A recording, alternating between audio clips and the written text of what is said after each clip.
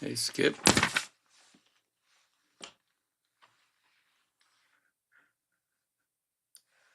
Hello, James.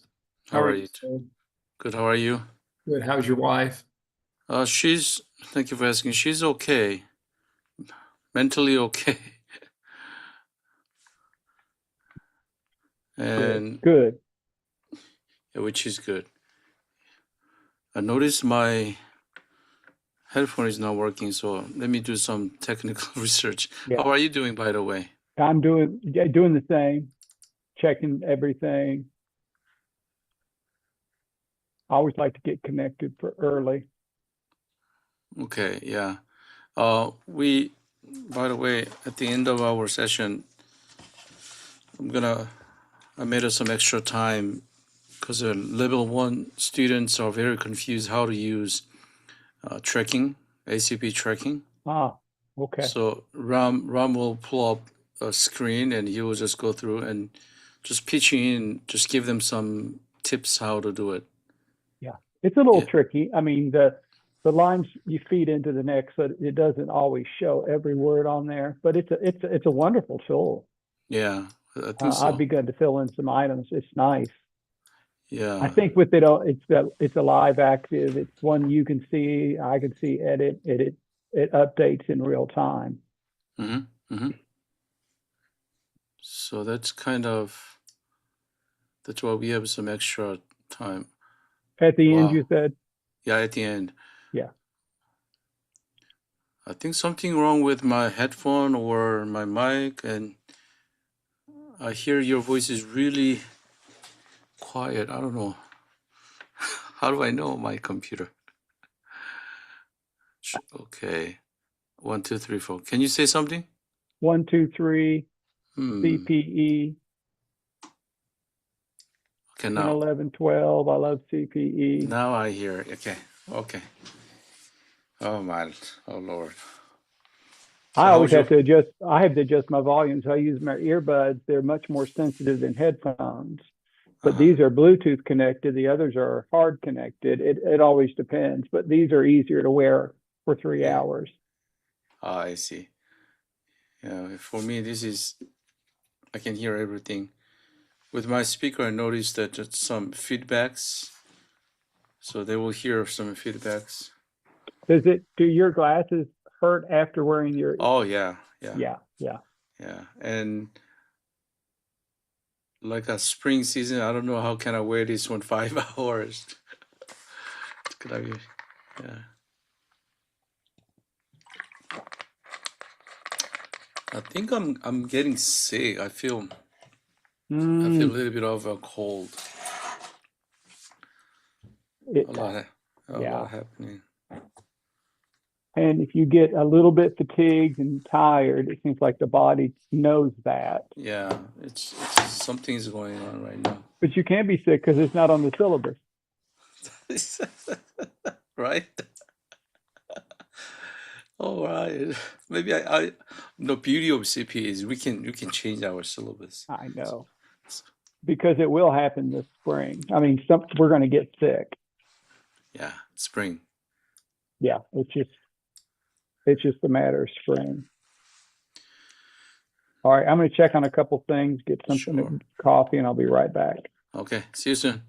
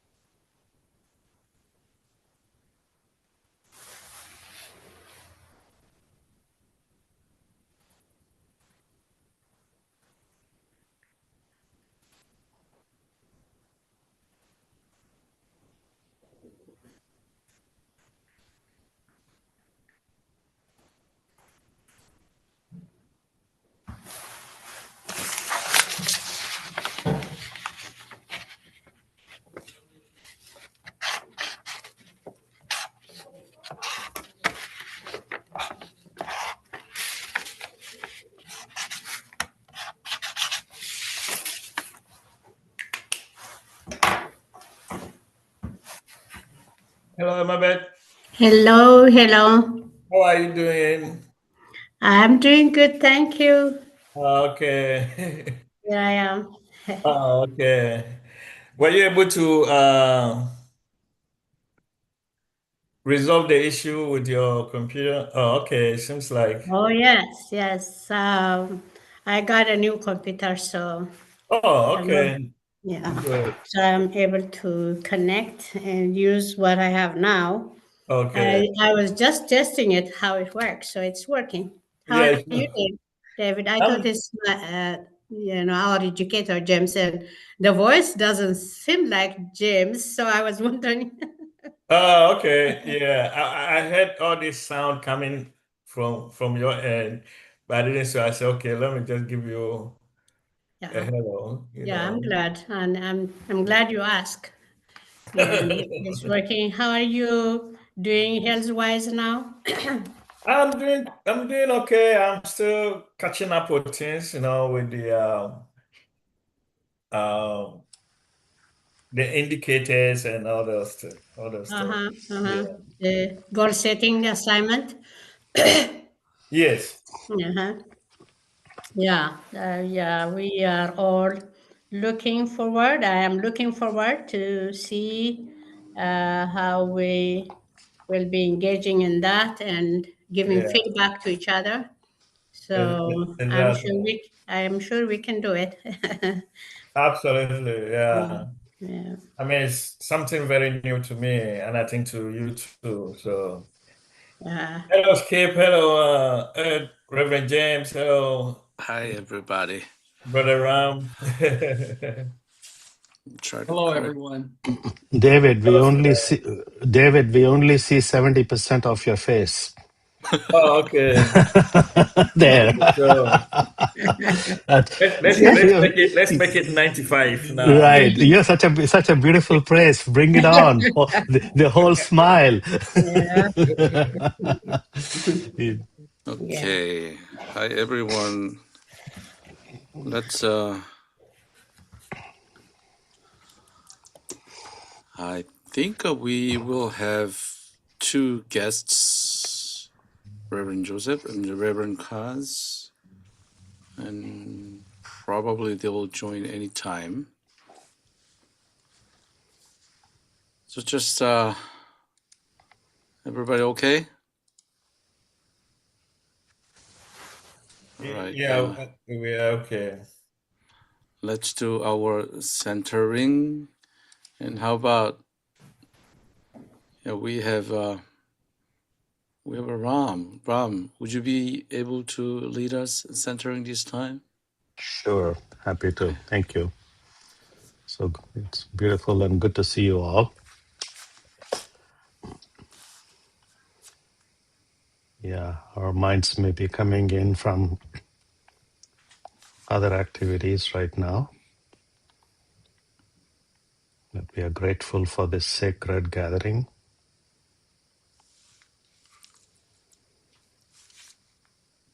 Just bring your attention to your presence as you are, whatever position you may be seated.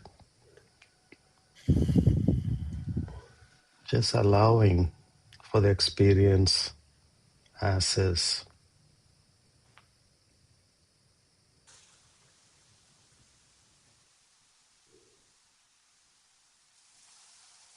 Maybe if it helps, take a slow, somewhat deep breath, inhaling and exhale gently and casually and slowly.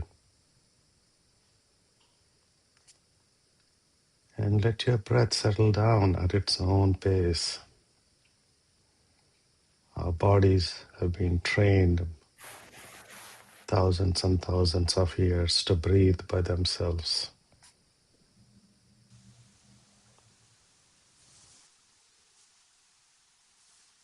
Just allow your breath to settle down.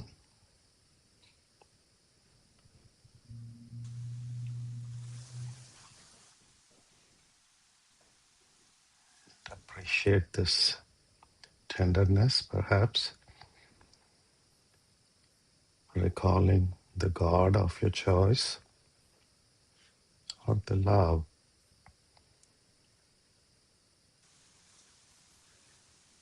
that holds you, that guides you, that protects you, to be there with you always.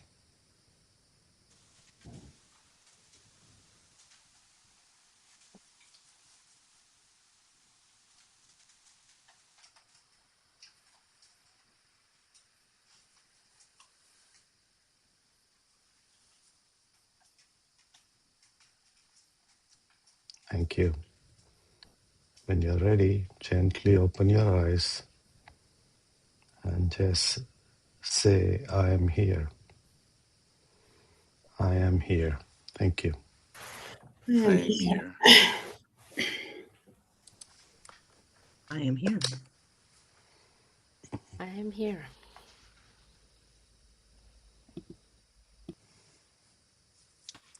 How is this practice? You're here more here, less here, or something else?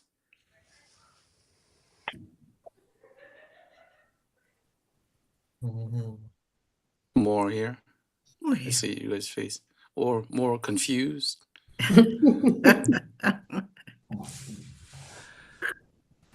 Yeah. Centering is part of our practice before getting into our patient's room. Breathing and centering. That's really important. Okay, check in. Let's check in first. Anyone else go first? And we just briefly sharing what happened to us, some important news or something to share. Anyone else?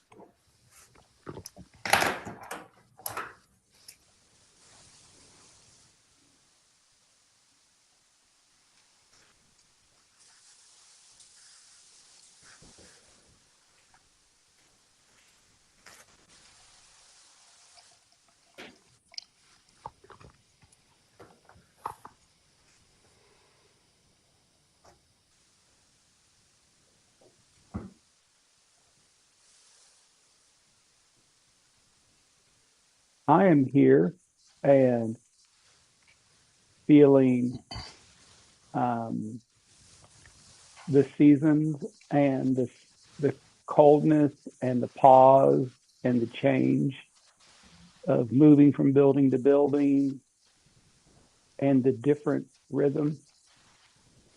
And in that, it gives you, unfortunately, a reason to pause. So I couldn't get to the hospital on a day this week and just stayed home. So I had an adult snow day just to play and rest and read. And a personal joy, I bought a percolator. Does anybody percolate their coffee? I have in the It past. it is something your grandmother or had where you boil the water up through the center spout and it comes over the coffee. Yeah. And it takes about 10 minutes, but it's made me, even in that morning routine, to pause and wait. We don't wait anymore for anything. And it makes delicious coffee. So getting up on a cold morning and just waiting for that to percolate, and it's just become a new morning routine that I've been thankful for because I got tired of spending money on those K-pods. They're outrageous. So for me, the lesson to simplify is to amplify your life. And the snow gave me a reason to do that. So I come here happy for that and ready for class. Anyone else? Thank you, Claude. Thank you, Skip. You brought joy to my memories of percolator.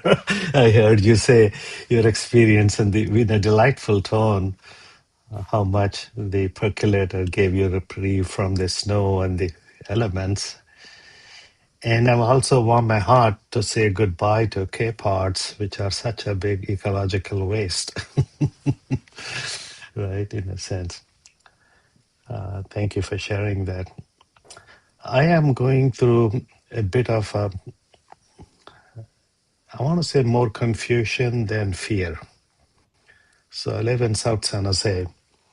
About a mile and a half from now, there is a Target. A person of Indian origin, pretty much my skin color, my person, was stopped by ICE yesterday and asked to produce papers and interrogated right by his car for over 25 minutes. Okay, it's not news anymore. It's hitting close to home. And I cried last Saturday of just reading about the news in Minneapolis and talking to my 28-year-old daughter. And how can one human treat another human? Forget politics, forget ICE, forget all these terms out, right? How can it possible, after all these years of advancement, one human can treat another human? Right? And I learned about how in 60s and other civil rights movements and how African communities have been made to feel. I have the circumstantial and the knowledge and the conditioning from acquired through reading books, friends. It's one thing, right? Now to see it in our life, in the first page of New York Times and absorbing this is another thing. And now I have someone like me being questioned. We all, when we become citizens here, we give up Indian citizenship. I don't have a citizenship other than the US. if this one thing is being questioned, where is my sense of belonging? And that's what I'm wrestling with. Thank you. Anyone else?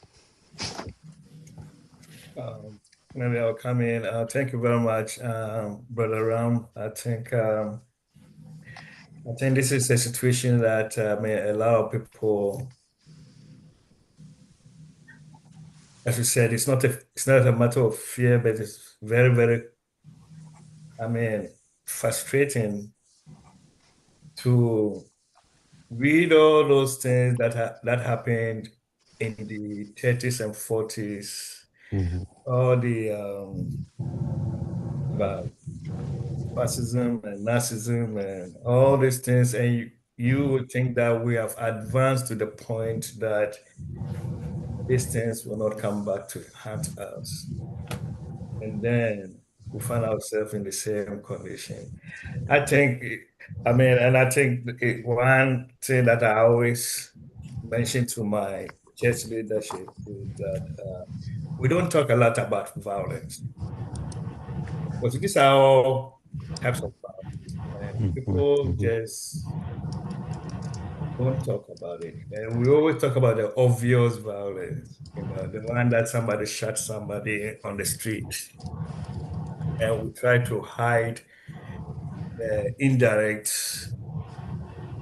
unobvious violence, the secret violence that people do against other people.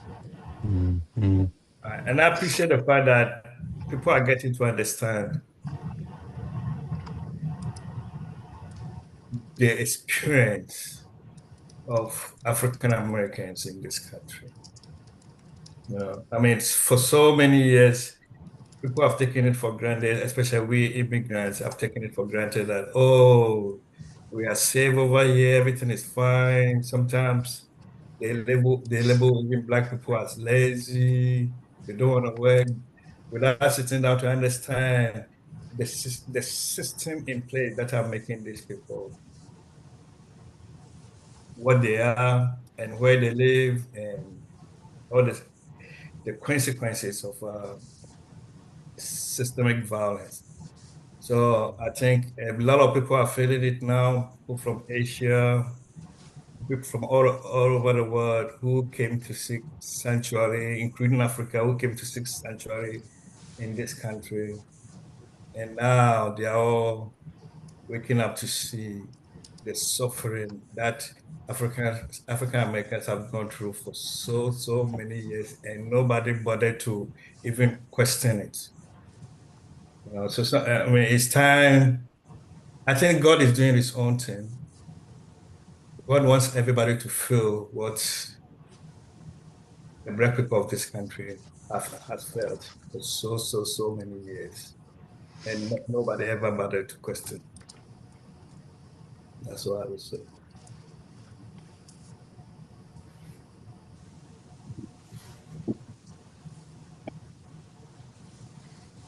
So how are you doing today, David? How are you? Today is How your today is emotional check-in? today is better than the other day. Thank God, I feel more energetic today. I think this week is quite okay. The only issue I have is that I'm in New York right now. I've been in New York since last Friday. I was supposed to be here for like just 3 days. And unfortunately, because of the snow, my doctor's appointment was canceled, and I have to be here this whole week. So I'm here in New York, but I'm doing okay. Um, I'm enjoying the program. I had a good chat with Reverend James last Tuesday during the supervision session, and I'm getting there gradually. Thank you very much for asking. Yeah.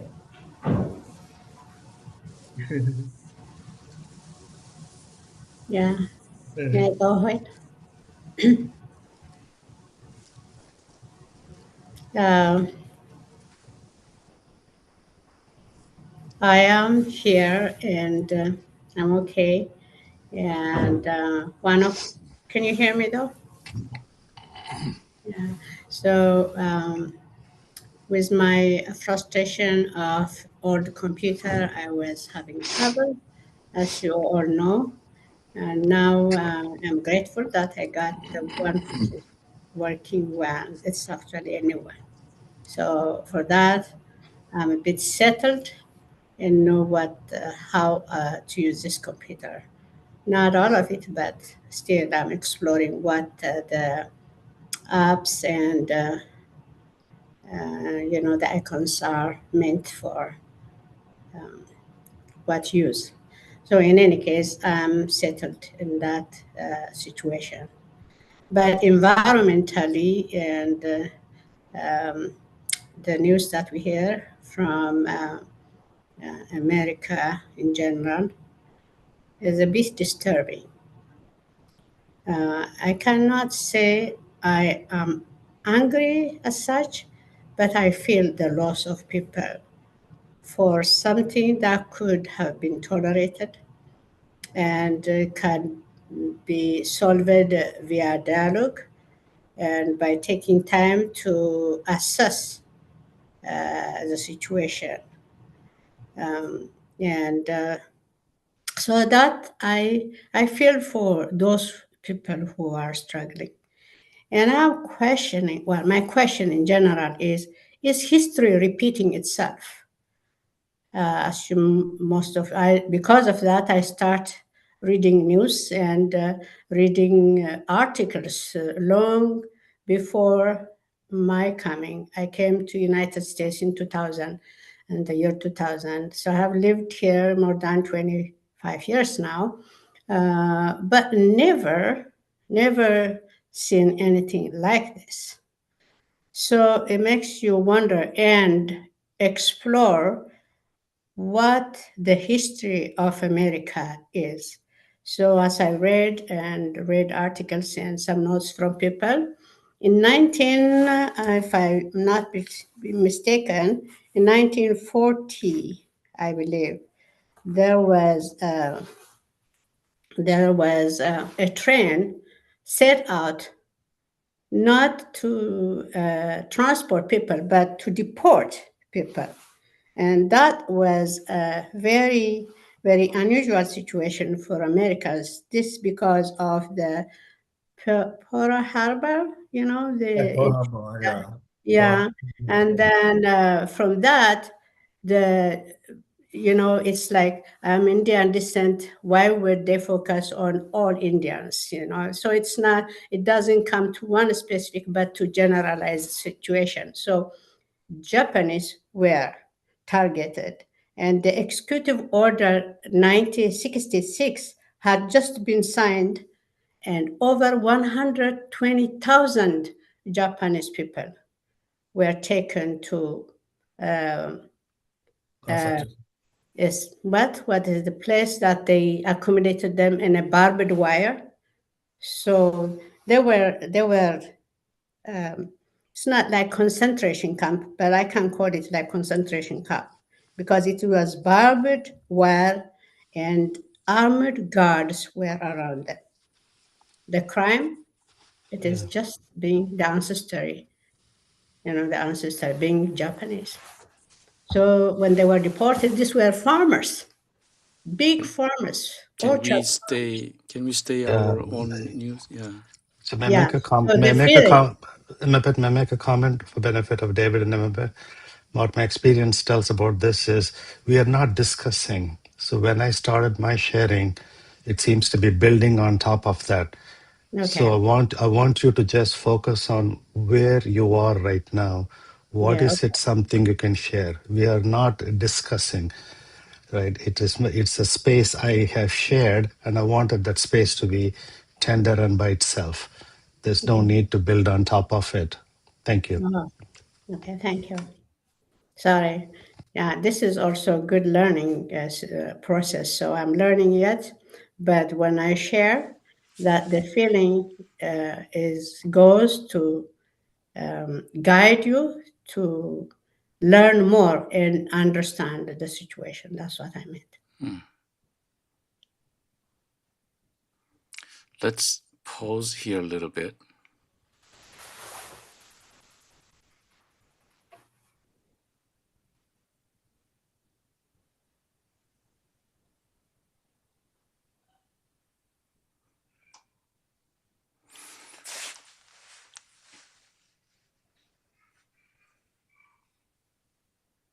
what's the energy you guys see here? Let's a subgroup. We said this is subgrouping. I notice some like a frustrated because what's happening in the United States, even personal. And yeah, I am frustrated, right? There's a people joining there, and there's energy that we have. Well, this is very limited time, and check in. So the different energy there. We're not here. This is great time. We see this, I see this as a little tiny conflict. Different opinions.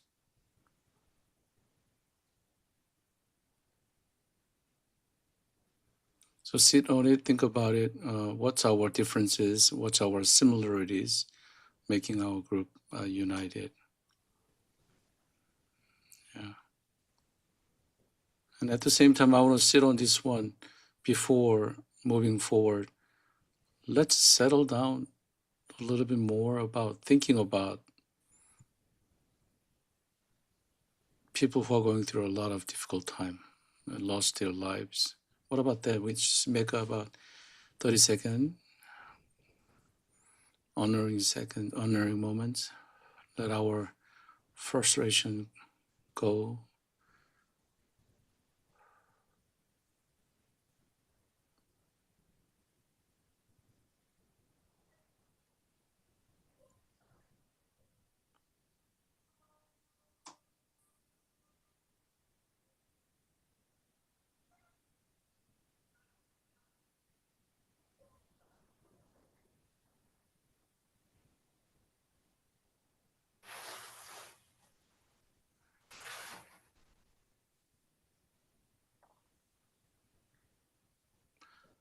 As I was listening to you guys' story, not blaming, but maybe I'm making subgroup, I feel angry.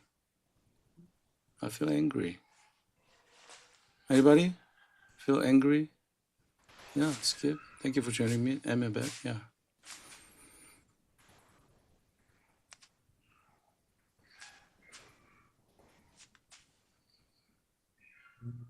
That's an energy.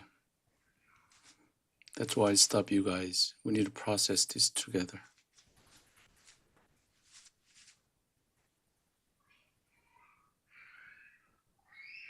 Where is the anger coming from?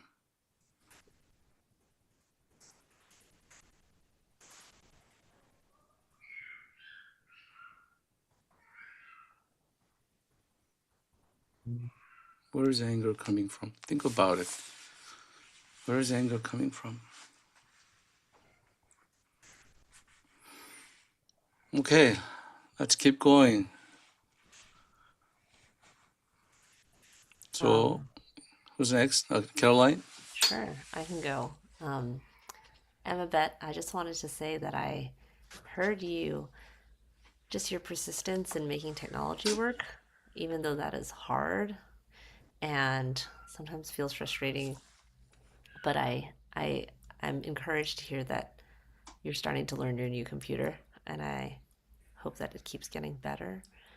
And I also hear your desire to learn to help you make sense of things. And I admire that you're not afraid to go dig into that. So thank you for sharing that. For me, I was telling a friend I don't feel overwhelmed right now, but I feel pretty saturated. And he said, "So you're whelmed," and I think I'm still at the whelmed Yeah. with learning new systems and but my schedule is starting to settle between the different units at the jail. I'm very grateful for that. And just feeling really grateful for my husband who is rearranging some of his schedule to accommodate my schedule. And so I'm coming in today just feeling really grateful that we are managing the whelmed together as a family.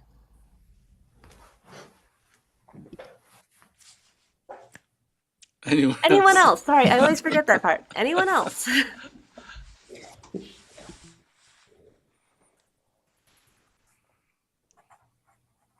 I would like to check in.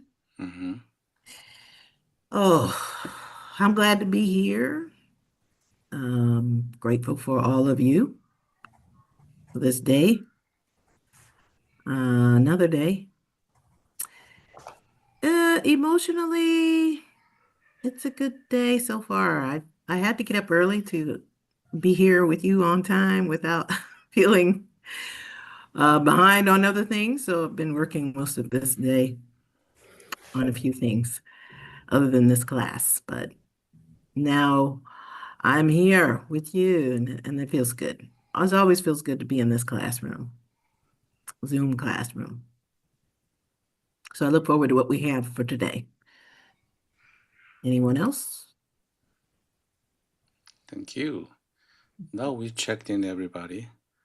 But I want to make sure, Amabet and David, you share your voices here. As Ram mentioned that this is not a place discussion, but we share our personal life and check in. So now I'm just curious, how's your feeling when you hear Ram's voice, and how's your feeling and sitting in here with us, David and Emma? Let's dig into it. How's your feeling? Well, right now, Right now, yeah. I'm here feeling, looking forward to learn today's goal setting. So you feel I'm just feeling good. feel good. Okay. Anyone else? Can you ask anyone else? Anyone else? Can Yeah. anyone join her? Yeah. David, you want to join her? Yes. So I'm also feeling good today. Mm-hmm. Obviously, I think you can see I wasn't late today. So that tells my story. Things are getting better. Even though I'm here in New York right now, trying to get some things done before going back to California. But so far, I think I'm good. I'm ready. I'm here. I'm Okay. ready to learn whatever uh, God has in place for us through our instructor. And we are here to learn. Still trusting the process, I trust the process, and we're gonna follow it as it goes. Okay. Can you ask anyone else? Anyone else? So they say something. Anyone else? Anyone else?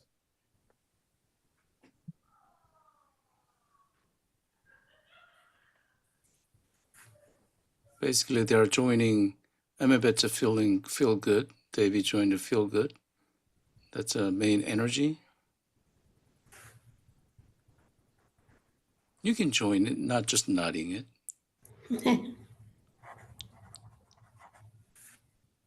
I was two things going on. I thought, ooh, I should feel that too. Why didn't I mention that? Well, this isn't the time to mention that. Then I felt frustration that we're not doing the process. We have to do the process. And then, but it's not mine to own it. But yet I was looking around saying, that's valid. Oh, I wish I had said that. Should I have said that? And then it was good for us to pause, to collect ourselves. And then my frustration was, well, should I have said that, right? I feel it. And then the second was, well, we have this process. We got to guard the process. But that yet James did a good job of saying pause and Ram. Where are we right now? Let's feel this moment. let's validate those emotions are real, but yet let's redirect to why we're here. And I thought that was just a really good moment for all of us. Anyone else? Skip, I have a question. Yes. So you're joining David and Amabeth, or? I'm joining David and Annabeth that in their moment they're re-engaged in the process, and I'm re-engaged in the process because I feel like they were heard and we validated the process, but yet we didn't do that at the cost of putting someone aside. Great. Yeah. Anybody else? Anyone else? Just Thank let's you. go one more. Thank you, Skip. Ram, yeah. Yeah. Skip, I heard you say that you identify with joining Amabeth, David, and others.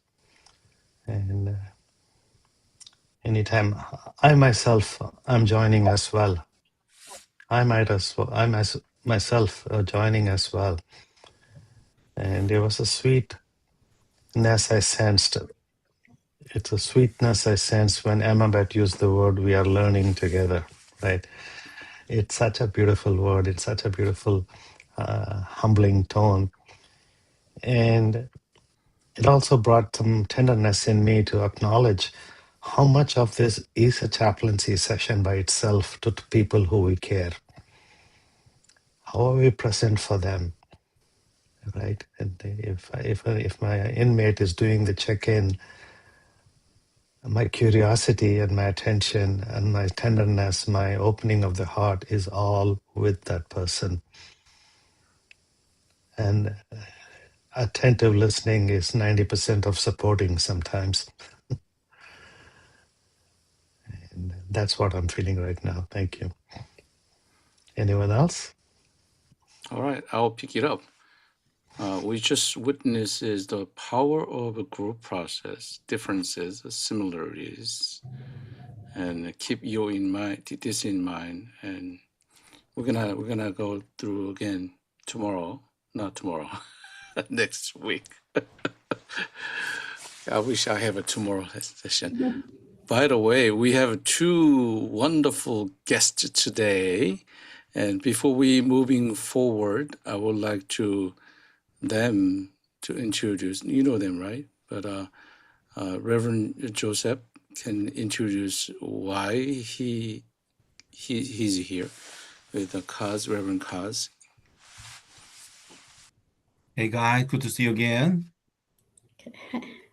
And I was dumbfounded and watching you guys already started sharing. So I just peeked on the syllabus again, and then I got it wrong. I thought it was start from noon, but so my bad. I apologize. But I love to be here. And then this unit is going to be co-supervision between me and then Reverend James. I'll be Reverend James' supervisor, but at the same time, we'll do co-supervise sometimes. But I try not to bother him as much as possible. And I have this Reverend Kaz here as an observer. Reverend Kaz has started his process as a certified educator candidate. So this is his first unit as observer CC. Okay, so mostly he'll watch you guys. Okay, and again, he try not to bother you as much as possible. Okay, all right, Kaz, would you introduce yourself? Hi, everyone. I went through the orientation session for 3 days, but in case you might forget me, so as Joseph Kim introduced me, my name is Kaz. I just became the CEC recently. So through this unit, I will observe you. And last session, the class 1, I heard the video recording 3 times. So I was absent last class, but I feel I know you guys a lot. So I'm really excited to be here as an observer. So I won't talk anything, so please do not ask anything to me. I'm still enjoy to be here. Thank you very much. Thank you, Kaz. Anything Thanks. else? Yeah. No, back to you. Okay, thank you. Well, I guess there is a reason that new new CEC cannot talk in the meeting. I don't really understand the depth of the philosophical approach to that, but there's something there. So all of you don't feel awkward. He is here with us, and he is processing with us, in part of with us when he comes. Don't talk to him. Just don't talk to him. That's okay. I'm gonna share the screen, and because we're a little bit late, and this is my mistake that I didn't let Kaz and Joseph that we changed time a little bit earlier because because we discussed it, and this is my mistake.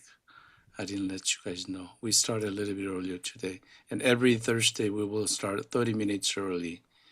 I'm gonna share the screen and what we're gonna do today. Do you see the screen? See the schedule? All right. So we covered last week. It's a color, different color. So what's happening today? We check in already. We process a lot. Each one has a 30-minute. Originally planned a 40-minute, but I reduced it to 30 minutes. So we're gonna have 3 goal settings, 2 level, which is a skip and run, and 1 level 1, based on your choice and your volunteer. Then we will take a break, and then we'll go through another 3 goal settings, and then break. And we're gonna have some extra time or not, like today. We spend our time for unexpectedly group process, which is, I bet, really good. So in that case, probably we're gonna have some reduced hour at the end. But that's kind of our schedule. Everybody got it, right? So having said that, 30 minutes, which means right now 3:05 my time until 3:35. Any level 2 learners? Or Skip, you wanna go first? I can. You allow me to share? Yeah, you can share.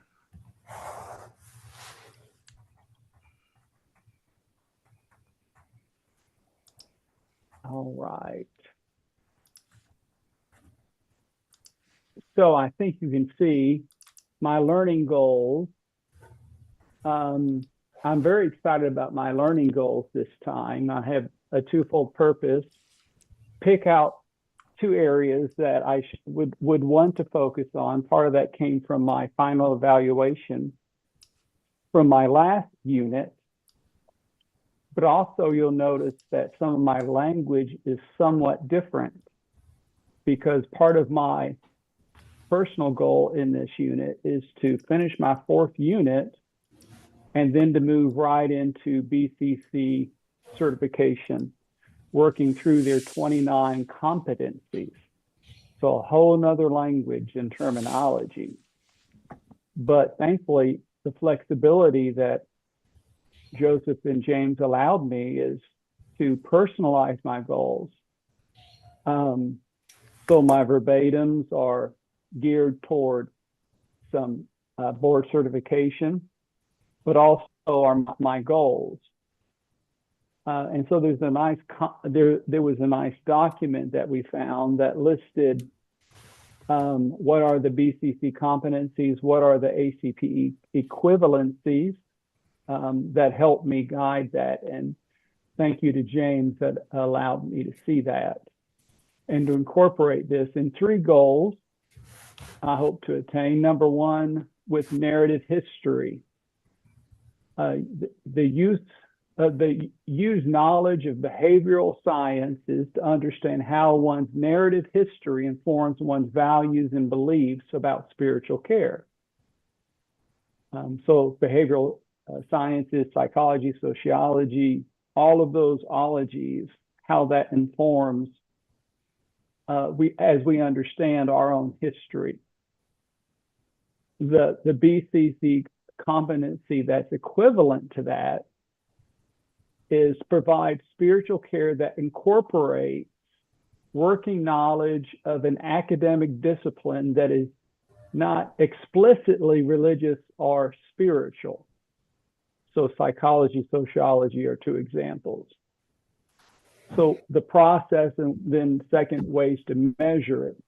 Show an understanding of behavioral sciences and an understanding of my narrative history by articulating principles from psychology and sociology in my narrative history towards the goal of care for others. And the big key here is, how is it measured? That's what we want to do. Is it measurable?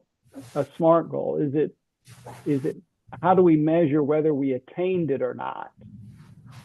And as a practice, tend to overpromise, underdeliver in everything. So being measurable is important. Be able to, in verbatim, which there are 4, weekly reflections, and group interactions, to name and identify on a monthly basis a new concept or understanding into my narrative history towards beliefs about spiritual care.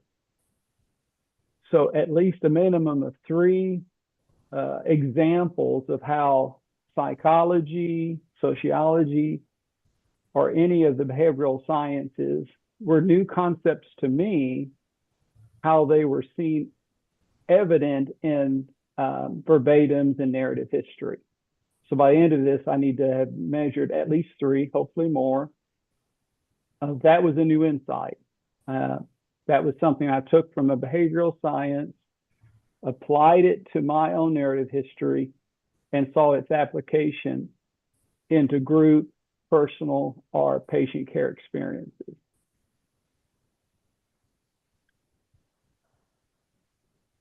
Second, group dynamics.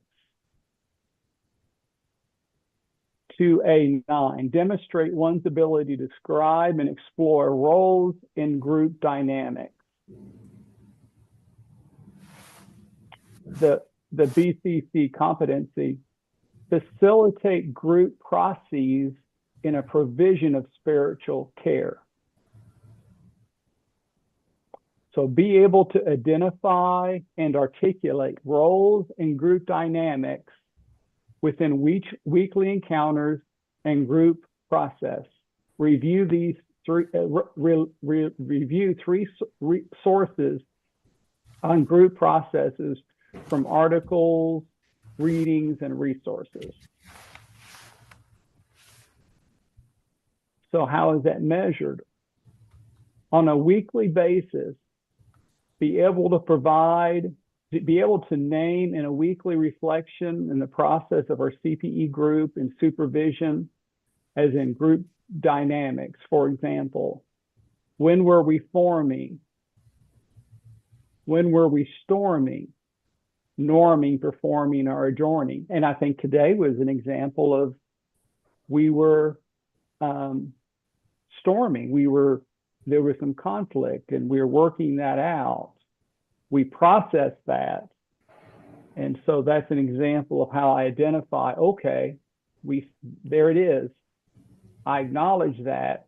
Now, what do we do about that? How did that affect the group? What was each person's role and what was my role? In a new role I have at the hospital, I've been asked to take on oncology center. And part of that is to, in God's timing, is to do a group to monitor a group who are in cancer recovery. So this was perfect timing. Perfect timing. 3, took on 3. It's rather ambitious. Under spiritual values-based oriented systems. And so I did this: articulate an approach to spiritual care rooted in one's spiritual tradition and integrated with a theology of spiritual care. That was the BCC. Although we each bring a theological framework for ministry, there is a need to develop a pastoral care theory, pastoral care theology. I may have believed something as a pastor, I may have believed something, but what is my theology about spiritual or pastoral care? through research and the study of scripture, articulate and produce my working theology of pastoral and spiritual care. By the end of the unit, produce that, which is one of the requirements of BCC certification. Not to understand all theology, not to understand everyone's theology, but what is my theology of my doing spiritual care? And that is measurable by the end of that to be able to produce that. And along the way, articles and resources. For example, the two chapters in our text that was assigned are two wonderful examples of two approaches to a theological framework for pastoral care. So those are my three goals, and they're a little different. And I appreciate James giving me encouragement to understand, which is certainly capable for everyone here, to move on to board certification, which we heard even in orientation, which is the norm and standard that not only 4-unit CPE, but also board certification. So I hope this, in a way, can be a learning for each of you, and certainly I'm going to learn a lot for sure doing it.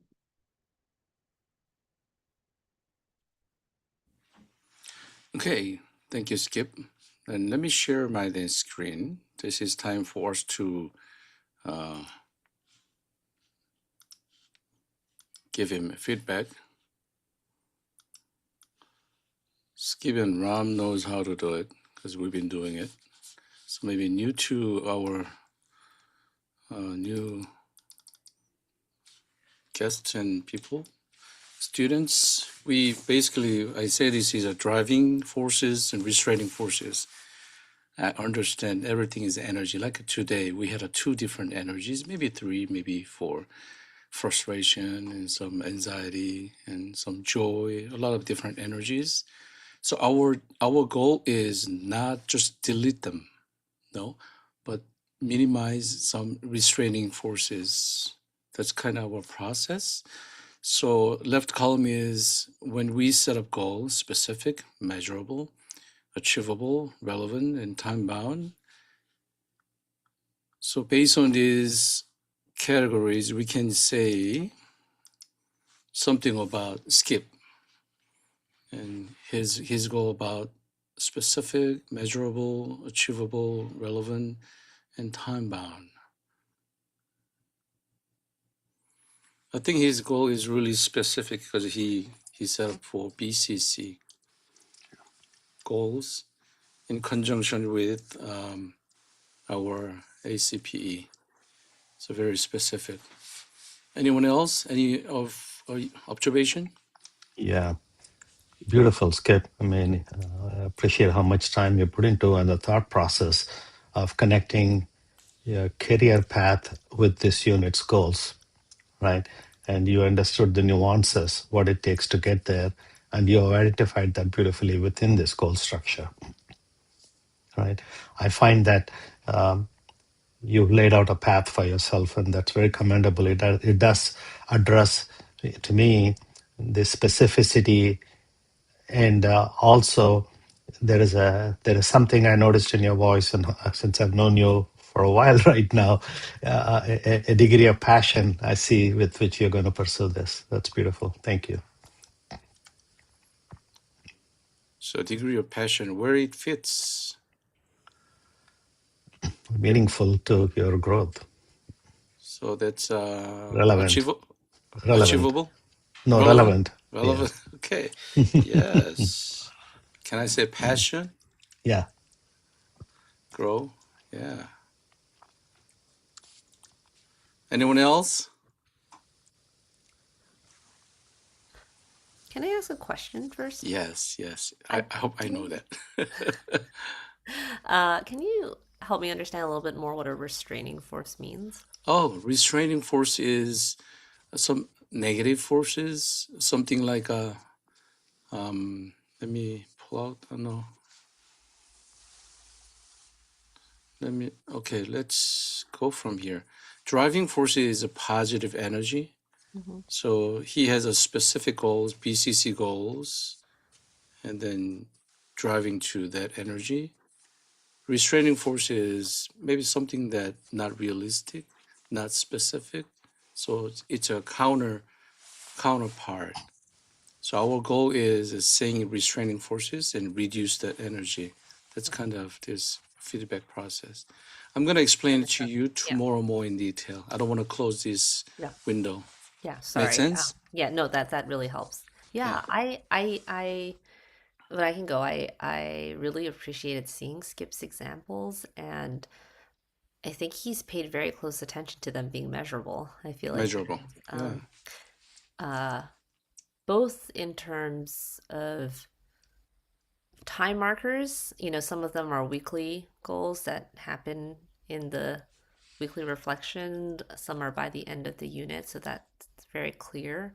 And I appreciated seeing that mix of steps that you'll be taking along the way that you can see yourself doing that build up to a final takeaway for you.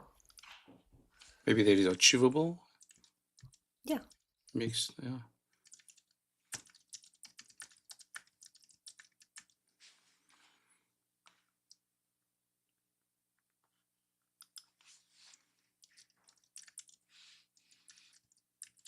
Anyone else?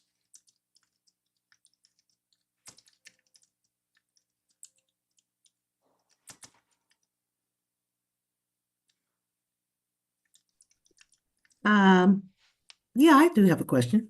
Yeah, go ahead. So, what about is there any space for if you don't achieve it here? So it can be, you want us talking about some restraining forces? I guess. Yeah. What do you see? Well, what I'm saying is, so you have a goal, but then what happens if is there any space in here where you reflect on whether you made it or not? I mean, how you made it, I guess you could say, how you Skip. made it to the goal. Well, I think that's what's the beauty of this process is I'm going to take this feedback, then I'm going to edit them. Is this too much? Okay. And for example, last unit I had, it was fuzzy on measurable. And so I had to flesh that out a little bit more, what's measurable. And I think the nice thing, it sets you up to succeed because you're telling me, for example, that's a lot, Skip. Can you do that?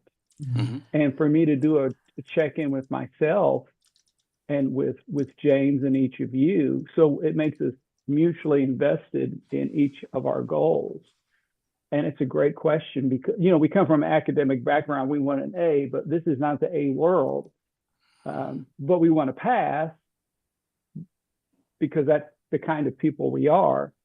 So I think that begins now. And now I look at this feedback of the restraining forces and say, yeah, that's a lot. Maybe I need to rethink that. Yeah, as an example. Great question. Maybe reduce to two goals instead of three, or combining into two goals. Yeah, that can be a very practical approach. Yeah. So is it that in this restraining column that you could put maybe modifications that you've made to that Modification along the way? Yeah. achievable? No, I mean in the column. You said restraining forces is a column where for feedback or Yeah, both. Yeah, so driving and restraining both our feedbacks to Skip. Yeah, because so what I'm saying is as I would be filling this out, would then I be able to write down some, hey, I had to make these modifications, or is that not, could it go there? That's what I'm asking. Yeah. Okay. Yeah. Got it. Got it. Yeah. Good. Anyone else?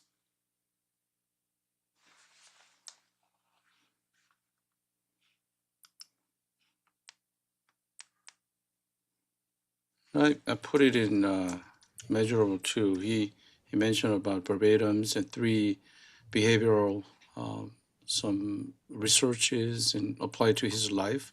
and then he will bring it to the patient care.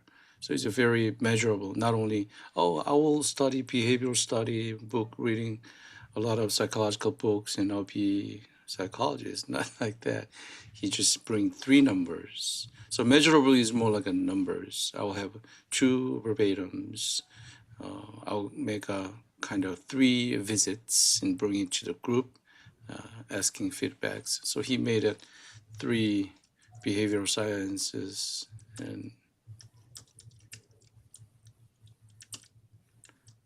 and then looking at his life, and also later he said he wants to bring it to the patient visit. It's very measurable.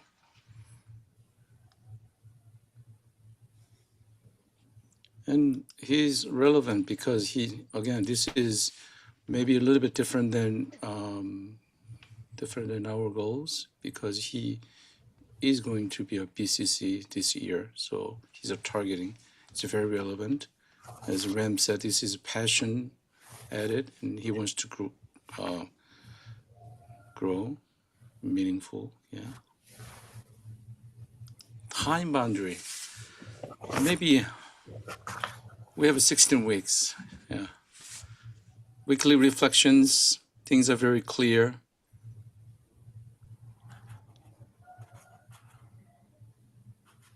You agree? Time boundary is too much, or it's good, or anyone else?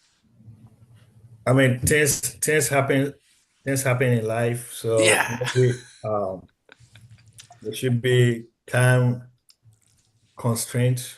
Oh, okay.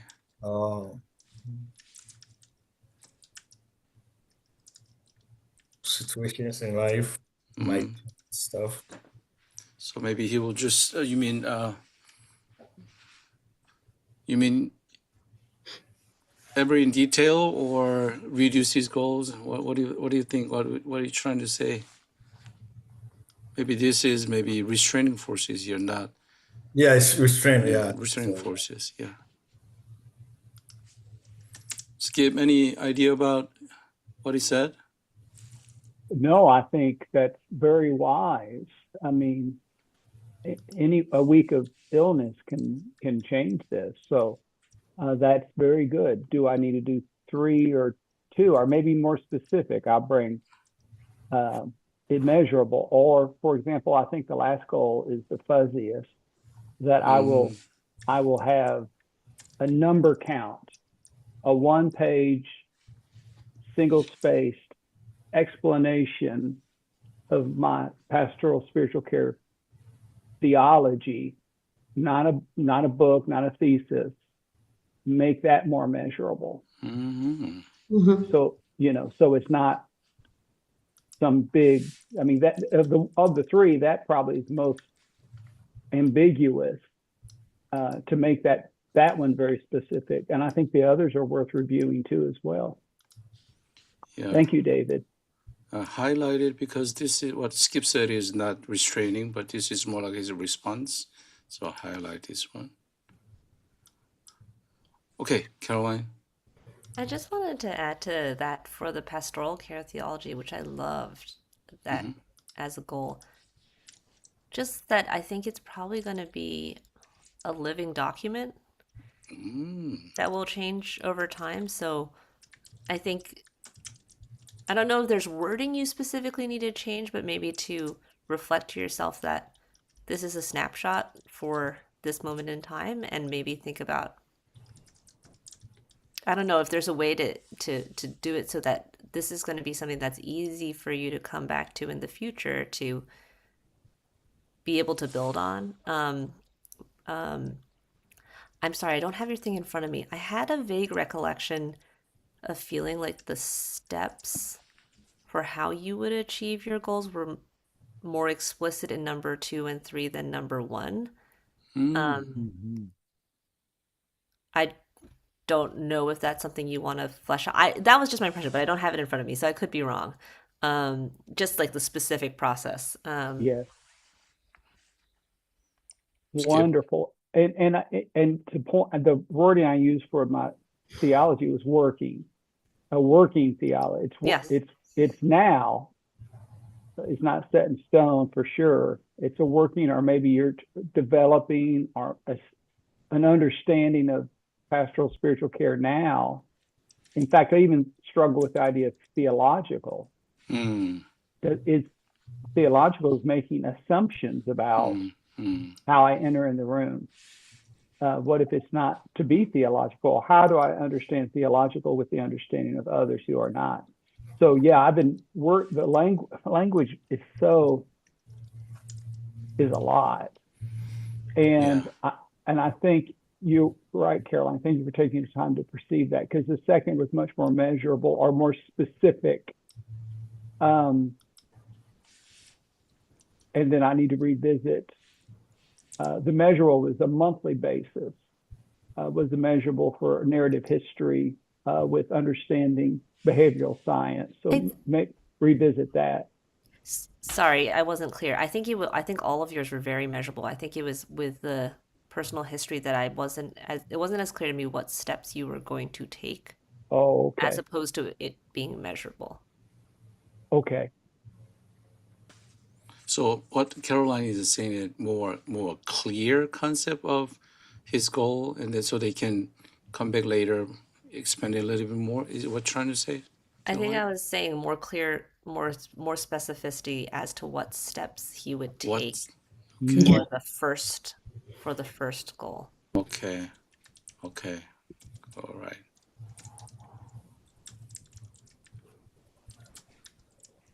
First goal. Yeah. Wow, that's good. Thank you, Caroline. Oh, I love this autofix. I always use it. Grammarly. Oh yeah. Come on.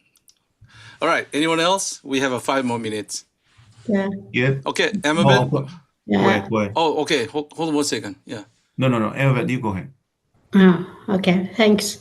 I was mentioning about he revising his theology on a monthly basis. I believe that's what he said, and that is goes with measurable indicator, which is and could be also on time bound, because he mentioned both. So that measurable goes with the time he mentioned monthly, and also it goes with time bound, that he will not go like he will not do it 6 months later or so. So he's specific on that.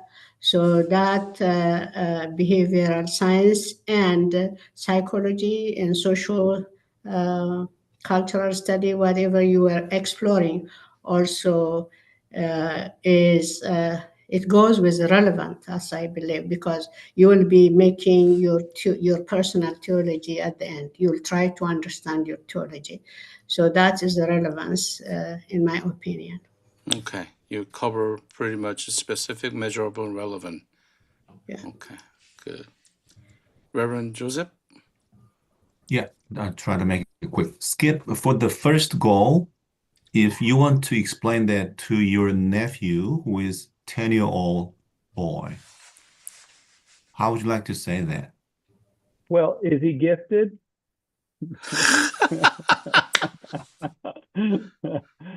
Oh, yes, that's great, That's a Reverend great Joseph. question. Yeah. Yes. Put it down on a lower shelf. Yes. So in language that's understandable and digestible to a 10-year-old. Yeah, can you say that right now as if I'm your 10-year-old nephew? Can you tell me right now? Yeah. I want to see what I can learn from other places, how to understand my story. Oh, okay. Uncle Skip, that sounds very enticing, very interesting. Can you say more a little bit about what do you want to know about your story? What do you mean by that? I want to understand. I want to understand how I lived and loved, Oh, and why I did the things I did to be a better person and help others. wow. Well, now it makes much more sense. Okay. Because before you were talking about behavioral sciences and I had no idea what you meant, but now it makes a lot more sense. Okay. All right. So as far as I know, there may be many skills and theories that you can go to. So what specific theories, you don't need to talk about psychology or sociology. What do you have some specific one or two theories or skill sets that you have in mind to use? Well, with psychology, with Carl, understanding early development, that was a good foundation laid last semester, but you can't go shallow with him. Personality development or core attachment issues from early childhood trauma would be some good areas. Oh, now it makes much more sense. Trauma, yeah. Trauma-informed care. Okay. Okay. Right. Related to psychology, sociology, how being blue collar and white. Wow. So it's much more specific. Now you can even think about the steps, the specific steps to go through. Wow, Midwest, white, awesome. blue collar, right? Wow, yeah. If I were you, I would put all of these specifics into this instead of making it like that's a little too broad to me too. Yeah. Thank you. Oh, my nephew is so smart. Yeah, your nephew got it from Uncle Skip. All right, time boundary. We just finished 30 minutes. Last one. Skip, how was this process to you? I'm still writing. From everyone's comments. Oh, it's affirming in that the work I put in was heard, but it was also partnering with me, say, let's all be successful, and look at how you're approaching this, so that you may derive the best benefit and others as well, and for the group. Be specific. Be specific. Yeah. That's the thing. Be specific. That's the main voice today. Yes. Behavioral science is huge. Yeah.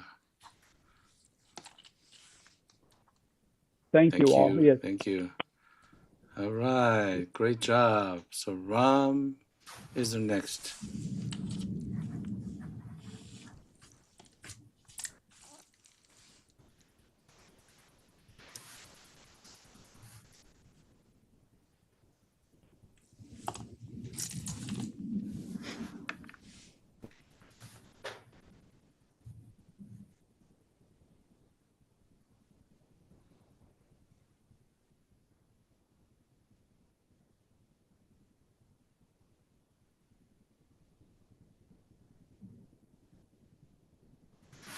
Ram, are you saying something?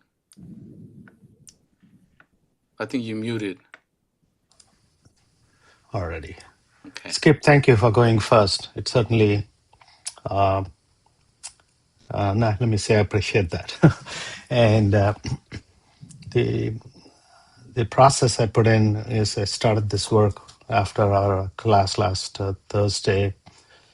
And the process itself is somewhat reflective and contemplative, right? I didn't want to take this as an exercise, as against where am I with my CPE growth and my role in the jail, and how does it manifest using this opportunity, right? So my overall goal, by the end of this unit, I will demonstrate a coherent jail-based chaplaincy identity that integrates pastoral presence and spiritual care, ethical boundaries, sensitivity to behavioral science, and a larger care environment is a proxy for institutional awareness. And as I thought through more, I also want to incorporate the results of this achievement or whatever stage my goals manifest in my preparation and work. The project that I need to do for this unit, I will include in the project itself, is how I am framing this. I picked initially 4 goals, and then I felt it was it'll help to kind of make it more cohesive and more specifically to my need. How do I think I'm going to apply this and learn and grow? And I went through back and forth, and I also discussed this during my IS session with Reverend James on Tuesday. And the two things that is, I think one of the authors is really good in this area is Winnicott, and I have access to one of his books that in my second unit, I think Reverend Juan referred that to me. It's called Maturational Process and the Facilitating Environment. And that area kind of intrigued me about my own inner self, the inner child side of it, and how it helps with having a better acknowledgement or awareness of my identity. So I'm trying to build that framework on how I'm going to pursue the goal inside and outside. So the goal, my first goal essentially is the indicator to be one, which is evaluation of one's integration of how knowledge of behavioral sciences informs the practice of spiritual care through the lens of narrative history. It's very similar to what Skip has. But I put a specific context here. In the context of spiritual care interventions, this is the category D, the 2B12 indicator, right? That's I laid it out, some kind of an intersectional and the context as well, right? So my goal statement as a result of this is during this unit, I will evaluate my spiritual care practice by examining how my understanding of behavioral science and pastoral narrative history influences spiritual assessments, pastoral interventions, and plans of care using reflection and feedback and strengthen clinical appropriateness and self-aware and effectiveness. I couldn't find the word equivalent to clinical to jail setting for the CPE course, right? A lot of the language and the words in the CPE program tend to be more hospital centric. And anyway, so bottom line, my goal is to really deepen or at least be able to produce self-awareness, deeper self-understanding, and bring that to the forefront in terms of identifying my own behavioral aspects and bring them in the form of a spiritual care in the caregiving settings. Okay. So I really put in three specific, what I call the processes or steps in order to achieve this goal. One is intentionality, right? Go with the purpose around this goals. Engage intentionally in the spiritual care and encounters. What does that mean by that? Enter visits aware that trauma, anxiety, shame, coping patterns may shape care recipients' spiritual need. There's a lot of this in the jail setting. As I said during orientation, practically every inmate at the time of arrest is a significant traumatic event in their lives. On top of it, they bring in anxiety and shame and a lot of other behavioral patterns. And I want to be more intentionally bring awareness to that, right? And notice in this context my own emotional reactions, comfort zones, and activations, right? This is something I've been working over the last 3 units. I'll continue with this process, right? And in my verbatims as a clinical self-study, I use them as a self-study opportunity in addition to select verbatims where I specifically explore how I assess the person's spirituality and emotionally, right? What behavior or psychological dynamics were present, and how my personal story, family, culture, faith, history, wounds, and strengths influence my response. And the third process step is applying a behavioral science lens to this, right? So during and after encounters, I will ask what trauma or stress response might be present, how might shame, loss, control, or confinement affect spiritual expression, and did I respond pastorally or as a chaplain or react personally, right? There is a lot of countertransference and transference that could play out if I'm not very specific on that. I put that in this particular the process step. Right? So as a measure of progress, I know in the syllabus we have 4 verbatims, I believe, in this unit. So I want to at least target 2 of them where I particularly identify behavioral emotional dynamics, connection between assessment and intervention, and reflection of how personal narrative influenced the response or the intervention or the steps I took or the decisions I made, and evaluation of effectiveness, and explore the alternatives through feedback and other mechanisms. The second metric or a measurement is demonstrated clinical reasoning. And both in my presentation of the web items as well as during my IS. And I really explain why and how I went about choosing the intervention I chose. Link behavioral understanding and spiritual care decisions, what aspects I considered and how I decided, and recognize my personal history, how my personal history shaped reactions or the decisions I made.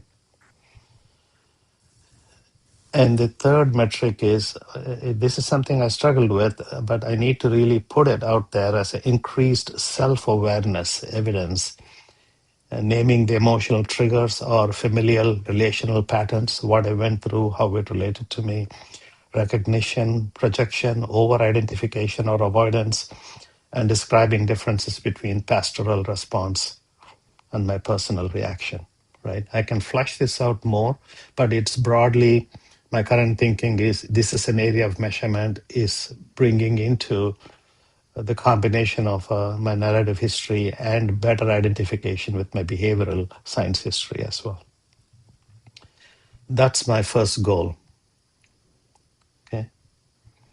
My second goal is in the category C, right? This is the indicator 2B8, evaluate one's ability to maintain healthy relational boundaries in spiritual context.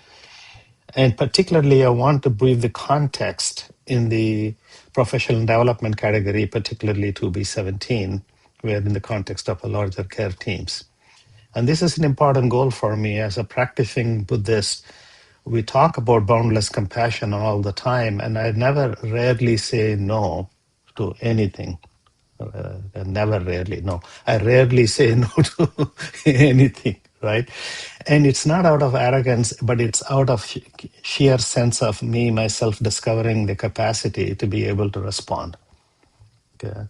And this is typically how I've been operating in the jail, working with the mental health people or the guards or deputies or volunteers and a whole bunch of people. And I want to make myself available, but at the same time, I've noticed there are certain areas I have not learned certain basic things that would further improve my quality of care.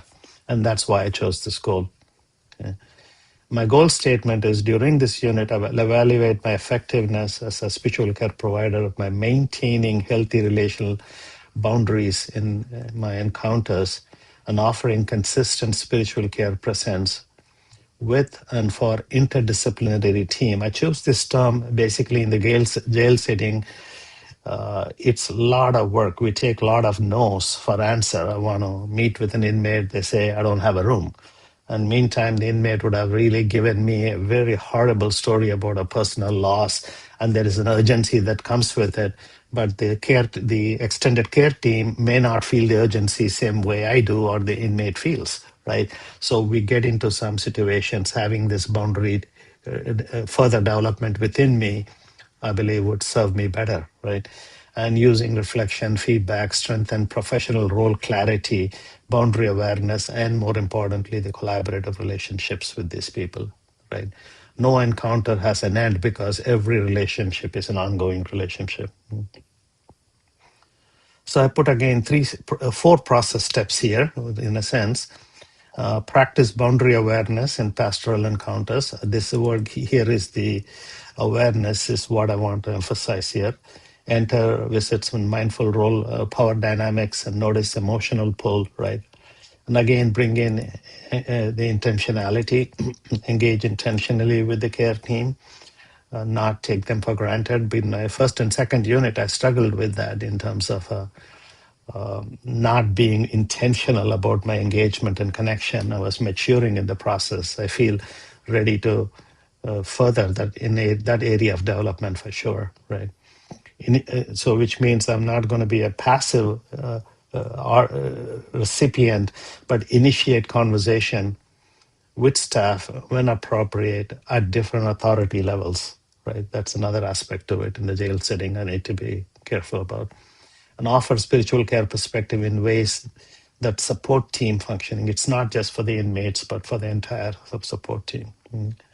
and look at the culture of the given pod and dom and the individual. There is no such thing called a common jail culture. There are a lot of microcultures within the organization. I want to be able to factor them into it and bring in a sense of reflective tools in real time, right? In verbatims, as I'm discussing this, is to share my real time examples where boundaries felt clear and where they felt blurred, how I responded to requests, how I presented myself to the staff, and how I felt confident or uncertain in my role, right?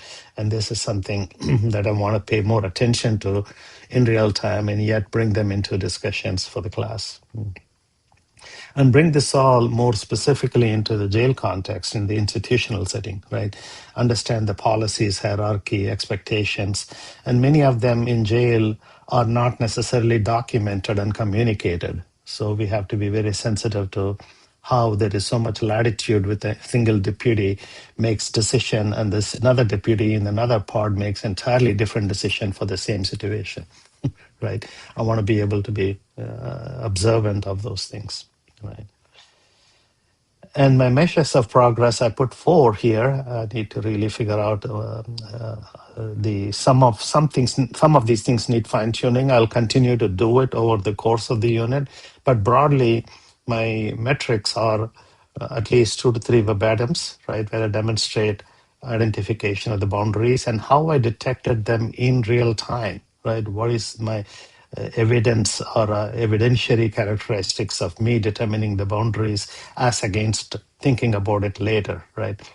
And really reflect on my personal role, not take anything individually as a person, but more bring my role into my identity and apply this in the context of the role I'm taking. And the evaluation process is implicit in it, how effective I've been and what are the alternatives I've considered during the process. The second is I carefully choose the term boundary management, right? Or I vacillated between the word management and enforcement, right? I chose the word, leave it as management in practice, and observed and self-reported set of examples. When did I cross the boundaries? When did I was crossed by someone else?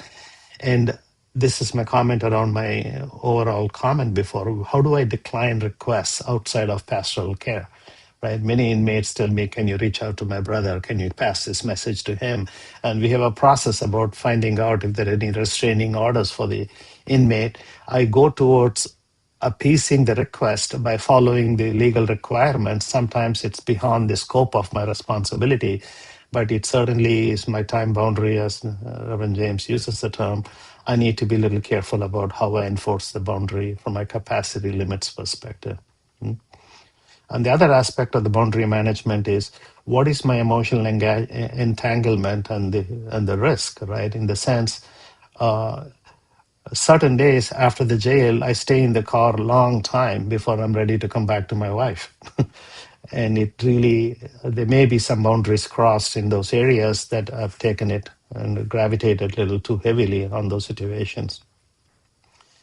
And my third measurement is at least in the interdisciplinary engagement, at least 2 meaningful encounters and issues that I've confronted or dealt with and that required some decision making, right?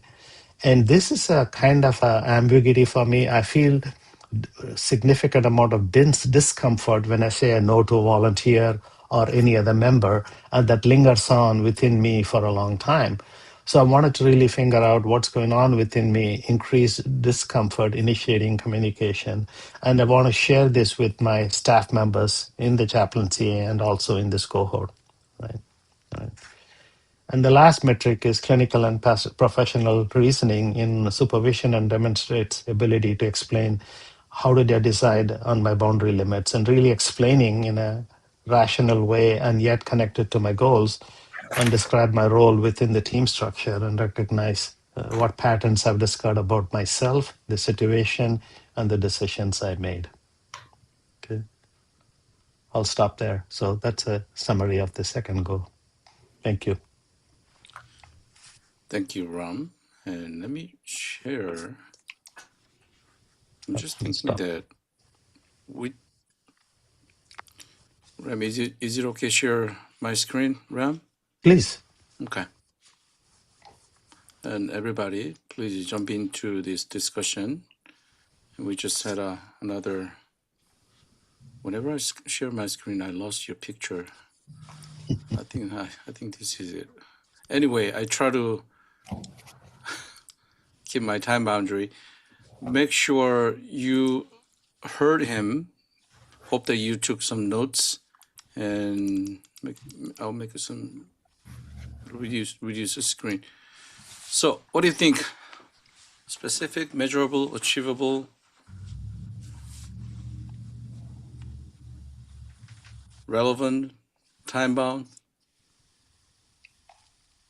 driving force. Yeah, he can do it. Restraining force. Oh well, you need to consider this one. Something like Ram, that. you did. Thank you for your work. You were specific in that you identified a subcategory in your two categories, which I think is your awareness to be specific, which I appreciate. The subcategories, well done.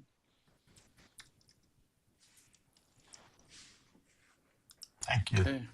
Very measurable in that you gave verbatims, you gave two patient staff interactions. Achievable in that you were,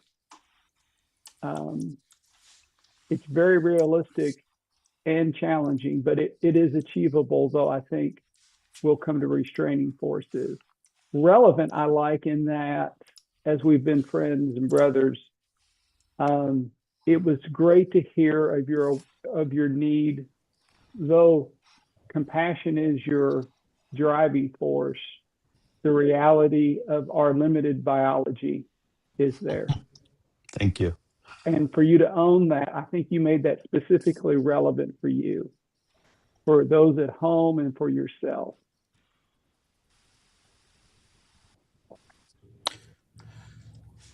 Did you say something about achievable? He definitely had specific things that are achievable, but I think a restraining force, it's a lot. It's a lot, yeah.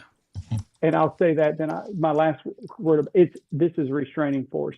Ram has the ability, as we've all seen, for width and depth, which is a gift. I think the restraining force, you can't do both with all of these. You have breadth and depth, but I don't know each of those is accomplished. I think there could be great benefit for you to be less breadth and more depth in some of those. Okay. A restraining force would be limit the amount of material you cover and focus more on the depth of your personal work is a restraining force. Okay. So focus on more, okay?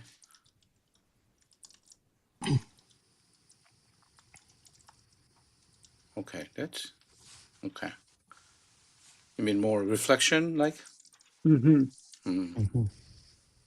Yeah. Anyone else? Yeah, I can. Who? Emma, you Yes. Yeah. Thank you, Ron, because as a level 1 student, I have to learn from you guys. And your presentation was in depth, so I will go and tell that the specific I saw on your goal setting is that you made it specific that you would have coherent jail-based chaplaincy by integrating pastoral care. That was specific to your practice of chaplaincy. The other comment I have is on your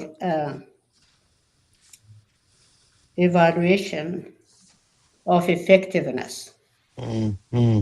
So you said you use 2 to 3 verbatim on your first slide. And so I have trouble with the 2-3 verbatim that you'll be using will be used as evaluation, as evaluating the effectiveness. So So I would say is it measurable? effectiveness or evaluate.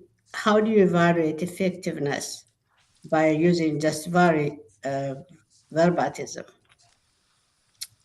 So that is a question. But if you ask me how, then I would put it in other words, that I would evaluate the effectiveness of your goal by making specific assessment techniques that will be presented every week or every month or half a year, would be something that might be measured. I don't know. I'm just asking you, how would you make, how do you use the verbatim for measuring the effectiveness? That's a question for you. So, yeah, if I may, Yeah. what I put in the document is, for under the verbatim, the effectiveness comes from the 3 bullets I have underneath that: identification of boundary dynamics, Yes. reflection on my professional role. Okay, the description of my reflection of professional role, I would write in such a way that covers the effectiveness of how effective I have been or not been. Okay. Evaluation of the third bullet under verbatim is evaluation of effectiveness on alternative approaches. What other approach should I have considered if I were ineffective? Right? That was in the very first slide I put in. So your point is beautiful and well taken. I just want to explain. I used 3 bullets, and if I need more, I need, as we go through the unit, I'm sure I'm going to discover better ways to measure these goals. Okay. One more point. Now, on the boundary management practices, the list goes very well with relevance than under measurement. What do you think about this? The list of my process. No, you put some boundary management practice under Right. measure. Right. So the Yeah. listed. Yeah. The relevance is not a column for us. It's the evaluation criteria. Right. The process steps. I want to understand your question properly. Are you saying the process steps would perhaps be on the measurement of progress? If I see your slide once, then I can point out the lists that you made under boundary management practices. Do you want me to Can I close my share? screen? Please. Yes. Okay.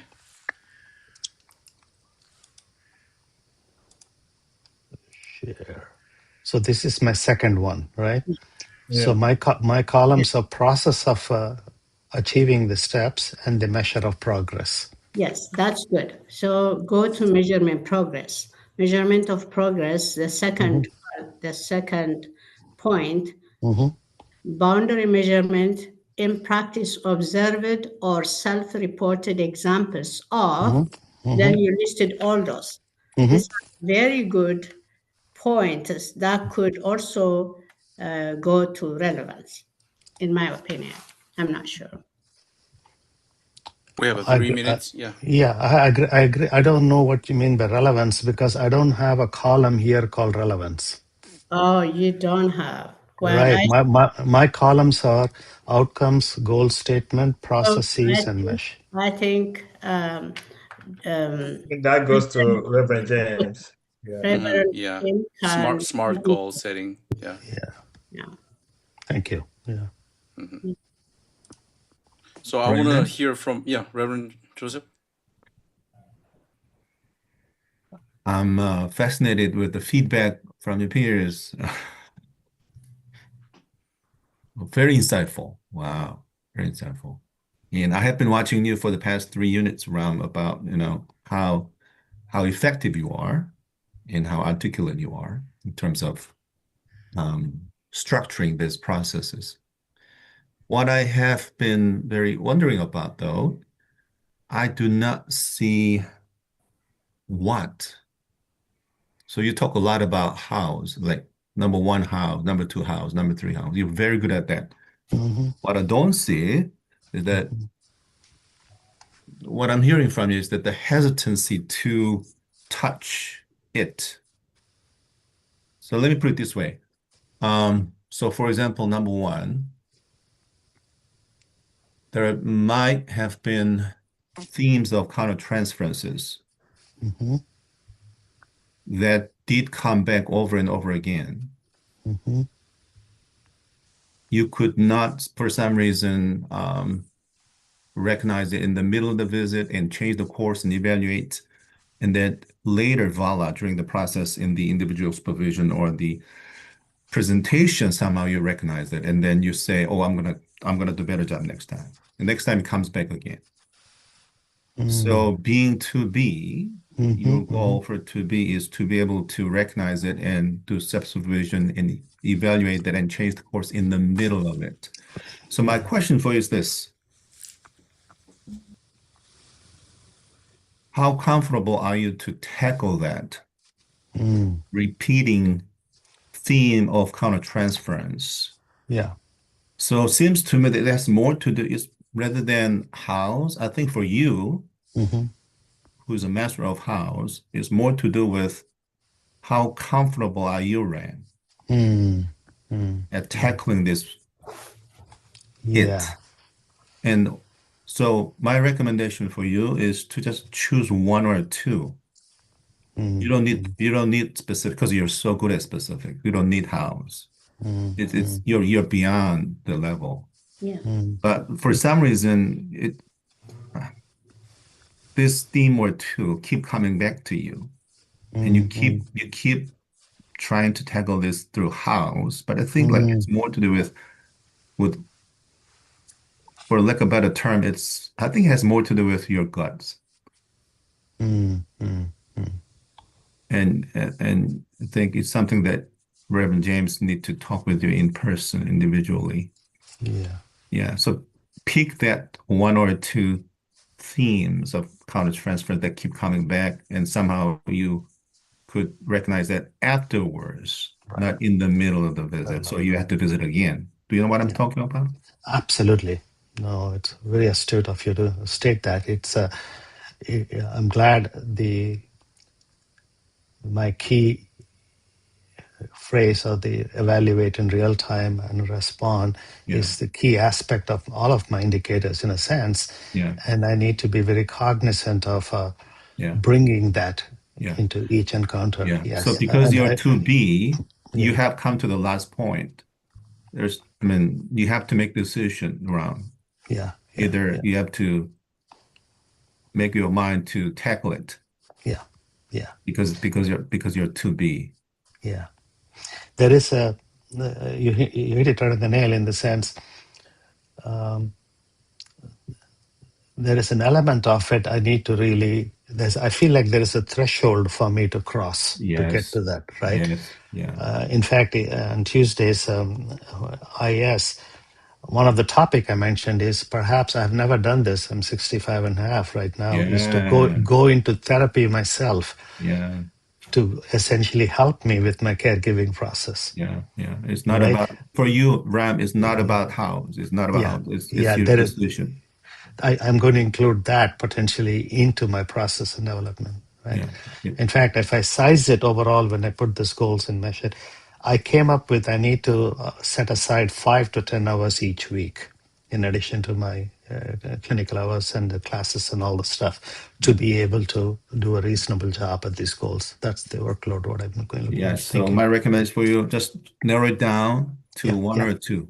Okay. Got it. Because when you do it, I love the way you put it. It's pretty much you will experience that going over the threshold. You need that experience. Thank you. Appreciate that. Okay. You know what? We already passed the time boundary, but I want to hear from quiet voices. Anyone wants to say anything else? I just wanted to say something about the boundary measurement that Amabet was talking about. First of all, thank you very much, Brother Ram, for the presentation. I mean, and it's also good for the new guys like myself, trying to learn about, I mean, this chaplaincy, and I think all your presentations and also that of Scape is helping us a lot to understand what we are getting into, and we appreciate all the knowledge that you are sharing with us. I want to talk a little bit about or maybe comment on the boundary management in practice. I think I appreciate the fact that I mean, you do acknowledge the fact that you have to make sure not to cross lines with, I mean, standard policies. I mean, within your context, and the fact that you always, I mean, you mentioned something like taking time to regain some kind of physical and emotional energy before going back home to meet your family. I think those things really, I mean, resonated very well with me, and I think that's something very relevant in achieving your goals. So Thank you. I think it should be on the relevant side. Okay. Okay, Caroline. Thank you, Rom. I really enjoyed. I feel like I see a little peek into your brain process and getting to See, right? see that document. I appreciate this is also on relevance, how clearly this is designed for the context in which you're serving. Mm-hmm. There, it's not it's not generic to you've got the goals you want to work on in yourself as applied in this setting, and that is so clear and so thoughtful. My one thought, and I'm not necessarily saying change anything on the page, is your goals statements have quite a lot of clauses in them. And I think that's because you're trying to make sure you cover all the factors that can be influencing. So I think that makes sense to me on one level. But I wonder if you were to go in there and pick out the one that is really like hits home more for you, is there like a subversion of your goal statement which can be like 6 words long Mhm, where mhm. you're like, and this is the heart of the bigger goal for Yeah, you. yeah. At least for me, it helps me to be able to remember a goal if it's short enough that I Beautiful, can say it. So that's beautiful, just a thought. Yeah. beautiful, beautiful. Thank you so much for that. I think between what you said and what Reverend Joseph was saying, I think I can make it crisper on those areas. Thank you. Grateful, very grateful. Yeah. Okay, this is really wonderful process. Ram, this is your final words. What you just said is your final comments. Yeah. Yes, very much so. Thank you. Okay, now we just, as always, time goes so fast. But now I have a question. You guys okay? Okay, go to the next one, or you want a 10-minute break? 10-minute break. Raise your hand. Raise your hand. Raise your. Okay, 10-minute break. Okay, Caroline. They want a break. You okay? I'll take the break. You take the break. Yeah, Thank you.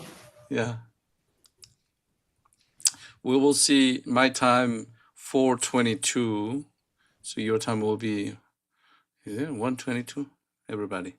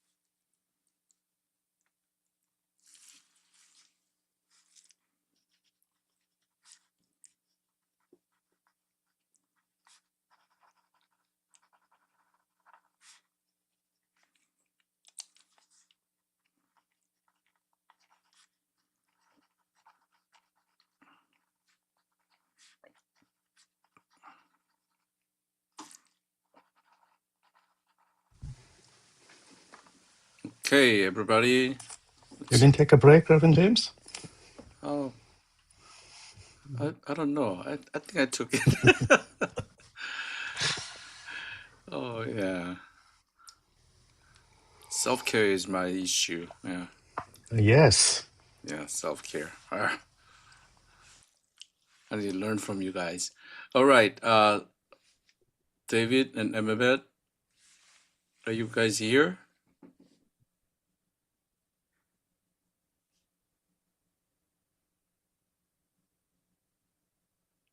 All right, let's give it a 1 minute. How are you guys? Was good break? Good break. We're still trying to read the doctoral thesis that Ram gave us. Oh, right. He did last evening too. Yeah. Right. Okay. All right. Analyst is grabbing copy and okay, we'll see that. Now, I wanna start from you. Who wants to take Unit 1, 2? We have a Unit 3, Unit 1. You have an analyst who wants to take this time slot. Any volunteer willingly, not forcefully? I can do it. You want to do it, Emmet? Okay, you have now 30 minutes time boundary. So I'm going to share my unit. So if it allows me. Yeah, you can just Okay. share. Yeah, I need to put my another class. I can see my screen.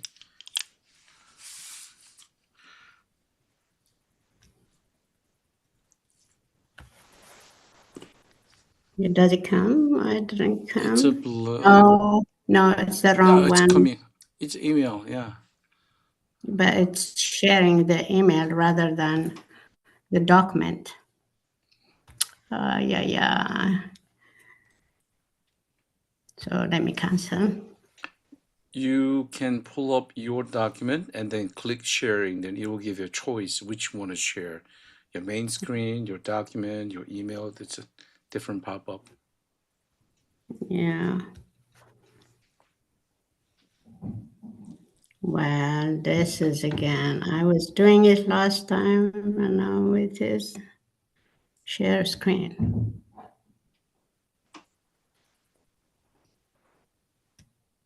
Is it sharing the right one? The problem is sharing the wrong one. You're sharing me. I see myself. Oh, wow, what's happening? Two James. We have two Yeah, James. why am I there?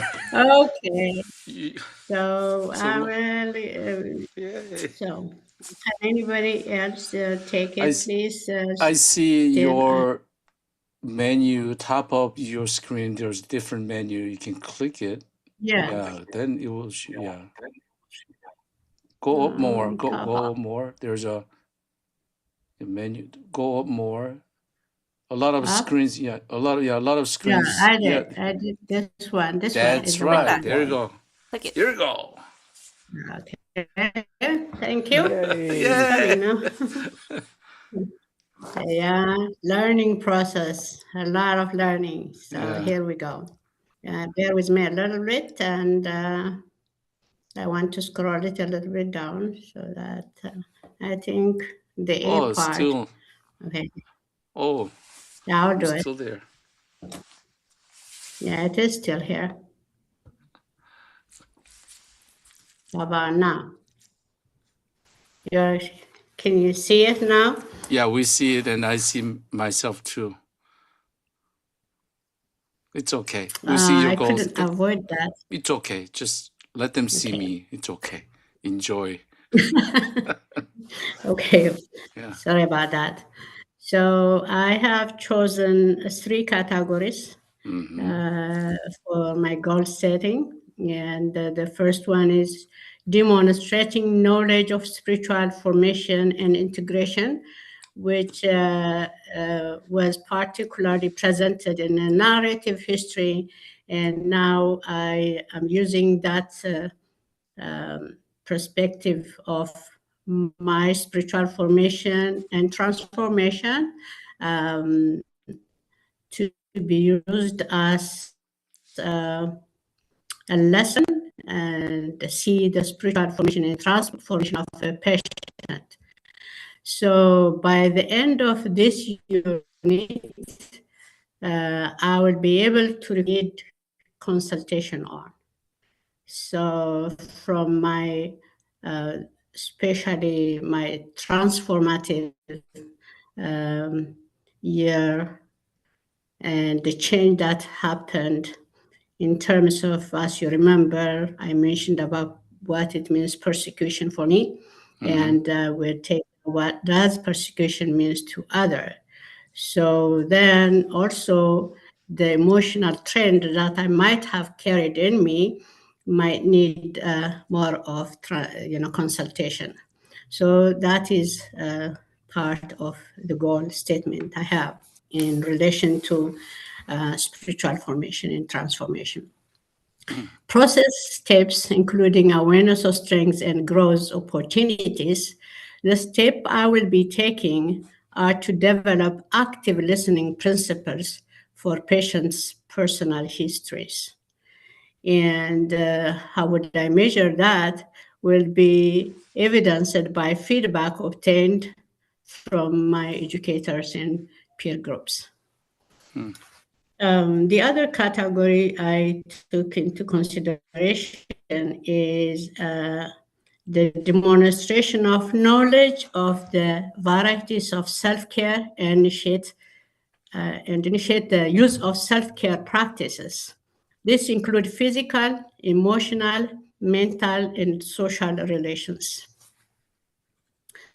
When I think about this and design a goal statement, as broad as it is, it might be hard to articulate and give a specific goal to each of these, physical, emotional, and mental self-care, or the whole aspects are so broad. But how would I relate it to my own? Is the one which helped me the most. So I'm relating it to my own personal goal. At the end of this training, I'll have identified weakness and strengths in relation to my personal care. What are the areas that I am weak and I should make more attention or prioritize things? And what are the strengths that I can use to overcome my weakness? So these are the areas of assessment as well, and will be on a process of learning. I plan to have enough rest, prioritize things I do by calming and assessing the situation, calming myself actually, and assess the situation of patient, focused on the here and now to be able to establish workable relationship with patients and read and pray to help him, to help me grow spiritually. I cannot pray for them unless they ask, but this is the goal I have for myself based on my theological understanding and belief that only practicing some workable schedule may not be really relevant or may not work as I thought. So I have to focus also on the help that I could get from my higher entity, which in this case is God. So the other thing that I mentioned is, it's under what process of or steps include awareness of strengths and growth opportunities. What are the opportunities? The opportunities here are, it gives me a chance to read and attend some self-care seminars or presentations, reflect on my own personality, if I can make a change in my lifestyle to enhance my self-care. I have designed a daily routine schedule to follow. I plan to reflect on the change I made for its effectiveness to repeat as needed. So these are the plans. And how do I measurement? And the self-care, it can be measured on a daily basis, but to make it more relevant, then I have to also go with the direction or the consultation that I will get from my physician. So measuring, sorry for the typo, demonstrating knowledge of the varieties of self-care and initiate the use of self-care practices hang in body mass and index. Well, body mass, the body mass index is that measures your height and weight, so that you will know where your condition is. And healthy feeling by consistently exercising for 4 weeks. And the other is, I have to move a little bit the screen. Okay, sorry. I have to move you a little bit. Measure my blood pressure and follow the nutritional guide to keep my energy level and the health of my body. Seek advice from my private physicians. These are the measure I will be taking. It is measurable because the visit will be timely indicated. So I cannot just go in, but I will follow up. I have my own chart, health chart, and I always call to and make appointment with my private physician. Okay, the last one is category E. It explores and process of understanding the socio-cultural peer group members and be open to receiving feedback for professional and spiritual growth. So the statement I have here, oh, sorry. At the end of this CPE unit, I'll be comfortable receiving feedback from peers and supervisors regarding my spiritual care. So, this is the first unit. I just thought it has to focus on me and didn't focus on the patients, since I don't have very much knowledge of about handling or relating to patients. I do have voluntary activities going on, but I didn't include that, since I said these are my goals. This is my personal goal. So the process is, the steps I will be taking are to develop active listening principles for patients' personal histories. This will be the step that I will be taking. I already said that for the first, how do you demonstrate the spiritual care principle? So I already mentioned that. So here, under the engaging and being part of the group or social group, is I will be taking a step to engage in group feedback by sharing an honest reflection of my performance to support learning and improvement. Listen carefully and be aware of my own impulse during feedback. So the last one is, how do I measure that? I will demonstrate respectfully, thoughtfully when receiving feedback, exhibit integration of feedback into future actions. So you might ask me here, what's the time bound? Well, this time bound is related to whenever a presentation is made, discussion is made. So it's not a limited time bound, but it relates with the time that is designed to whether it could be presentation or practical aspect of being involved in experiential learning that needs feedback, so it's based and related to that. I am done. All right. Just to leave the screen on, I noticed from our level 2 presentation, I think it will be more beneficial, the screen on. I think that is more you guys are involving. So what I notice here is, yeah, and I want to let you know that Emabet was curriculum developer in a university. So I definitely notice it. It's very technical. I see that. So that's kind of my observation. So how it will be effective in her first CP unit. So let's jumping into your opinion and let's talk about it. Let's help her.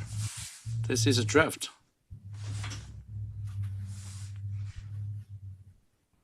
So she was developing a living human document first unit curriculum. Yes. That's what I see. Very technical. That's a drive. It can be a driving force for me, and also it seems to me it can be also a restraining force. You're too much put it in yourself in the box. Okay. Anyone else, please feel free.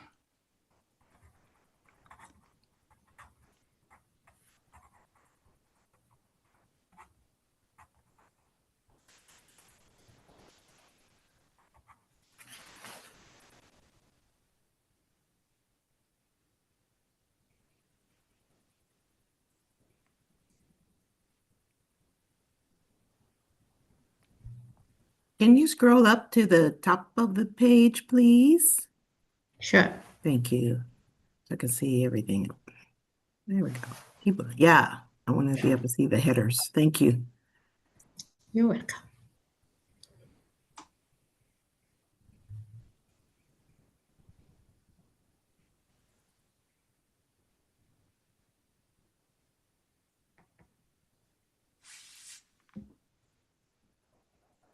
I can go. Go ahead. Emma, thank you so much for sharing this with us. And I think, wow, it's so distracting to see myself on your little screen. Sorry. Cover that with my hand here. I felt like it was very specific, particularly the one on self-care, very like thoughtfully thought out there. And so I guess that it goes under, I feel like these are achievable goals. They don't seem so big that they're, they seem very right sized. So I appreciate that. I did have a question about the first one that I'd love to just understand it a little bit more. Okay. To me, the goal statement sounds introspective. It sounds like it's about you. Um, or I guess what I wasn't clear on is when you say to recognize and analyze issues that I need consultation on, do you mean these are sort of that you need consultation and advice from, say, James, for example, for yourself, like processing of your own internal things, or are you saying issues that are happening like in a patient and a caregiving encounter where you may need advice or feedback from your supervisor or peers? Does that make sense? I guess I'm wondering Yes, how it much this does. is introspective because the step when you talked, I first heard that as more introspective, and then the step being active listen for patients sounds like this is actually more focused on the interpersonal caregiving encounter. And so then I thought maybe I misunderstood this. So I'm not saying that you need to change anything. I'm just expressing where I had a bit of a question. Yeah. Emabet. Thank you so much. It's a very good point you mentioned.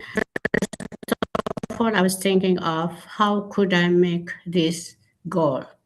Well, the goal setting, especially when you are a student, is because I'm a student, what do I want? What is my goal at the end of this CPE unit? So that's where the setting comes from, being my own goal. So that's the goal setting is geared to achieve from what it should be achieved from this unit. So in that regard, it is geared the indicator should gear me to what I planned, what I aimed. So these are very confusing terms. So I will restrict myself to goal setting. So the goal is what do I want from this lesson, from this training? So what are the things that I will be able to achieve? What I will be able to provide at the end for the patient. So you won't provide for others unless you plan for yourself. So my plan and my goal from this unit is geared to all this. So when I'm coming back to your specific question is I need consultation. So understanding my spiritual formation should help me gain knowledge to understand the spiritual formation of a patient at the end, right? So if I have emotional setbacks, then I have to be counseled before I present myself to be a chaplain for someone who is emotionally hurt. So that's what I meant. So let me piggyback. Caroline, I think she understood what your question is. And here, what I see is your goal, something happened, you need a consultation. That's a great goal. But I want to see more like if I have emotional, something happened to me, I'm gonna find at least 3 incidents. I'm gonna bring it to either me or group. That must be measurement involved. So I think that is Yes. more specific. That's right. That's very good. That's very good point. Yeah. Anyone else? Beautiful, beautiful. Thank you, Amabet. It's for the first unit. This is very impressive. Thank you for putting the time together and sharing with us. Yeah, I find that your goals are very pertinent, right? In a sense, they're appropriate, and I like the way how you characterize the measure of progress, right? I mean, I absolutely love how you put the second goal in particular in terms of your self-care goals. The question I have, if not anything, or a suggestion, take it for what it is worth. In all of these goals, particularly first and the third, from the chaplaincy skills perspective, right, through the CPE program, is there a possibility that you can make them more specific on where your growth is going to be in this unit?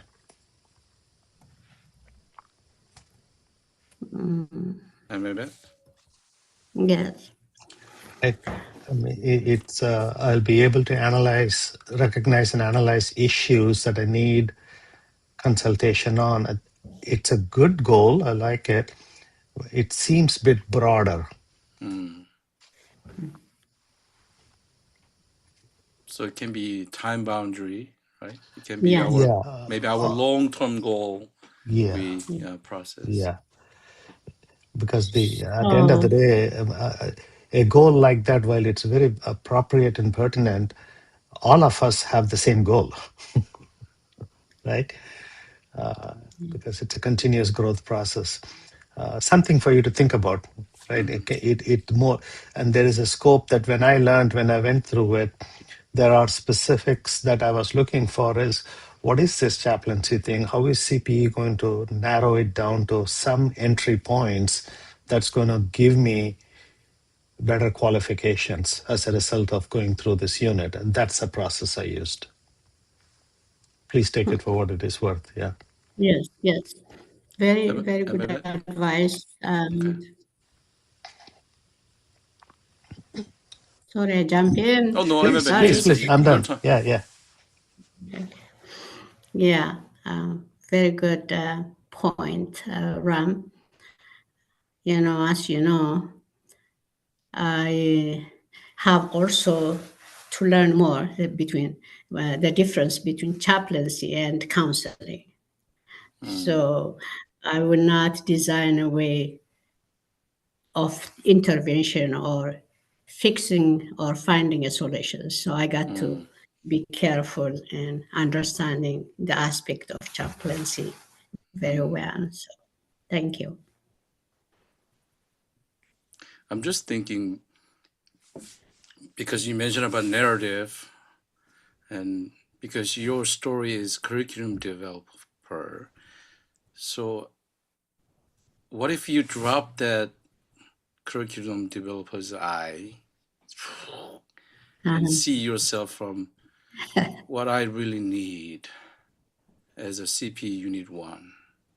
Maybe they will change a little bit of different perspective.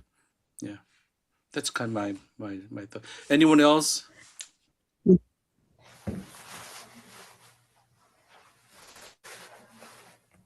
And I really appreciate the work you've put in personalizing it to the areas. And I think what James has said, and I want to affirm what you said about this is really about you.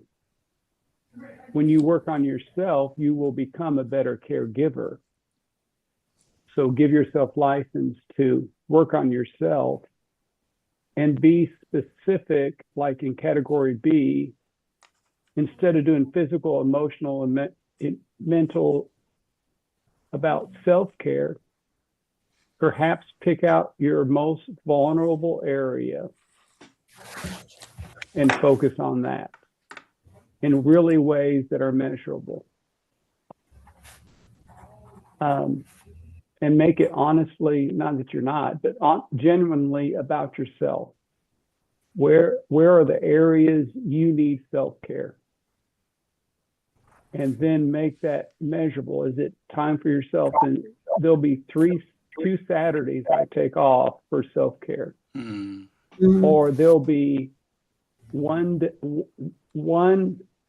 new exercise I will develop, and just really narrow it down, but do that in the lens of what area could I focus on to see the most growth.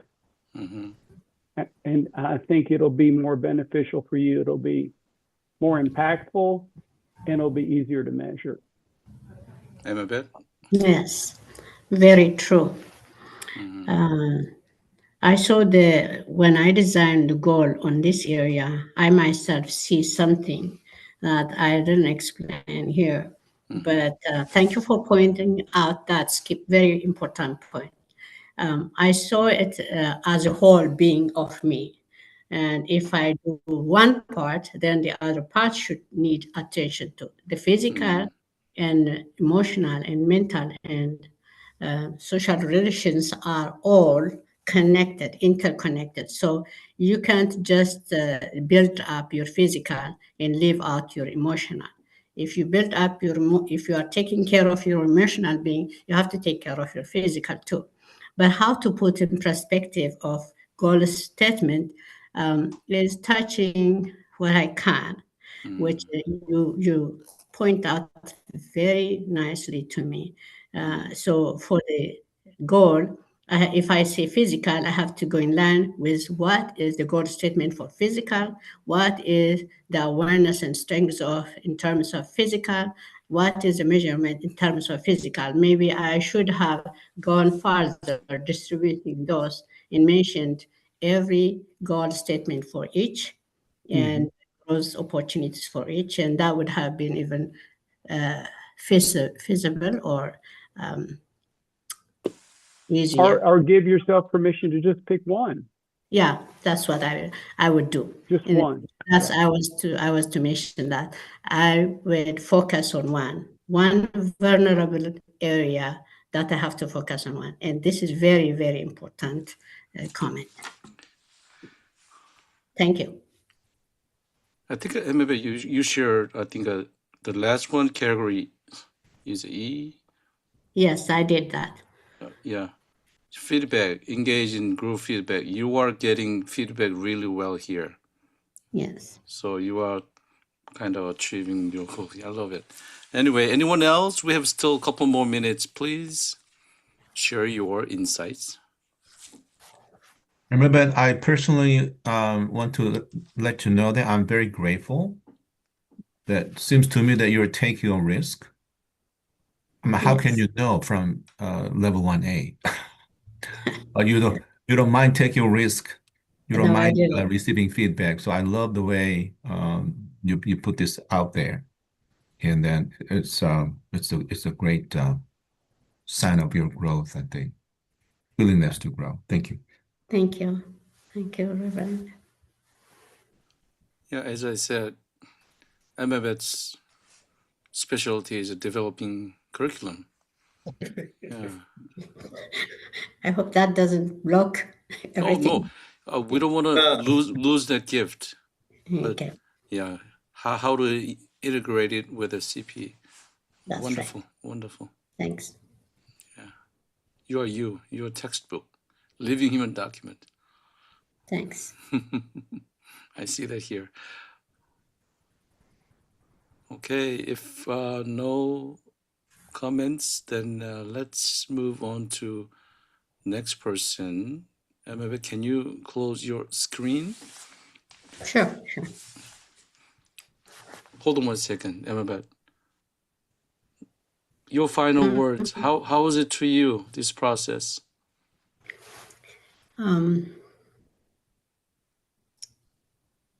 It's a learning process for sure.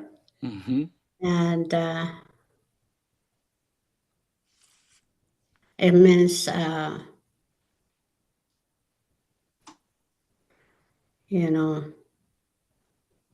avoiding the fear and be with the group, engage with the group. So it is, I see engaging, I see, care. So this means care for me. Thanks. Sense of belonging, care, love. Yeah, I'm joining you. Anyone else? I'm joining our feeling. Yes, that's great. Powerful moment. Great job. You did it first. Yes. Thank you. Can I come in? Thank you. David, Can I you want to take do a word? second? Oh, Yeah, I want to say okay, go a ahead. word to Amabet. Is it okay? Yeah, sure. Yeah. Amabet, I just want to congratulate you for doing such a wonderful job, especially at our level, because I couldn't, I was a little bit confused as to what to do. And I did do a little bit, not to your level. Mm-hmm. And I don't even have it with me right now, so I had to inform, Reverend James, like, oh, I did a little bit of it, but I couldn't do all. But looking at what you did, I feel like you are already in it. You are really, really good. Yeah, I think I have to learn a lot from you. Okay. Thank Going you. forward. Yeah. Yeah. What do you hear, Amabet? Yes, right? Yeah, I am here. Thanks. Okay, who's next? Okay, Caroline, I see your hand. All right, go ahead. Okay. You have 30 minutes. All right. Let's see if this works. How does that look to you guys? Looks good to me. Okay, great. So I picked 3 goals. Some of them are very practical, and maybe I'll wait for your feedback. I will not pre-describe them. So the first one is under the category of awareness of self, and then the specific goal being demonstrate knowledge of the varieties of self-care and initiate the use of self-care practices. This one is the most specific goal I have, but it's one that I feel a desperate need for right now. So it is, by the end of this unit, I will have identified a grounding exercise or a spiritual ritual that works for me in a crowded environment and a short time frame. So the context there is that part of my work is going to involve going door to door on the medical inpatient and mental health inpatient floors in the jails, and you're kind of going door to door talking through the grate for the most part, so you're not in a room one-on-one and there are kind of other people walking by or deputies making noise, and I'm finding that very distracting. So I'm looking for a tool to help me in that context. The processes and steps that I've identified is first, I will research some options that can work within the constraints of my setting.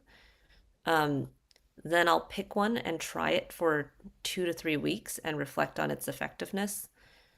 And my hope is to try 2 to 3 options in total to evaluate which one is working best for me and to have a sense of why. So to me, my measure of progress would be one that I've identified and established an exercise or ritual that works that I can actually carry out in between these door-to-door visits. And then secondly, and probably most importantly, I said I am mostly able to stay centered and provide a non-anxious presence during these door-to-door jail visits. I put mostly in there because I don't think I will ever perfectly be able to do that. But so for the most part, that I think would be a good outcome for me. Second, I had under interventions, A1A13 was demonstrate an understanding and initiate use of communication styles and skills in spiritual care relationships. This one jumped out to me because I thought, oh, I don't have any language for this. Like, I know that there are different communication styles, but I was almost like, I need a communication wheel, like the feelings wheel, or what. Just so I need language to learn how to describe what I see. So my goal statement for this one is by the end of this unit, I will have a sense of different communication styles and skills that I can try to employ in care encounters. The steps I identified was first, I would research and observe, both in my colleagues and in you all, my CPE peers, different communication styles. Second, that I will try to describe for myself what I think my own communication style is, or styles, if there's more than one. And then thirdly, that I would consider what other communication styles or skills I can try to employ. Then under measurement of my progress would be one that I am able to describe my own communication style, because I don't think I can do that right now. And then second, that I would be able to describe 2 other communication styles or communication skills that I am working on developing, and to be able to, I guess, like, and articulate an understanding as to why they may be helpful. My last goal is under E, professional development. 1A22 is to demonstrate awareness. This is similar to Emma Bett's category, of one's ability to receive and engage feedback related to one's learning process of spiritual care. I said for my goal is I want to be able by the end of this unit to articulate what kinds of feedback I am comfortable and uncomfortable with receiving and uncomfortable with receiving, and begin to understand why. For steps, I said I will pay attention to my reaction to feedback from my colleagues and from my CPE cohort and educators, and note when I feel eager to engage and when I feel uncomfortable or avoidant. And then the second step, to reflect on why I react the way I did. And for my measures of progress was I hope I can articulate what kinds of feedback I am comfortable and uncomfortable receiving, and also to have some hypotheses for why some feedback is easier for me to receive than others.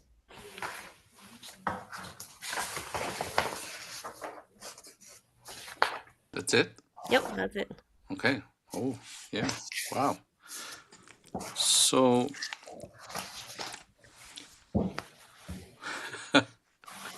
my goodness. Okay. I hear something. Okay. I am smiling because I see this is a great example and of I definitely see you give a comment to Ram, see his brain, how his brain is working. I definitely see how your brain is working here as a journalist. This is very concise, powerful, and very well organized and practical to me, and very relevant.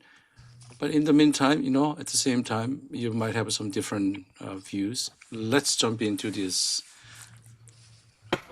discussion. Anyone else? Beautiful, beautiful, beautiful. Carolyn, I'm going to hire you instead of Grammarly.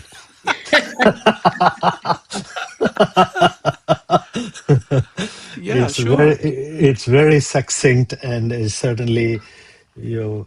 I felt a degree of self-awareness in yourself as to where you feel you want to enter into the CPE process, and there's some clarity on the way you chose your goals. No, appreciate and commend that quite a bit. Yeah, I think. And also the context you gave in the mental health and the jail and others, I felt, to use the word a bit ambitious, but certainly doable for you. Right? It's not a typical volunteer we assign to mental health units to be able to have confidence to make a connection even through the bars or inside in person. But just wowed me, your courage and your determination to make that your areas of the goal. That's beautiful, beautiful, right? And the choice you made around the outcome category D in the interventions, right? That's such a powerful goal. I touched on it in my third unit, particularly, okay? Because there is so much of self-learning that happens with that goal about our conditionality, how we communicate. But certainly, I love the way you narrowed it down in terms of your process and steps, the clarity with which you set the goal, what it means to you, not only that, how you intend to process that goal in laid out steps. And so, in summary, I think they are very specific, and also knowing the jail environment where we both work, they're not only appropriate, they're much needed, right? From a relevance perspective, it's a huge value to CIC, which is our organization, from what you're handling here. And also love the way our growth and the learning are all in the process steps, right? That's where we grow. And I really identify that very much with the way you have articulated. Thank you. Thank you, Ron. And you can thank Liz for that assignment she gave me for main jail. Thank you. This is their what do you say? Our boss over Yeah, here. boss. Yeah, boss. Preceptor, is that right? Preceptor. Yeah, preceptor. Yeah. Okay. Anyone else?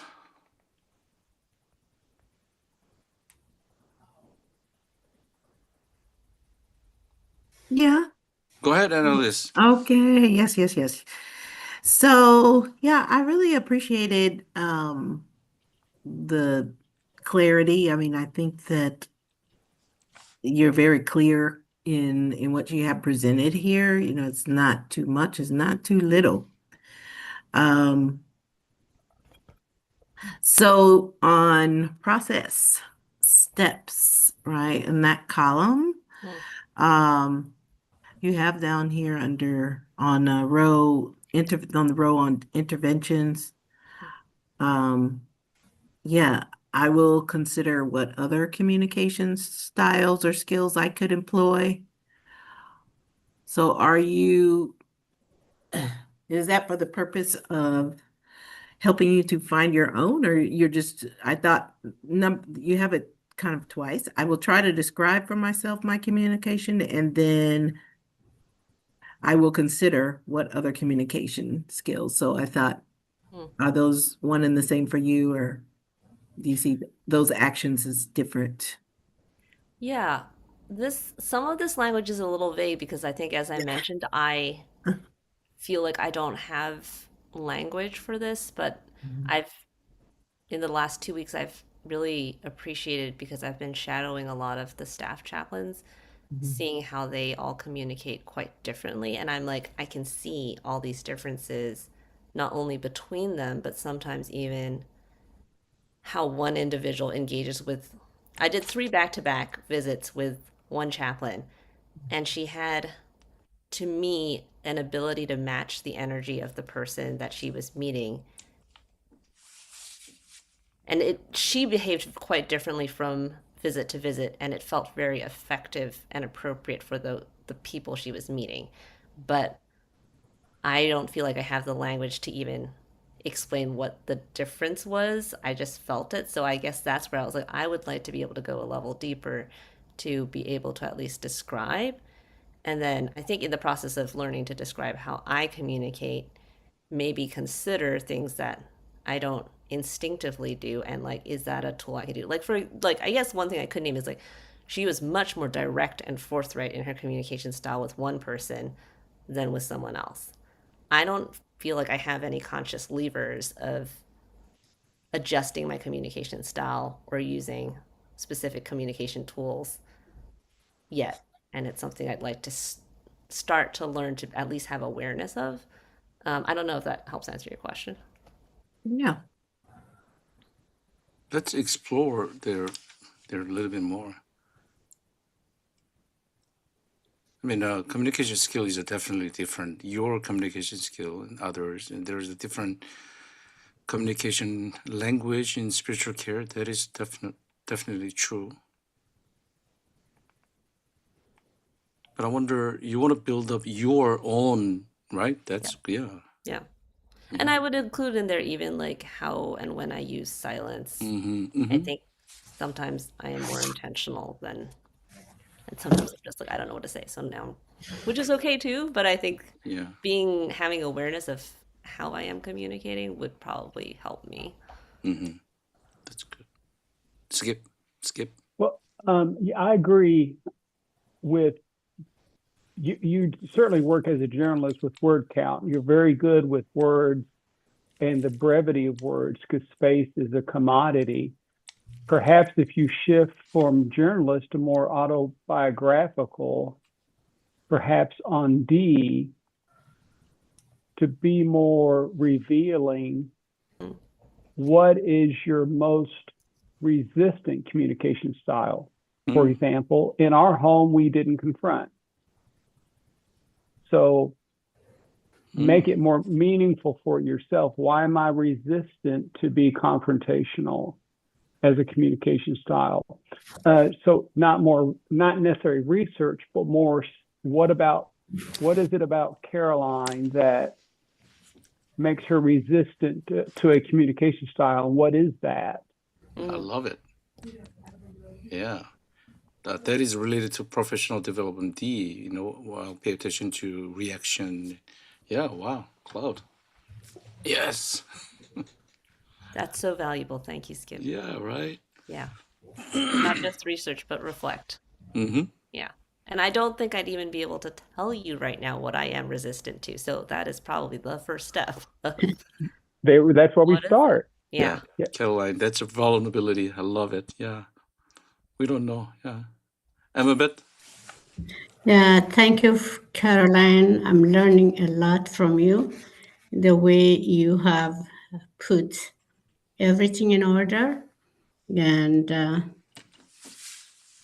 for me, I can understand, it's easy to understand why you relate, what you relate in terms of process, in terms of measurement, in terms of the statement, goal statement. Where the demonstration and us understanding initiate use of communication styles and skills in a spiritual care relationship. So that you put it under intervention. For me, that is also part of professional development, right? As the skill, communication styles, it means there are many styles, as you know, and you would develop that, right? So that it can relate with and it can be integrated with spiritual care relationship. So it is a switch, it is a contextualizing issue that I have.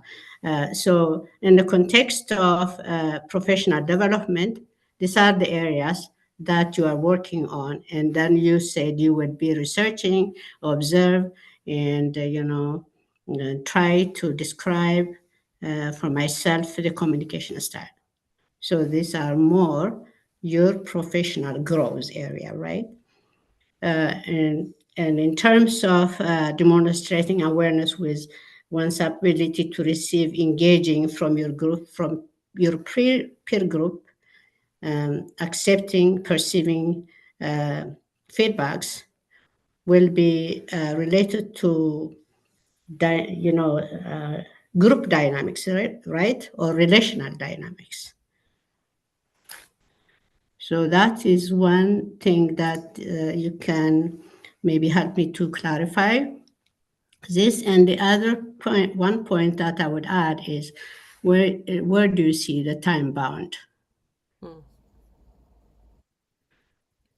You see, when you might have said something that I would be able to describe other communication styles, skills, and I'm working, developing, and demonstrating, understanding as why they may be helpful. So so the how question, how are you going to do it? When? When is the time bound? Yeah, thank Caroline? you. Yeah, thank you, Amabet. To your second question, I just put like by the end of this unit as my time bound for now, but I think you're raising a great question for me as to whether there are ways I can have for myself a timely check-in along the way for these. So I will think about that more. I can't answer off the top of my head right now, but I think that's a great point you're raising. As for the categories, I just took those from our outcomes because actually from the spreadsheet that James and Ram helped set up for us, that they are split into A, B, C, D, E, and then they have these subcategories within them. And so I didn't specifically choose to say like this last one is under professional development. That's just the category it came under. But I take your point that I think that a lot of these do sort of have cross purposes in how they apply.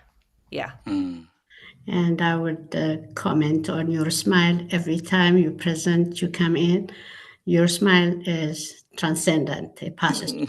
So we cannot show you grouchy face at all. Okay. I'll keep that in mind. If I bring a grouchy face, you got to call me out. Okay. Thank you. Wonderful. Wonderful. Yeah. Caroline? Hi.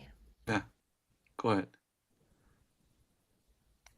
And thank you so much, James, to name this as a group process. And I agree with you. I see lovely group process. You guys reflect on one another's feedback and expand it, and this beautiful process of group work.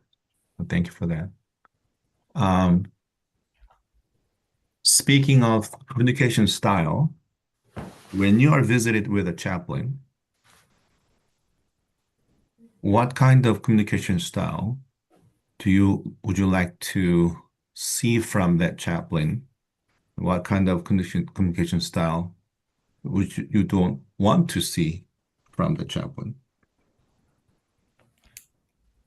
When you said, are you talking about like when I was shadowing, or are you saying When you're a patient, when I'm a patient or when I'm a yeah. care So recipient? basically put what kind of patient, what kind of chaplain Yeah. would you want? So we're doing some sort of simulation. Yeah. I mean, I would say the first word that comes to mind is authentic. Like like and I think particularly in the setting, I think this applies to everybody, but I think I've had inmates be like, we can tell when people are fake or when they're scared of us, Mm, right? Like, I think it's very transparent. So mm, I think no matter what I do, I have to try to be, mm. it has to feel me. Awesome. Yeah. I think the other thing is what I was thinking about observing one of my fellow colleagues was just very responsive, right? Like that you're not Responsive. coming in with your own, Mm, like, I don't care if you're in a really slow mood, I'm going to talk really fast kind of. And there's I guess like a medium or a way to do both at the same time where you're responding but staying within the bounds of who you really are. that I would like to have if I was a care recipient. Yeah. Wonderful. So what kind of communication style would you not like to see from that chaplain? I mean, I think there are many there are many words that can come up. Like, I don't want a patronizing kind of communication, which I think can particularly happen in jail, where people telling you what to do, or um, or avoidant. I think that's the other one, that word that comes to mind off the top of my head, where it's like, oh, I'm too much for you. You can't handle me. Hmm. You know, you're obviously trying to change the subject. So those are some of the things that come to mind. How about the chaplain who comes with a great smile? I think it depends on whether it's appropriate and whether it's, again, like whether it's genuine. Yes. Like, is it coming from a Yeah. place of like, I'm really happy to see Yeah. you and that's real? So can smile be a part of the communication style of chaplain? Yeah, I definitely think like body language. Yeah. Awesome. Yeah. I just heard some of your peers mentioning your smile. Yeah. It seems to me, Caroline, you do have this sort of communication styles already in you. And I wonder how it would feel for you to claim those instead of by the end of this unit. I'll probably may be able to, for some reason, possibly, plausibly, might be able to figure out something. Rather Mm, than saying that, I think I have this, and I'm going to develop this. mm. I would like to do that. Thank you. I appreciate that push. Isn't this so wonderful? I love it. Yeah. Anyone else?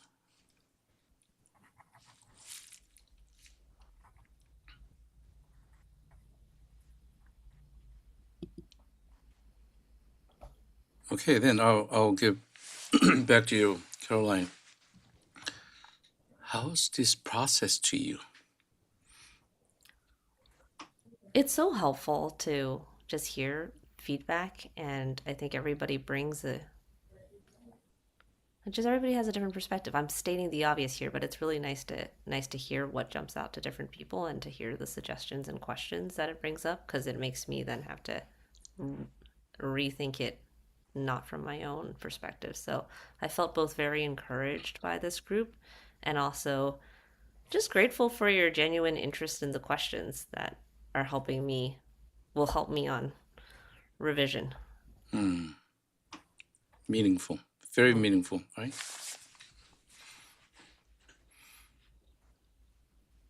Okay. I'm going to ask you one more time. Anyone else before we're moving into another? All right. Thank you, Caroline. You did well. Yep. Next person. Let's go. One more, and then we can take a break. I think Emabeth did it, and Caroline did it. And so, who's next?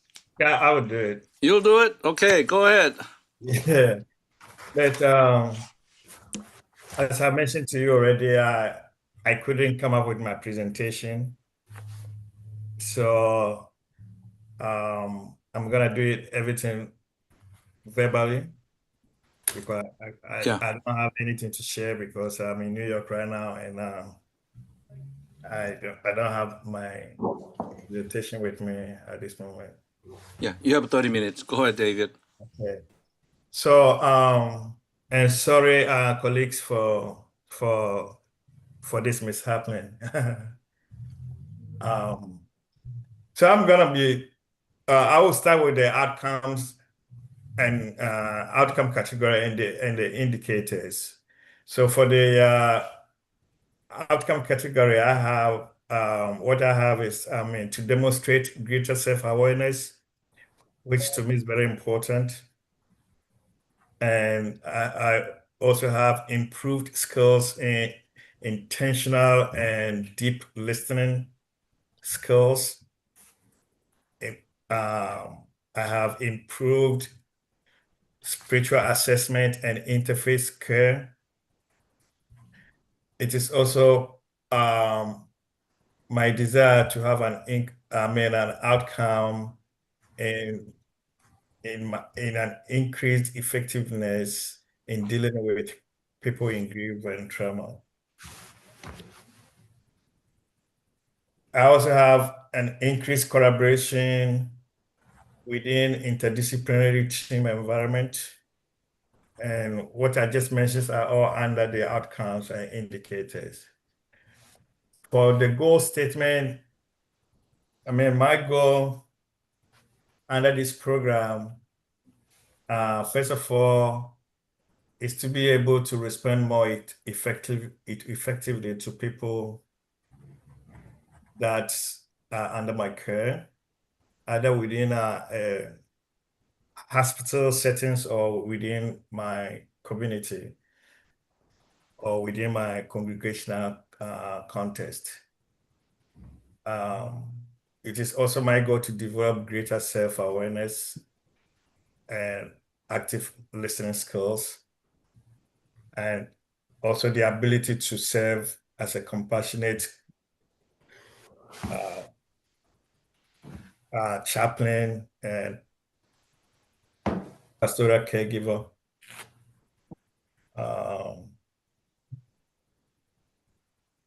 I also want one of my goals at the end of this program is to be an ethical chaplain. There are so many things going on, and I think what we are learning right now is also I think will help improve my ethical practices when serving communities or when acting as a pastoral caregiver.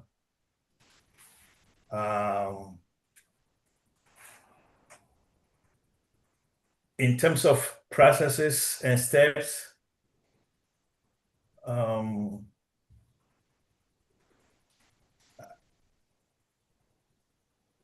I think I'm expecting feedbacks from my supervisors and peers to help identify blind spots. I'll work on my weaknesses while developing professional resilience.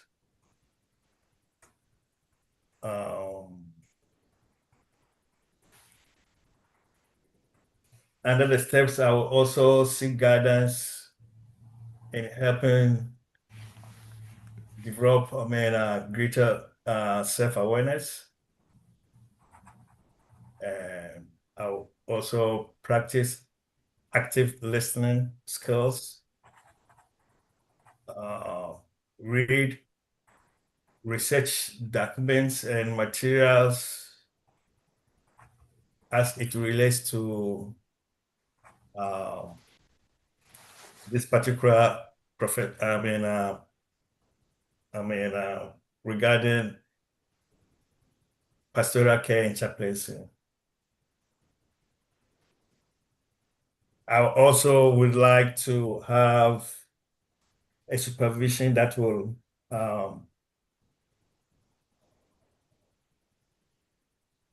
also stretch my edges around grief and trauma. In terms of measuring progress, I seek to align what I will learn out of this program with my ministry work. If the alignment works well, I assume that I will have achieved my goal of being able to provide authentic pastoral care as well as my work as a discipleship, lay minister in my context.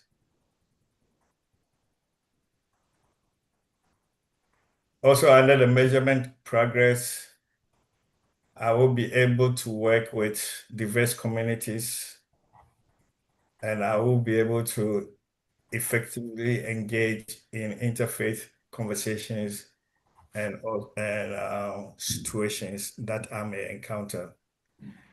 I know this is short. I didn't want to make it too complicated because I didn't have the presentation. So this is what I have for now. Okay. I tried to find, while I was listening to your story, I tried to find the picture of a child standing in front of a candy store. There's so many good candies. Mhm. I want to have them all right now. So I found one, but this is a license, but I can bring it to you. That's my feeling. Your fire. I mean, for example, your ethical chaplain, that is lifelong fire on it, which is good. But how can you make it time bound 16 weeks? What's the evidence you can show each week? And those things. So my feeling, observation is so many candies, pick a couple of them, narrow it down, make it your goal. That's my suggestion. Candy store. Okay. Yeah. Anyone else?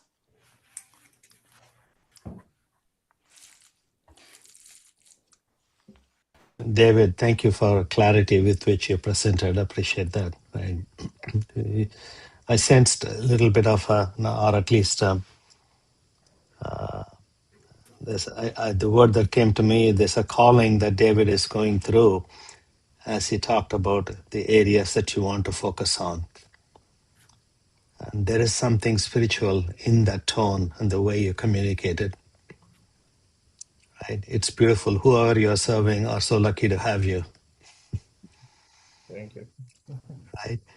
I think it'll also help you, like what Reverend James was dishing out candies to all of us, and figure out, right, where is that areas that gives you extra motivation and energy to bring that passion, compassion to people. And that in itself is a learning opportunity. All the work we are doing has to have a sense of purpose and joy. It can be slogging work. Thank you. Keep Thank that in mind. Thank you.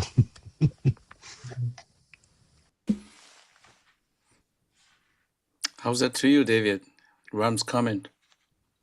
Yeah, I think his comment is, very appreciative, very appreciated, and I understand I need to focus in some area where I can maybe build upon in terms of what I want to achieve by the end of this program. However, for me, ethical issues are very important to me because of my context and where I'm coming from. I believe in trustworthiness. Like Caroline mentioned, sometimes you go to places and you talk to them, they don't trust you. They don't see the genuinity of what we're doing. I mean, it's sad that you are being called to bring the good news and also to bring hope to people, but at the same time, the people don't trust you. For me, those things are something that challenges me all the time. That's why whatever whatever I do, I have to bring that kind of trustworthiness, ethical issue. I believe in those things.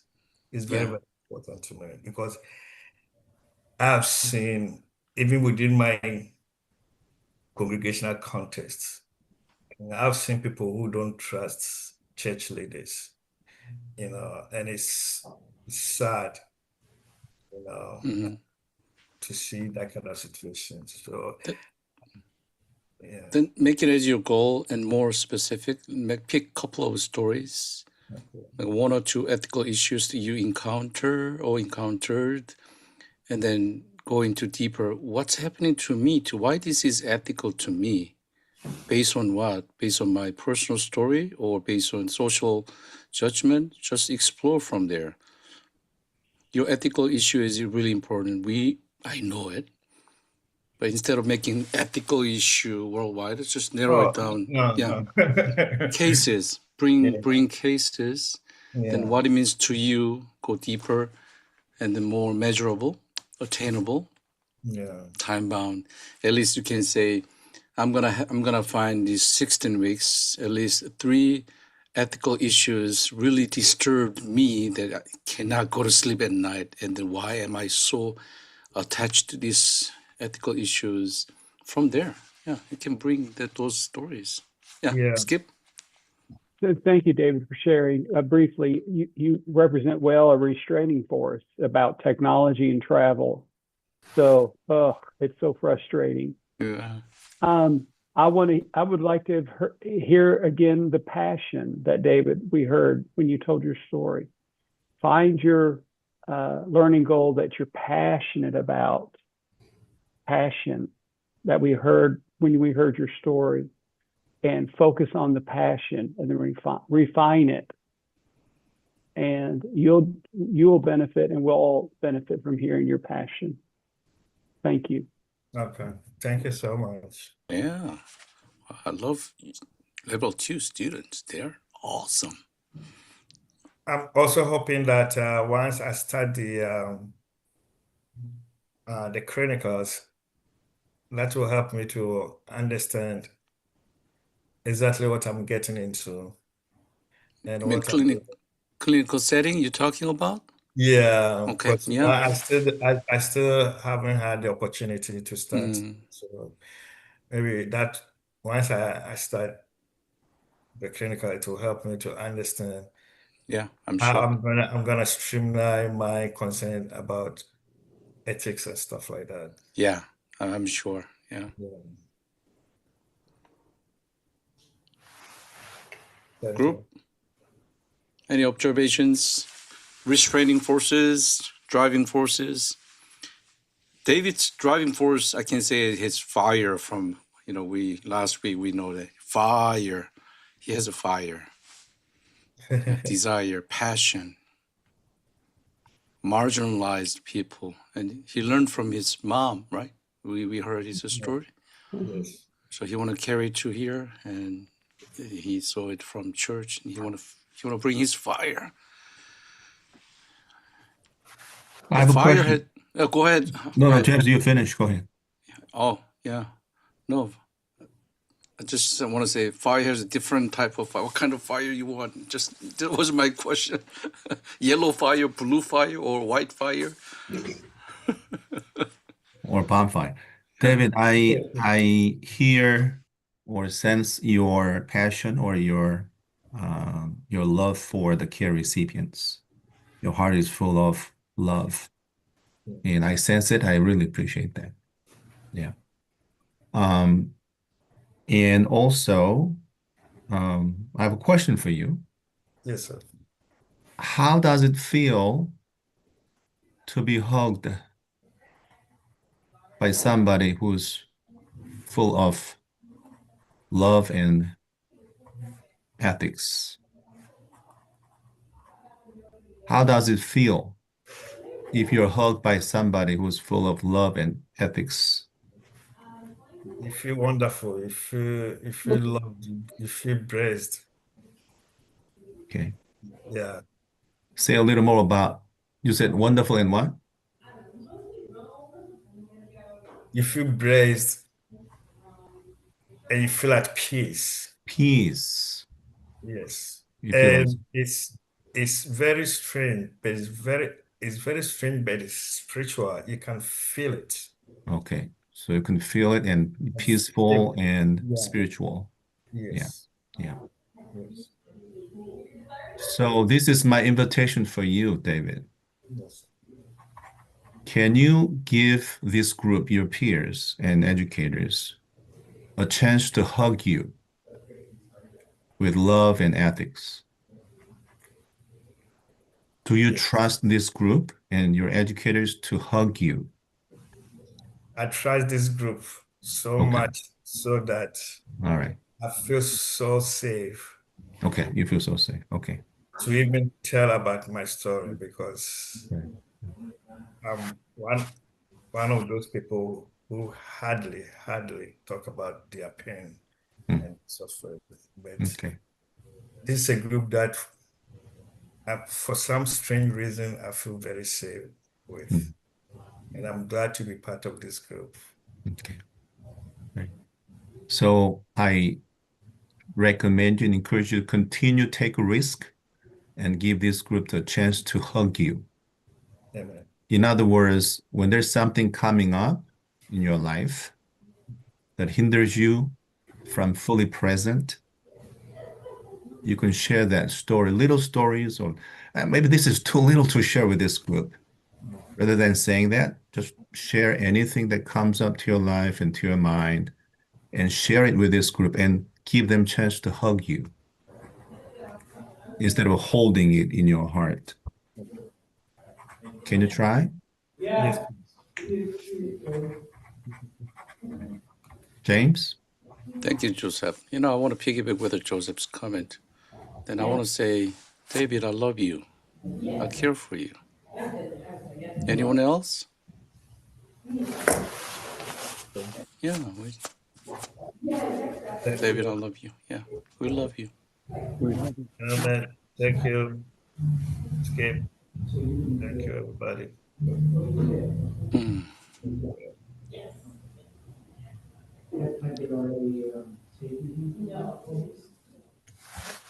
How's it to you right now? Feel at peace. I Peace. feel love. I feel genuineness. I can feel genuineness of heart. True love. Mm. Godly love. All I can say is thank you very much.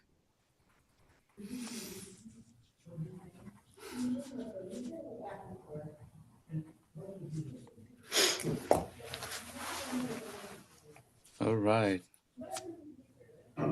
Holding space. That's what we can do. Okay. David, I wonder, anything else you want to share with us? No, I think I'm done for now. Okay. I'm curious, when are you going back to California? Actually, I'll finish with all my appointments tomorrow. So Saturday or Sunday, I should be, yeah, Okay. Saturday or Sunday, should be back in California. Safe trip back to Yeah. California from winter here. Oh, so cold here. Yeah, I know. Okay. Yeah. All right. Now we have, last but not least, Annalise. Yes, hello. Hi. Okay, hi everybody. Okay. Okay, let's see, let me share my screen.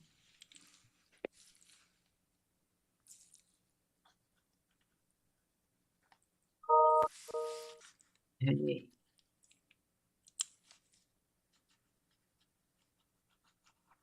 All right. So I chose 3 categories. They're here on the left side. You see my cursor. Category B, awareness of self and others. Category C, relational dynamics. And category D, spiritual care interventions. For category B, which I looked at outcome 3, IB8, articulate how one uses intercultural and interreligious humility when providing spiritual care. My goal is to increase my collaboration with colleagues and staff, make use of resources, and show respect to patients, families, and coworkers, and create presentations that are informative and reflective of what I'm learning in CPE.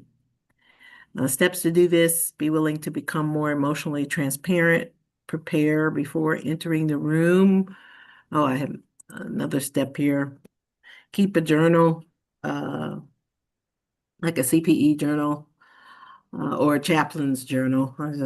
Keep a chaplain's journal or record of my visits and review them at least twice monthly. Review and incorporate feedback from patients, colleagues, and staff. The measurement of this, or I've struggled with this column a little bit, but lead at least 2 programs and engage online discussion in a 6-month period to colleagues and or hospital staff. I've already have been invited to present one session on storytelling and how it can lead us to the future, lead us in the future. Working on that right now as it is. I want to increase the time that I spend with patients or the quality of time, I'm sorry. Yeah, I take that 5% out. So I want to increase the quality of the time I spend with patients. And then I also want to spend more time with the senior staff that I work with for the purpose of building trust and relationships. Category C, which is about relational dynamics, articulate how one uses empathy when providing spiritual care. By the end of this unit, be more present to families, staff, coworkers, spend less time thinking about myself and my personal issues while I'm there. Become less anxious about being with patients who are not humanist in philosophy. Specific steps. One is to let go of the need to be right or perfect in this role. Another, release faulty assumptions. Any assumptions that are faulty. Some assumptions are good, but I think some are faulty, meaning I got it wrong. Lean on nurses and hospital staff more frequently, finding ways to connect with them in a way that's helpful to patients and families. Outcomes, develop a philosophy that's uniquely mine and grounded in what I'm learning in CPE, create a definition of empathy that works for me and take ownership of it by sharing it with others.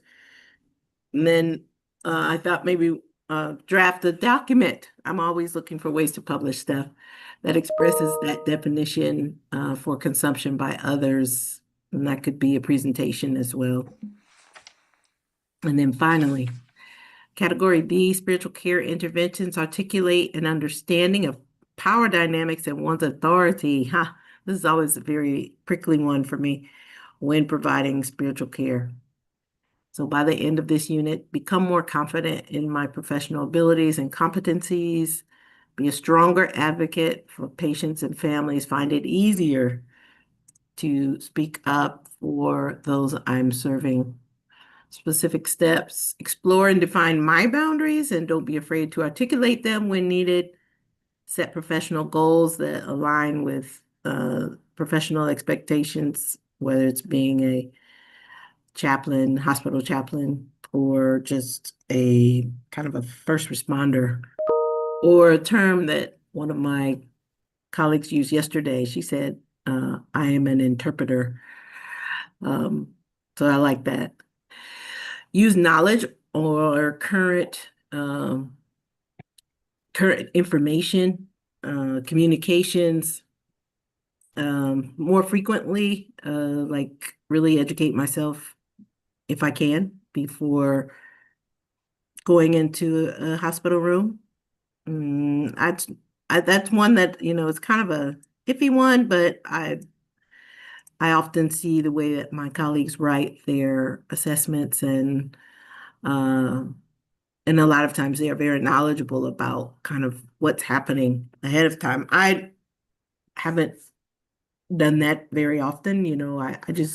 I want to know a few things like, of course, name, age, days in hospital, stuff like that, but I often don't go further than that. But I think it could be helpful.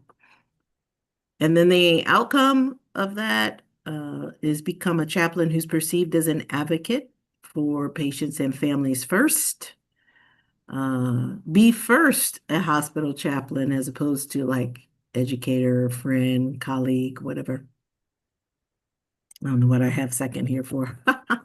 And then maintain a regimen of self-care in a way that empowers and replenishes me so that I can do this work because uh, I have two basically kind of professional identities. And while I enjoy being an educator, it's not my primary purpose for being at the hospital. So I like to keep that separate. A lot of people who are there know me that way, and they may bring it like to the table, but I don't. When I'm there, I want to be Annalise, the chaplain, and not Annalise, the professor. So anyhow, that's pretty much all I've got. And thanks for listening. Okay. Can you show me your first goal? Sure. There it is. Can you see everything? Awareness. Yeah, awareness. Okay. Yeah.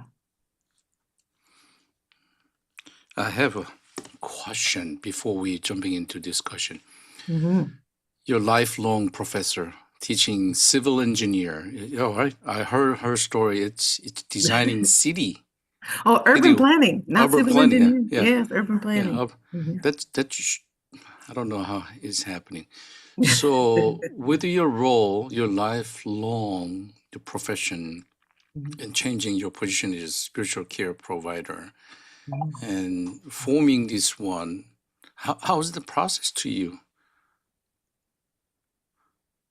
How is it to make that transition, you mean, or Yeah, I go wonder, from? you see making your goals as your urban planning engineer's eyes, or you just want to be you said you want to be an analyst. I want to be a chaplain first. In the hospital, Chaplain I'm a first. chaplain first. Yes. Yeah, okay. So your goal is your chaplain. To remain chaplain first in the Remain chaplain. hospital. Thank you for. Yeah, that's my goal. My goal is to remain in that space while I'm in the hospital. Thank you. Thank you for setting up the foundation. All right, then let's give her some comments.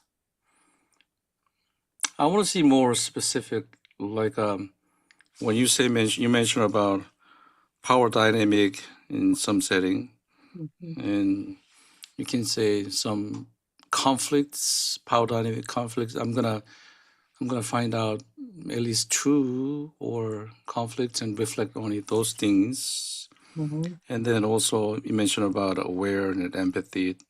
And same thing, you find some cases, number, measurable will be helpful.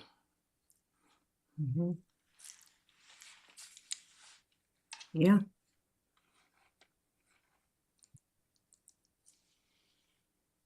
So I didn't understand it as a question. You said you're going to find it. What do you mean? You want me to show it to you? Let's go to category D. Category D. There we go. Yes. Here we go. Okay. So this one. So articulate understanding of power dynamic and one's authority when providing spiritual care. So become more, these are more to me explanation. Yeah. So what does it mean to you, power dynamic? What makes you functioning or not functioning, becoming chaplain or becoming more educator role, and finding your identity with a power dynamic? And that case happening in CPE or your even chaplaincy practice, then reflect on it. This is conflict, power dynamic. What's happening to me? Power dynamic. Yeah. So that case study will be helpful. Right. Mm-hmm. So when I think of to be able to articulate an understanding of that power dynamic, and one's authority in spiritual care, Mm-hmm. I'm thinking of what it feels like to enter the room, right? Mm. I'm thinking of the understanding is when I enter the room, there's some things that people um I see it more often now in my life than I did many years ago. I see. But because of age, they'll say things like, yes, ma'am.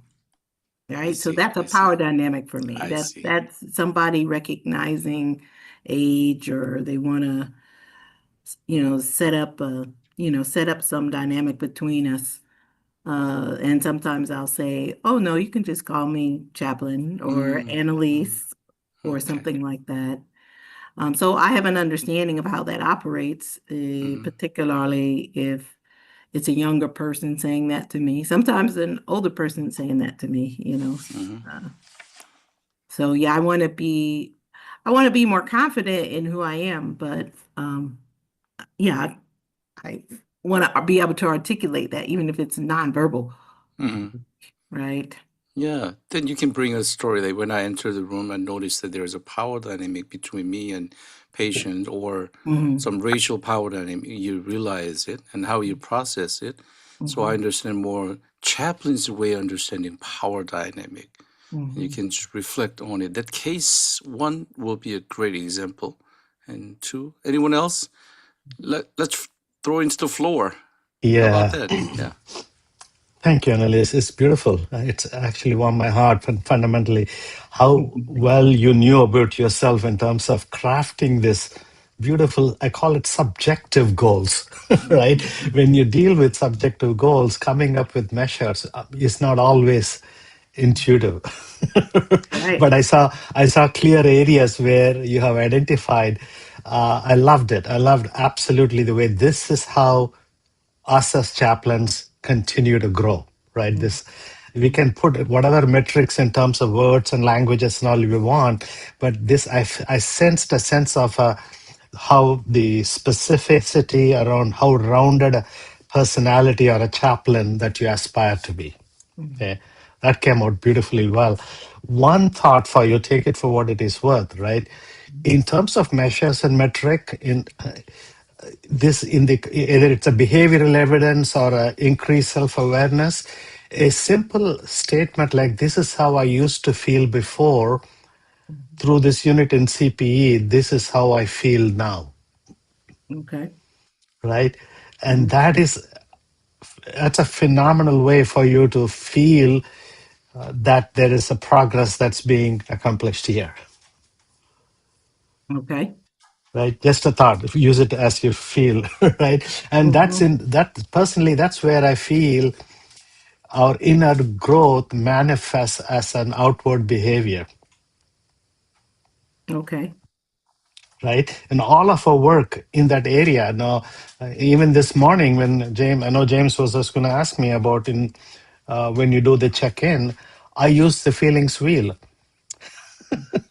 to really narrow down what Hmm. state of my mind and heart am I having right now. Hmm. Right? So Right. it's not so much with objectifying a subjective entity, but being more crisp about the way our feelings are evolving and changing through this process. Thank you. Thank you. Oh, piggyback on Ram. How are you feeling, Annalise? I'm feeling well. I'm feeling a little tired. That's what I'm feeling. So culturally, too, Black people don't tell people how they're feeling. I mean, Oh. I'm sorry. We don't do that. Not unless And professors don't really. share their That's feeling. right. No, Oh, well, right. no. Yeah. No, I can say things that are very general, but that is not something I do very freely. Mm, So, feeling wise, feeling. if you ask me how I'm feeling, I might say, "Oh, I'm tired," or Mm, "I'm excited." Those are feeling words for me, right? mm, But Mm. It's really surface if I feel like, okay, I sit down with you and we get to know each other and then say, well, I'm feeling like, this is a difficult subject for me. That's probably not something I would readily say. Thank you. Yeah, But Skip. I Yeah. mean, that's what I'm saying. Culturally, that's the same too. Oh, yeah. Yeah, Thank you for definitely a sharing. That's cultural thing. Yeah. yeah. Skip. Annalise, thank you. There's a dialogue going on here hmm between the professor and the chaplain Oh, Mm-hmm. who's Yeah, yes. who's yeah, here. right. And I think feed the chaplain and the professor will just naturally emerge. Mm, You kind of hear you say, I'm not a professor, but I hope to publish. So I mm, think that's an Right. great. Yeah. interesting dynamic to work on Great. in this. Great. Well, but I'm a writer too, so a writer will publish too. Being like Chaplain's for right. me, publish is not something only a professor would do. But yeah, I hear you. Yeah. Mhm. I mean, you cannot abandon you analyst. You're a professor. You're teaching. Yes. You're an educator. Mm-hmm. And in that sense, adding chaplain's energy more appropriately in your setting, your context. Yeah. And the other comment you said there that just screamed was the perfect chaplain. Mm. Oh Ooh, yeah. Oh, she Yeah. said that? Well, I said, yeah, I don't want to worry about being the perfect. perfect Yeah. chaplain around Ah. empathy. Yeah.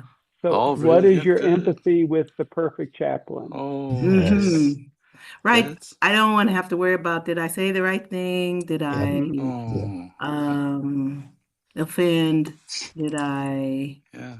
I'm did joining I you. Yeah. Yeah. Yeah. Yeah, I Yeah. have the Yeah. same issue, right? Yeah. yeah. So, Yeah. Annalise, my comment to all of us here is we are all perfect enough.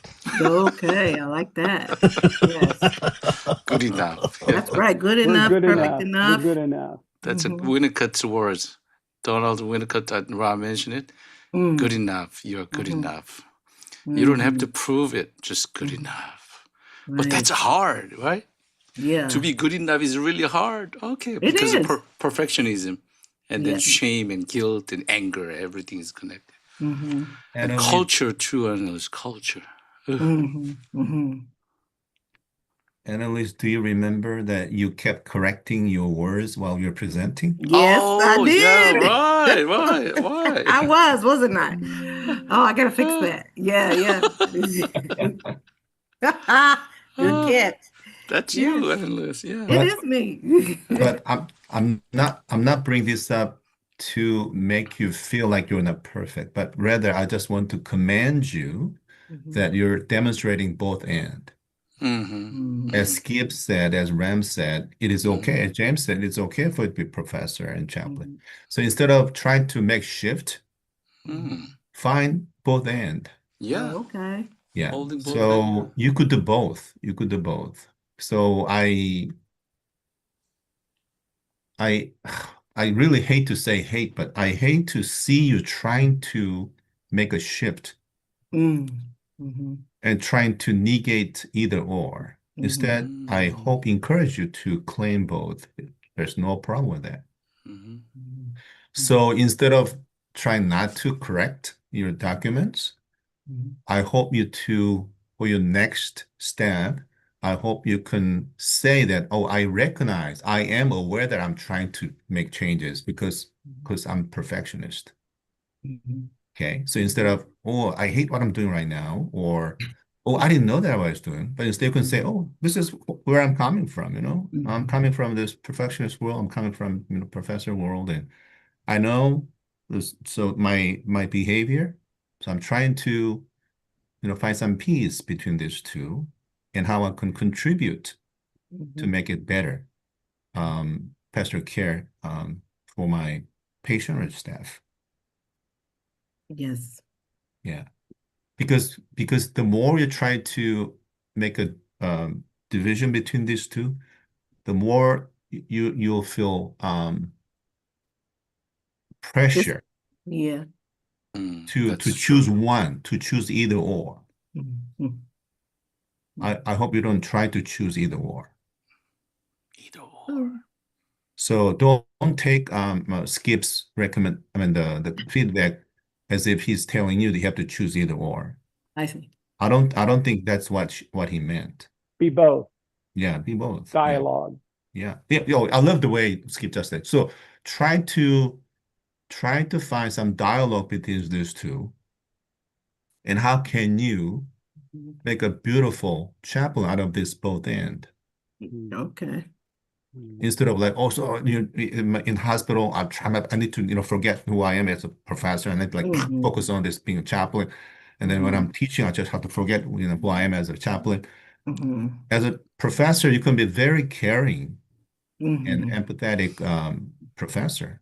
And then as a chaplain, you can be very effective and instructive if needed, chaplain. Oh, yes.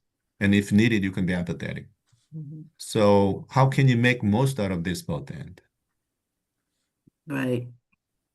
You're asking me, or you're just saying? I'm just for you to use this as a springboard Sure.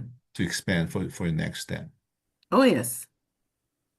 Well, I also did say be first a hospital chaplain. Yeah.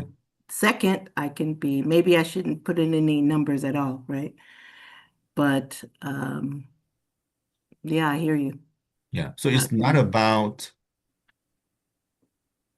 making division or categorization. How can you decompartmentalizing? We are so good at compartmentalizing. Oh, yeah. Yeah. How can we decompartmentalize and then collect them all and use them as your reservoir of spiritual strength and support for yourself? Because unless you can support yourself, unless you love yourself, you cannot provide care to your recipients. And that goes to my next question is, when you say, find it easier to speak up for those I'm serving. Again, I'm not asking this question for you to answer right now, but how do you find it easier to speak up for yourself? I want you to start from there. Okay. So that could be a good subject for you to process in your individual supervision with James. James is really good at inviting you into deeper processing. Right.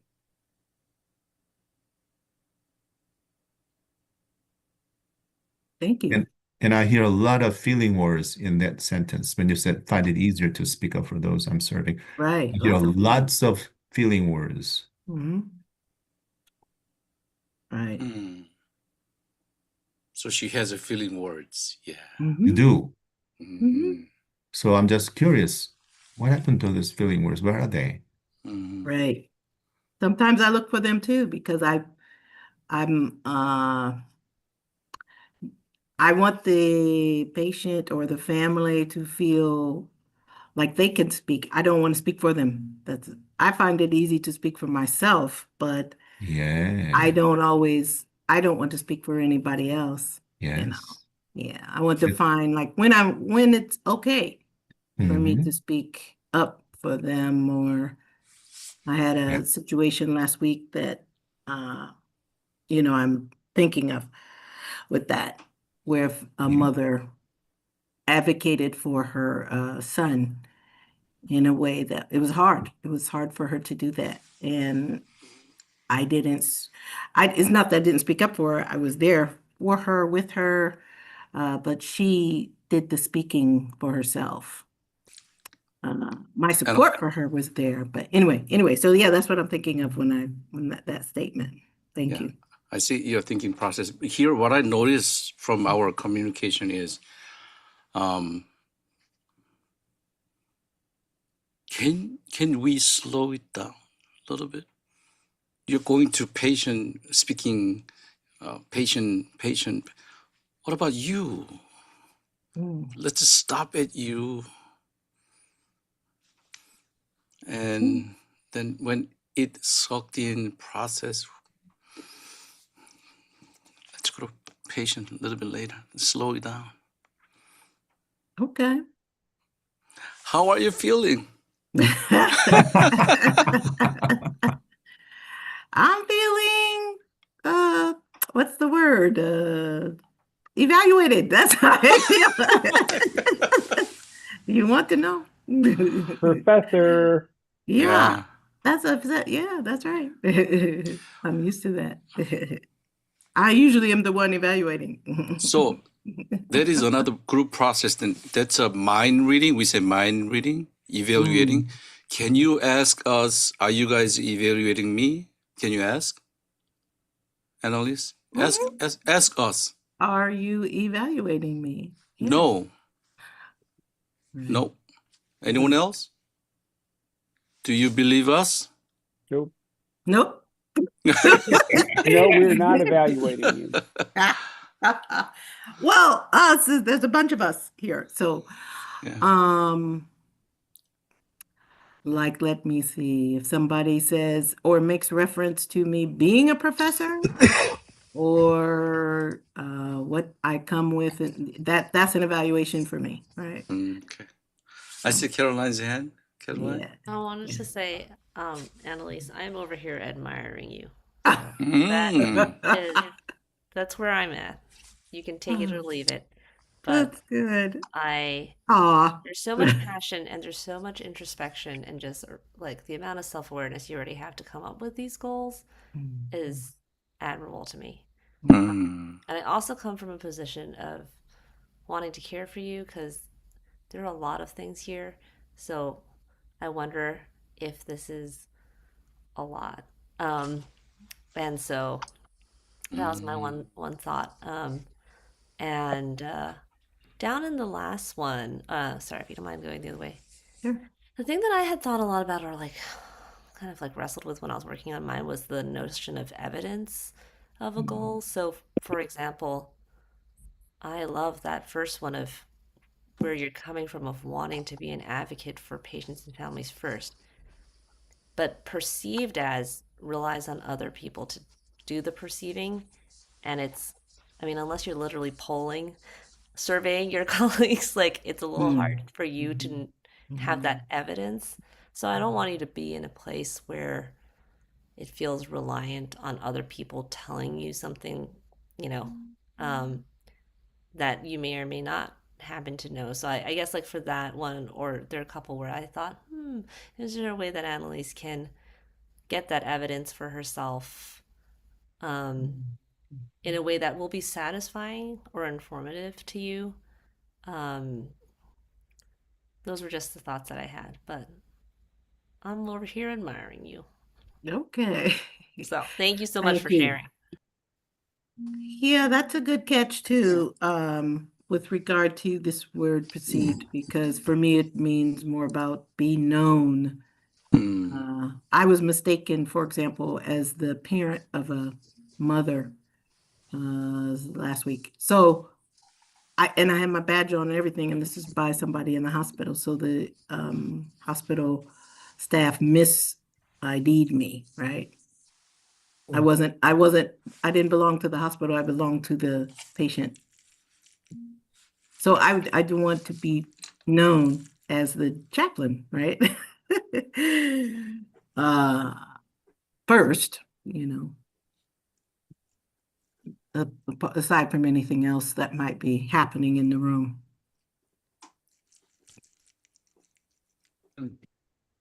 Yeah.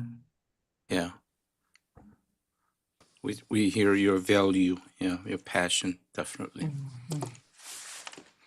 Okay. Quiet group, can you jump in and share any insightful comments, observations for our chaplain and Professor Fanza? Annalise, in a few meetings I've been with you, you have such a beautiful personality. You bring so much life into the room and the presence, right? And it's a gift.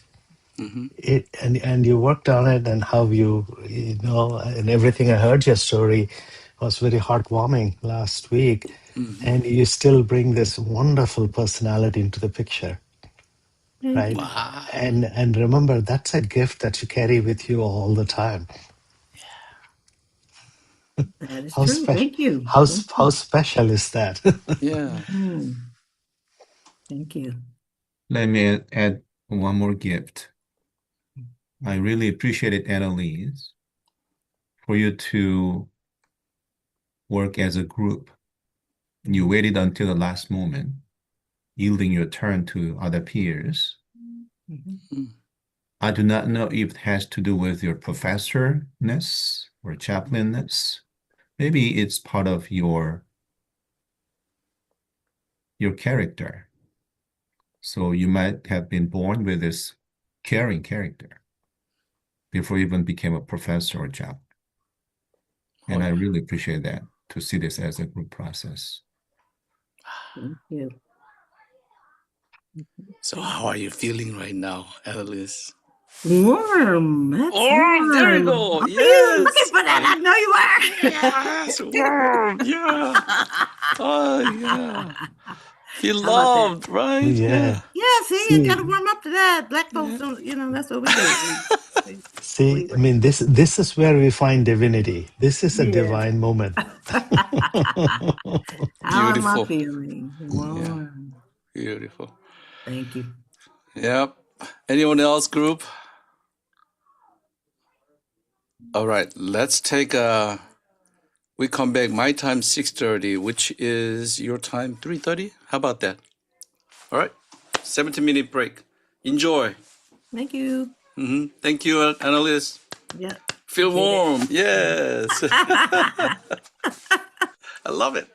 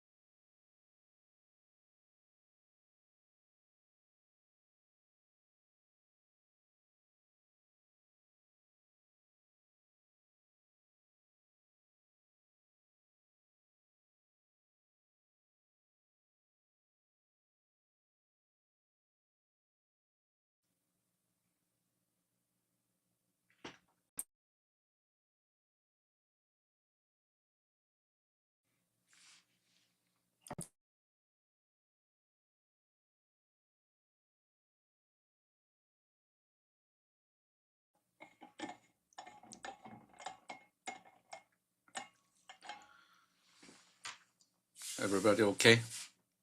Hanging in there?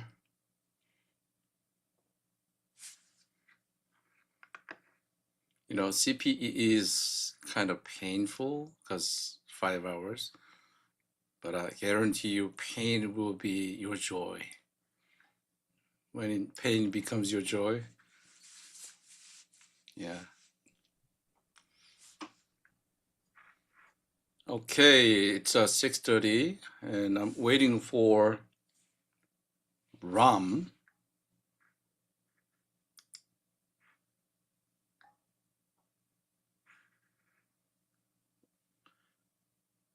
As you know, Ram, but our conversation starts like this.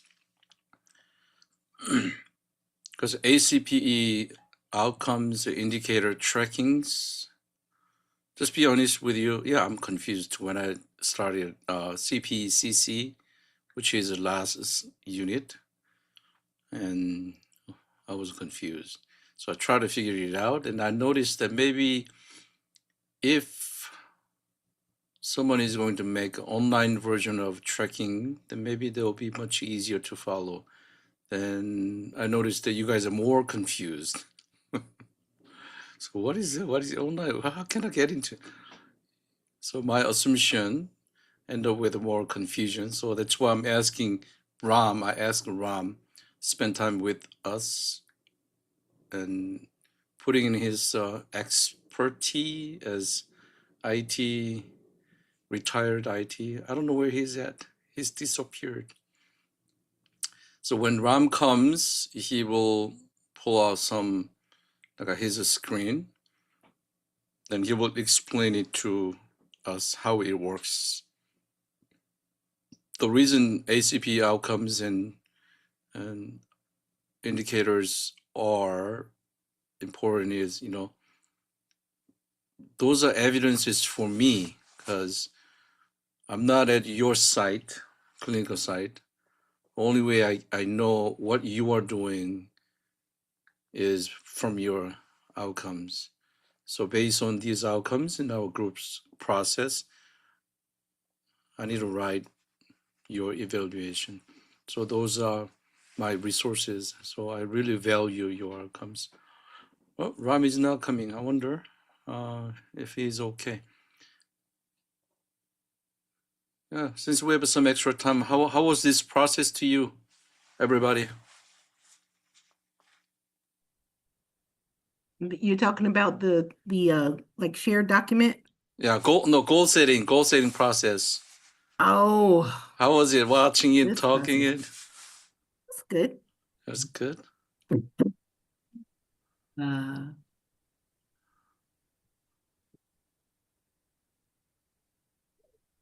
I think there would be a little muddling through in the beginning. Yeah, right. Yeah, that's I think that's part of it. Trying to figure it out. That's it. Yeah.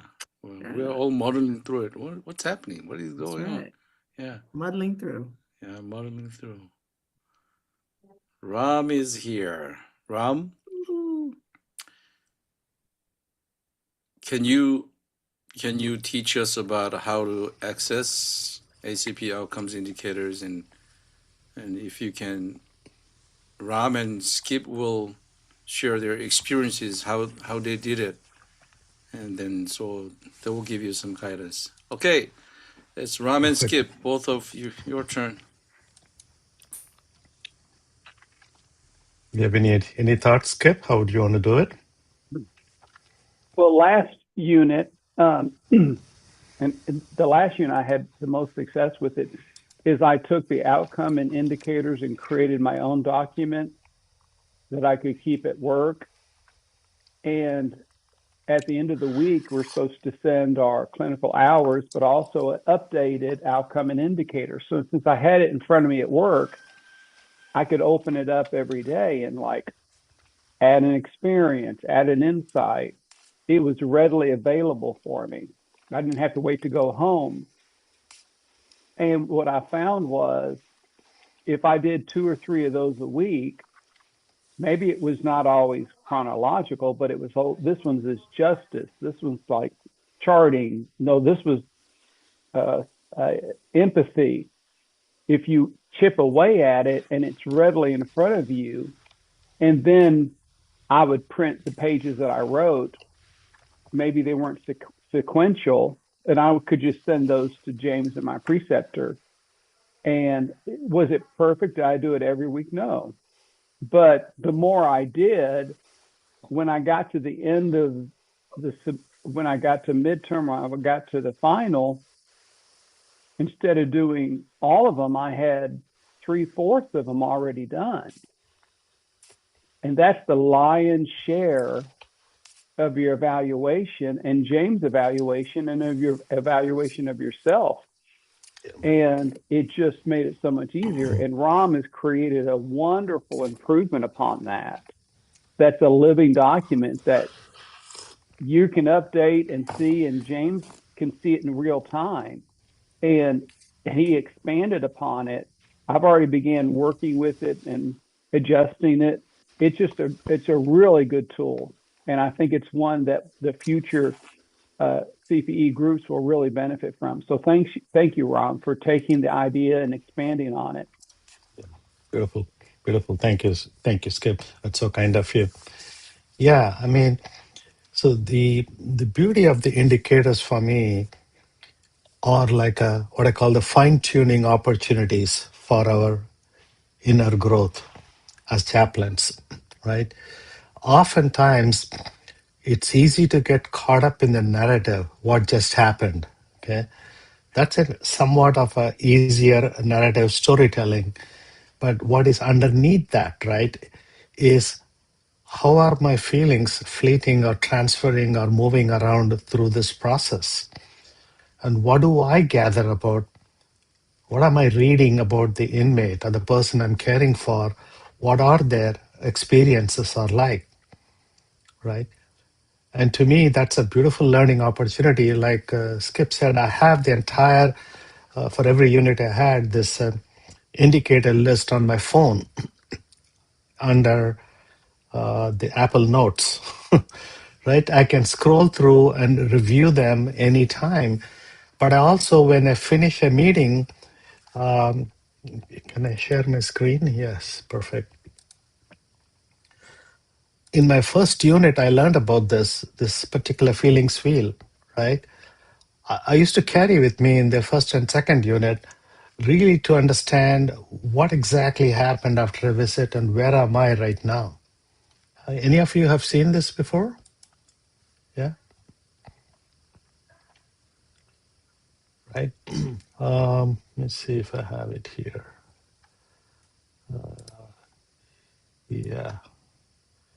If you have not, and if you would like to get a copy of it, I put the link to the Google Drive where you can download it if you like. Okay, number one. And what it gives me is a understanding of trying to not get caught up in it, but really look at the situation with some degree of clarity, right? So what that means is when I go to the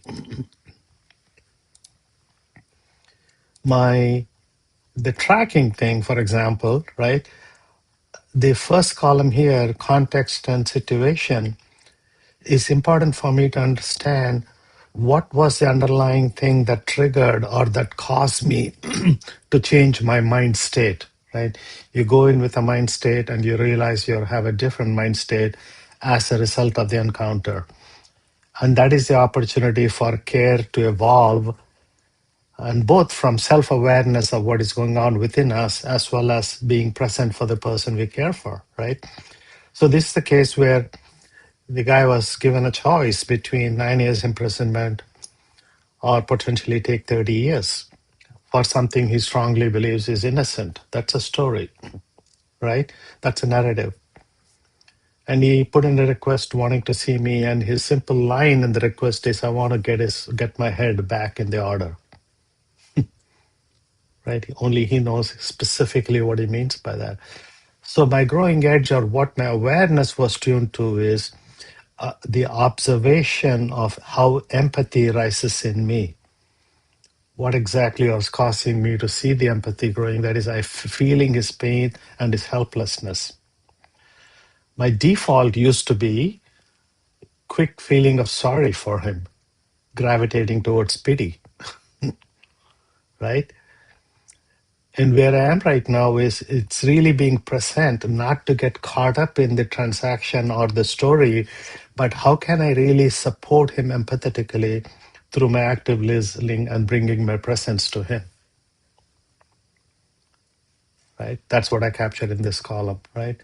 And my evidence of progress is as I shared the story, my empathy grew. I chose to stay with the feelings and emotions. It's really a lot of acknowledgement and resonance. And somatically, I know what's going on with my own unease at the time, and yet being able to totally be present for him, to embrace the reality of the situation. I'm not fixing, I'm not offering suggestions, I'm not trying to give advice to him anyway. I mean, don't take this as a perfect answer by any means. It's an example of how I approach this particular story. So when I thumb through my iPhone on the indicator list, I would have written some of these phrases on it right after the visit. It helps me to, I don't have to recall hours later, but I can really know, wow, this is how I felt. This is how I captured it. So I wanted to have the real-time sensation, that particular event, how it unfolded, being captured in the real time. Is it helpful in terms of how you see it? Yeah. I mean, there's no perfect way. I'm not saying this is the ideal way, anything by all means, and you're all based on everything I've seen so far. There's so much heart that comes in, and my struggle always is I want to sometimes my mind to take back seat, let my heart do this work. I've been spending way too much of my life cerebrally, right? Hey, Anyway, Ram, yeah, go can ahead. we take it down to the simple level like my nephew that's 10th grade or my Hmm 10-year-old nephew, Yeah, like Joseph said, yep. how, literally, how do we type it in and how do we get it to wrap around like yours? Because when I type mine in, it goes one Mm. line in it and I Yeah, don't ever see it again until I load. So do yeah. an example of it, of an input. So if you want to look at the silly thing about Google Sheets, right? If you let me make it one more space. If you are looking at this phrase here, right, and if you keep typing in here, it goes this way, right? Can you share your screen? Oh, sorry.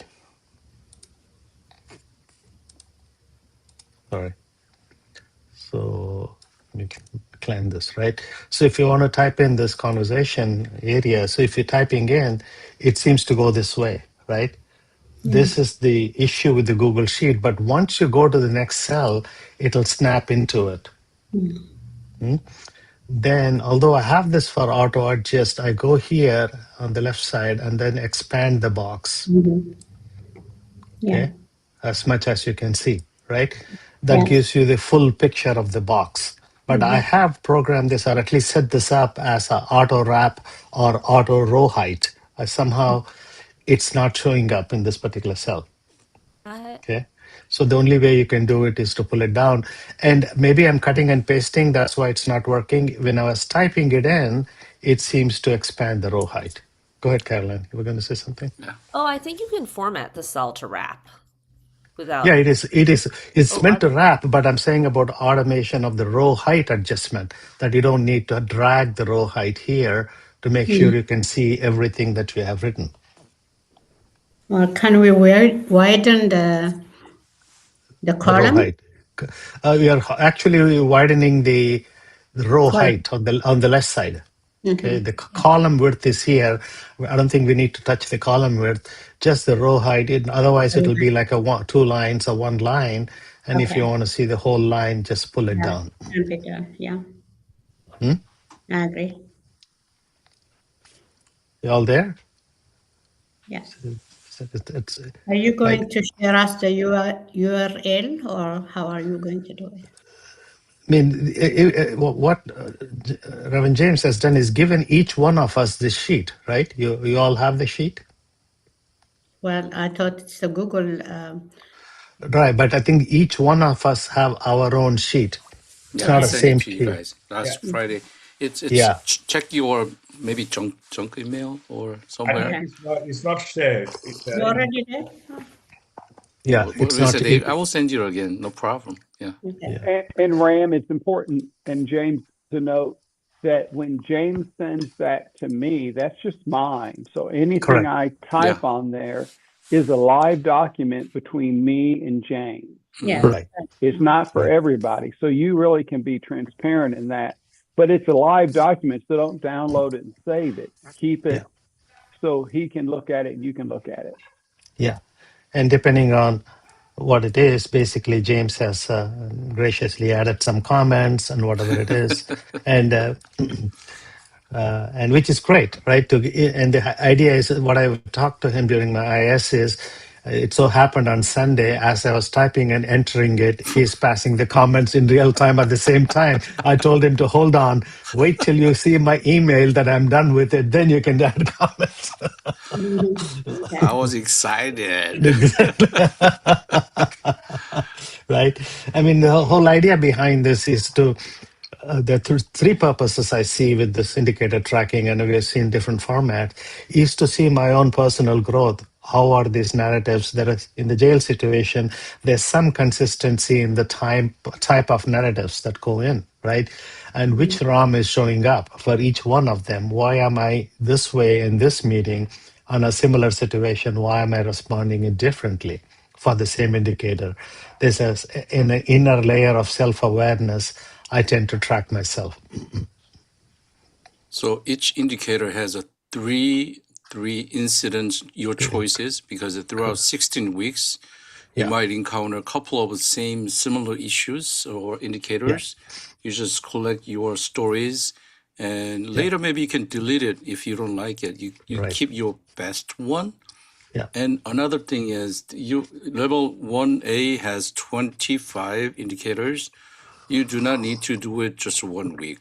No. yeah, yeah, Just couple things. If nothing happened, just skip it. Yeah. yeah, Just make yeah. process. Yeah, process. But the goal is the goal to have 3 per item at the end? No, not necessarily. No. Okay, just You, like we have the ability to yeah. put up to 3. Yeah, up Okay, to three. Yeah, yeah, because one of them was like on mandatory reporting. I'm like, I'm not sure I'm gonna have 3. yeah. Right, exactly. See, I mean, you're right, Carolyn. In the jail setting, whole notion of documentation is a little weak. We don't have. It's a handicap for me. I would love to have the notion of chart and see what the mental health has recommended to an inmate. Okay, I'm trained as a trauma sensitive mindfulness educator, and I also teach classes. Having those symptoms, so when I bring them one on one, invariably I take some conversation along those lines to see if they want to center themselves or ground themselves. Sometimes closing the eyes is a very daunting task for people who experience trauma. And I would That's love to right. really find out more about how those things somatically I can support them in certain areas. So advantage in hospital, the chart could have given them that information. We don't have that luxury. Skip. And two things. One is we want to remember that this is HIPAA sensitive. Yep. So you want to use anonymous. You do not want to put any personal information in this whatsoever. Mm-hmm. And the benefit of this is that when you do your midterm final evaluation, you can cut and paste. You can move that into your final document. So you're not having to retype everything. But whatever your institution's guidelines are, you need to observe and abide by their expectations, as well with CPECC, because this is personal information that you want to guard for your clients and patients. Yeah, piggyback on that. Account I have is HIPAA law protected. So this is not a personal account. This is a business account. So all your file uploaded, Google will not take any information from your file. It's protected from only us, you and me. So that's Thank you. that's very important. Yeah. Now, how about questions? You guys having some troubles to how to use it, and I'm sure you have some questions. What about your questions? Yeah, Caroline. I think that Rom's examples were so helpful to me. Thank you for sharing those with us. Mm-hmm. Um, I think you have some depth and history, though, to be able to say this was a growing edge for me. Prior here is how I'm progressing. I feel Mm-hmm. like I'm at the stage where I may be like everything's a growing edge, and Yeah. I don't really know how to fill the evidence of progress part when I'm writing I mean, hopefully by the end, Yeah. 16 weeks from now, there will be more things to progress on. But I was just curious, like for Yeah. James, like for our conversation, for me, kind of working on Yeah. this, how would somebody who is like basically totally new to this address the progress part when I'm basically at the point of noticing Yeah. a growing edge? Yeah. Does Yeah. that make sense? Yeah. It is absolutely what I did. For what it is worth, in my first unit was I didn't use much of the growing edge or the growth. What I said is self-discovery. What I discovered about myself is the following. Makes sense. That's a language I used. Huh? There's a Ram guy doing this stuff. Where did this come from? And Right? Are and you? I and I think Caroline, if for my practice was if I had an encounter or an insight, if I wrote it down initially, I just wrote, and then I could come back to it and say, okay, this is what I experienced. Now, once I've captured it, it was a thing. I didn't know what the heck I captured, but I knew something was there. Then I could come back to it and then say, okay, this was what was going on there, and this is what Mm-hmm. I learned. If a key to this is just capturing it. This is my encounter. I felt this, and they said that, and this was awkward because the issue is if you get a month, 2 weeks, a month, 2 months away from it, the recall's gone. So if you have something that goes on, put it in the document. Then you can. The nice thing is you can go back. You can analyze and refresh an insight. Just an Yeah. offer. No, you're so I can barely remember sometimes what happened yesterday. So Yeah, yeah. Are you sure? So I'll throw this as a positive testimonial of this process. In 3 units Okay. of CP I've been in, one thing I noticed is my relationships with my wife and daughters and my family significantly improved. Mm. And main reason is I become a much better listener and really allowing for my conversation to be a lot more tender. Mm. Okay. And that was a big deal for me. Last year, around this time, my older daughter, was going through chemotherapy. She had a molar pregnancy. It's a total mess. And she was 31 years old. And we all cried over the phone, helplessness. I flew to Denver and saw her and all the stuff. And the CPE program carried me through that process. And how much, Dad, can you join me through the oncologist visit? I cried when the request came in. Mm. Without the CPE process, I would not have navigated. There is coming from an Asian Indian background, the father role is different. I need to be a provider. All the things completely melted away. I can be a friend as well, which my father never taught me, Makes sense. Yeah. right? And this process is that. Thank you. Yeah. Beautiful process. I always see this is a mapping. It's a big map. Where is indicator? You just go there. Oh, this is indicator. So be familiar with your level of indicators. And as Ram and Skip said, it's a post on the desk or iPhone or memorize it. I don't know it happened. And be familiar with it. And where is a map? Oh, where is it? Where to go? What to go? What to do? Mapping. This is your spiritual inner world map, your skill set map. Any questions, group, regarding ACP outcomes and tracking as you use it? Okay, make sure this this is every Sunday night, and don't do too much, okay? Just pick a couple things, and don't expect me to answer right away. I have my own life, so I do my own things, and if I feel good, I'll just log in, look at it, and answer it, and we can discuss supervision as well.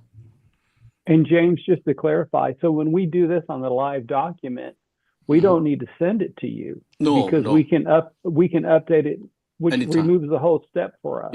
Yeah. Anytime, Monday, Tuesday, Wednesday, you do it, and I will check it later. Yeah, that's right. Great. Not necessarily Sunday, but you can do it anytime. Make sense?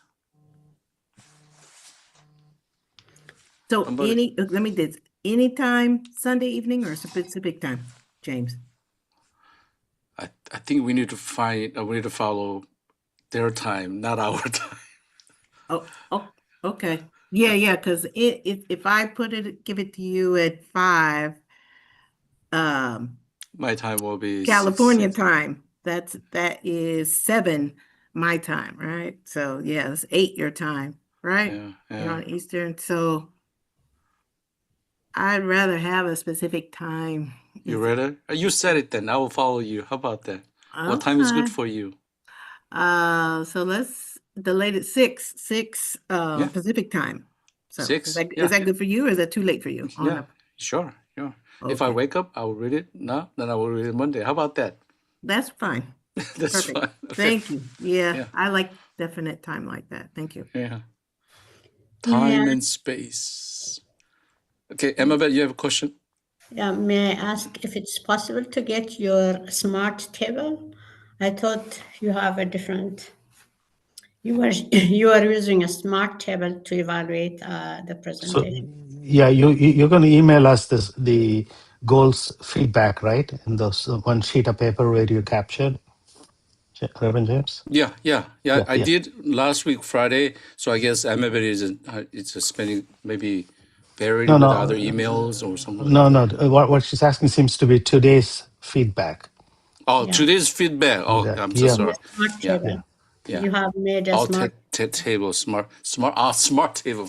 So I Yeah. thought, ACP is smart. No, smart table.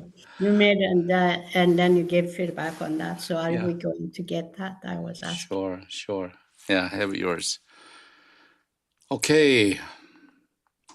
Let's wrap up our time. No, I'm not gonna send you go home. No, we have still. Let me ask. Go ahead, David. Around something.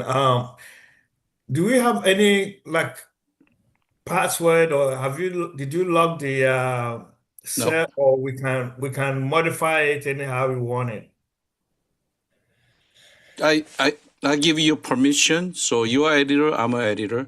When I send you email, you just open it. You can type it whatever you want. Only your email address. Okay, what I'm saying is if you need to maybe change the format. Format will be the same. You want to change the format? Shouldn't be a problem, I'm just asking if you need to. Yeah, let's keep the same format. How about that? Yeah, the answer is it'll allow you to change the format, but suggestion is let's keep the same format. Yeah. Thank you. Unified.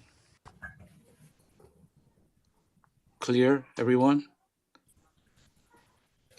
Okay, crystal clear? All right, okay, then this is group process. So let's ground ourselves and breathe in and then out. We always use very end of our session more like a melting process. Think about it, all your words and even your feelings or confusion or whatever came to you this 5 hours, distractions or whatever. Just draw them out of your heart and put it into our community pot, melting pot, a huge pot. Imagine that underneath of that pot, if there's a fire, maybe David is giving us fire and make us really hot and enthusiastic and compassionate, burning desire. So with that fire, all our words, behaviors, our facial expressions and body languages, or whatever we had, even a little bit of our misunderstandings, it will be melting. That is I call process. And now breathe in and out, watching what's happening there.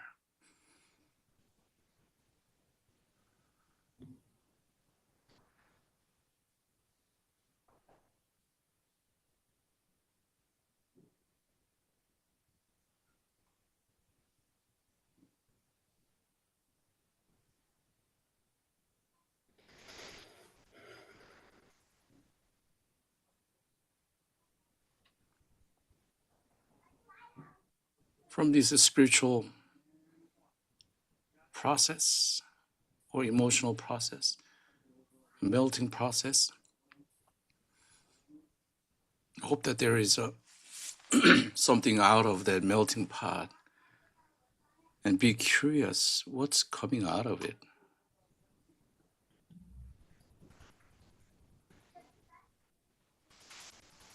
And then be curious where it stays in your body.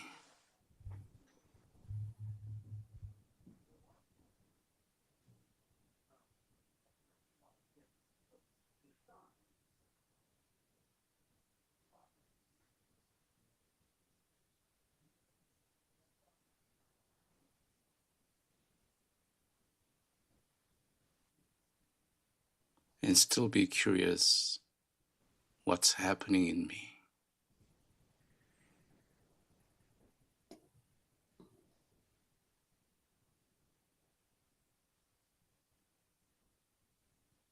Now imagine that the energy you have it from the melting pot is a precious jewel, so precious, turn to be your pastoral care skill, your gold, then you're going to use it for your next visit or your life. And breathe in and out.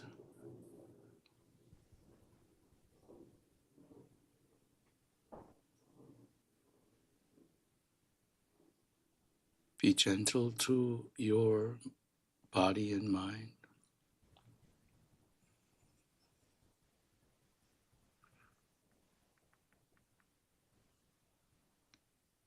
Okay, now we open our eyes and do eye contact.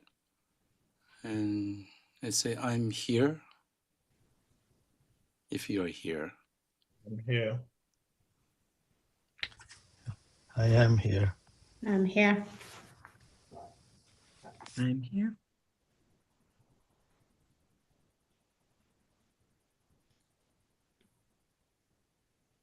I'm here.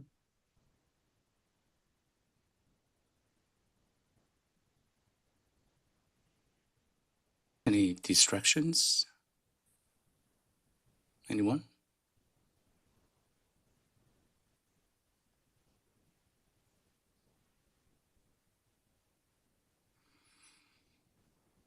Okay, I'm curious from this short meditation or ending moment.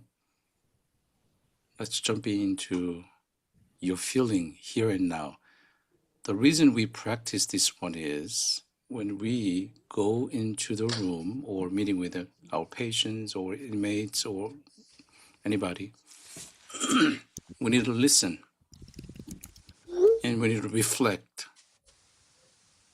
So that's our group process. And for example, maybe I can say, I feel so nervous because I learned that ACP tracking that's too much work. It's very short. Here and now. Not saying, you know what, I think what happened to me Friday, I'm still, we don't go there, but here and now from our meditation, I feel so nervous about how I can do it.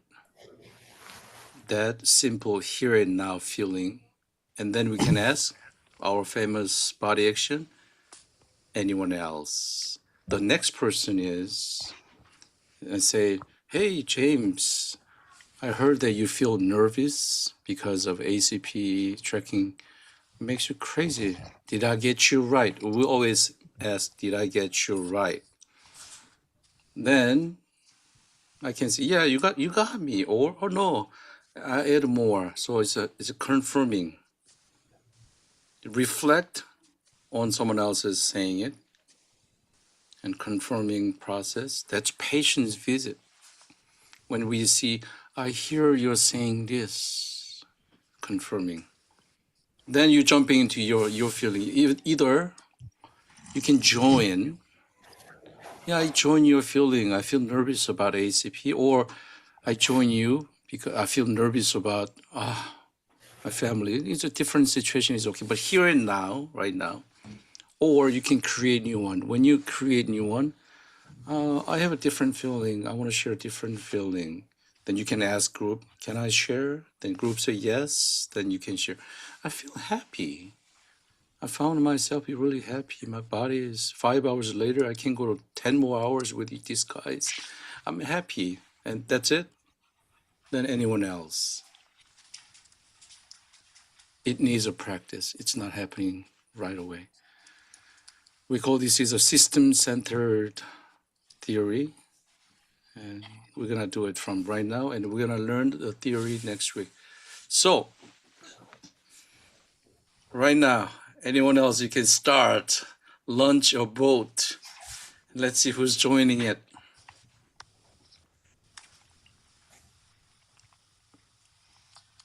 I'll go. Okay, right. Reverend James, thank you for that grounding. It was beautiful. What I heard you say is introduce our feelings process as well as explaining why we do this beautifully, and also the way to connect through the steps. First, acknowledging what we listened and inquiring if we listened well, much like how we engage in chaplaincy situation. Did I capture that right? You got me. Thank you. Thank you. Yeah. Well, the first thought or a phrase that comes to me is gratitude. There's the simplicity in this process about allowing me to be totally who I am. This 4 or 5 hours every week is such a sacred opportunity for me. Of course, as a chaplain, that's what we are trying to do in the one-to-one encounters or whatever, sitting in the jail or wherever. But in general, if I look at myself, oftentimes I'm asked to accommodate or I'm asked to fit in or I want to.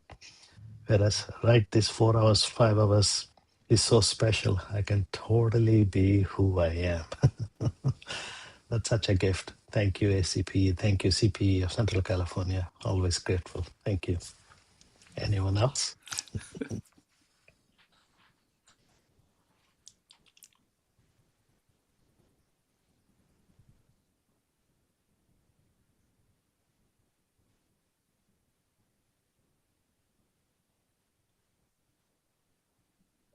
Rob, thank you for your share and sharing your feelings.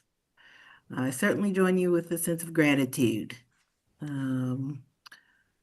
Yes, this is always like an oasis for me because, again, I'm usually the one putting together something on the other end. And it's so nice not to be putting things together, just to be here. Anyone else? I can go.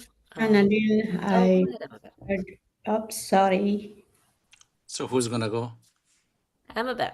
I'm a bet. Okay. Annalyn, I heard you saying that you are the one to put things together, and I heard you that, and now you don't have to do that. So that's wonderful. And Can you ask, did I get you right? Huh? Ask analyst, did I get you right? Oh, yeah. Did I get you right? Yes. Okay. Thank you. For me, I'm also grateful. Mhm.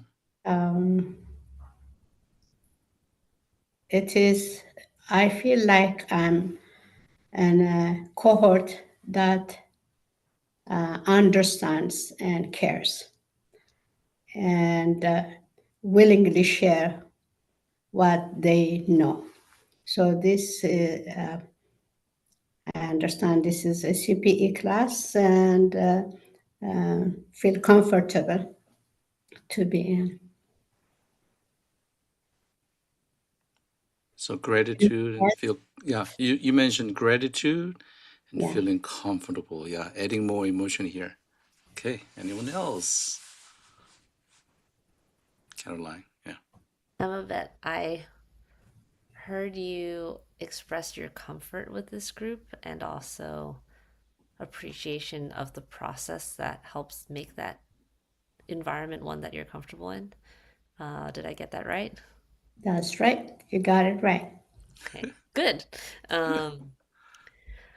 I will share a different feeling, mostly that I think in the last 10 minutes or so, I'm starting to become distracted by physical discomfort here, partly just been sitting too long. And just trying to,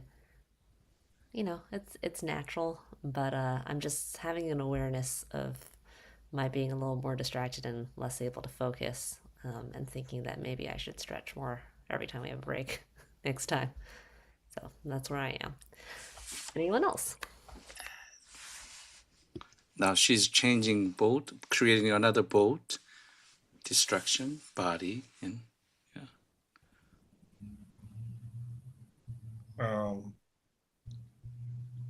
Caroline, I heard you saying something about discomfort, maybe physical discomfort.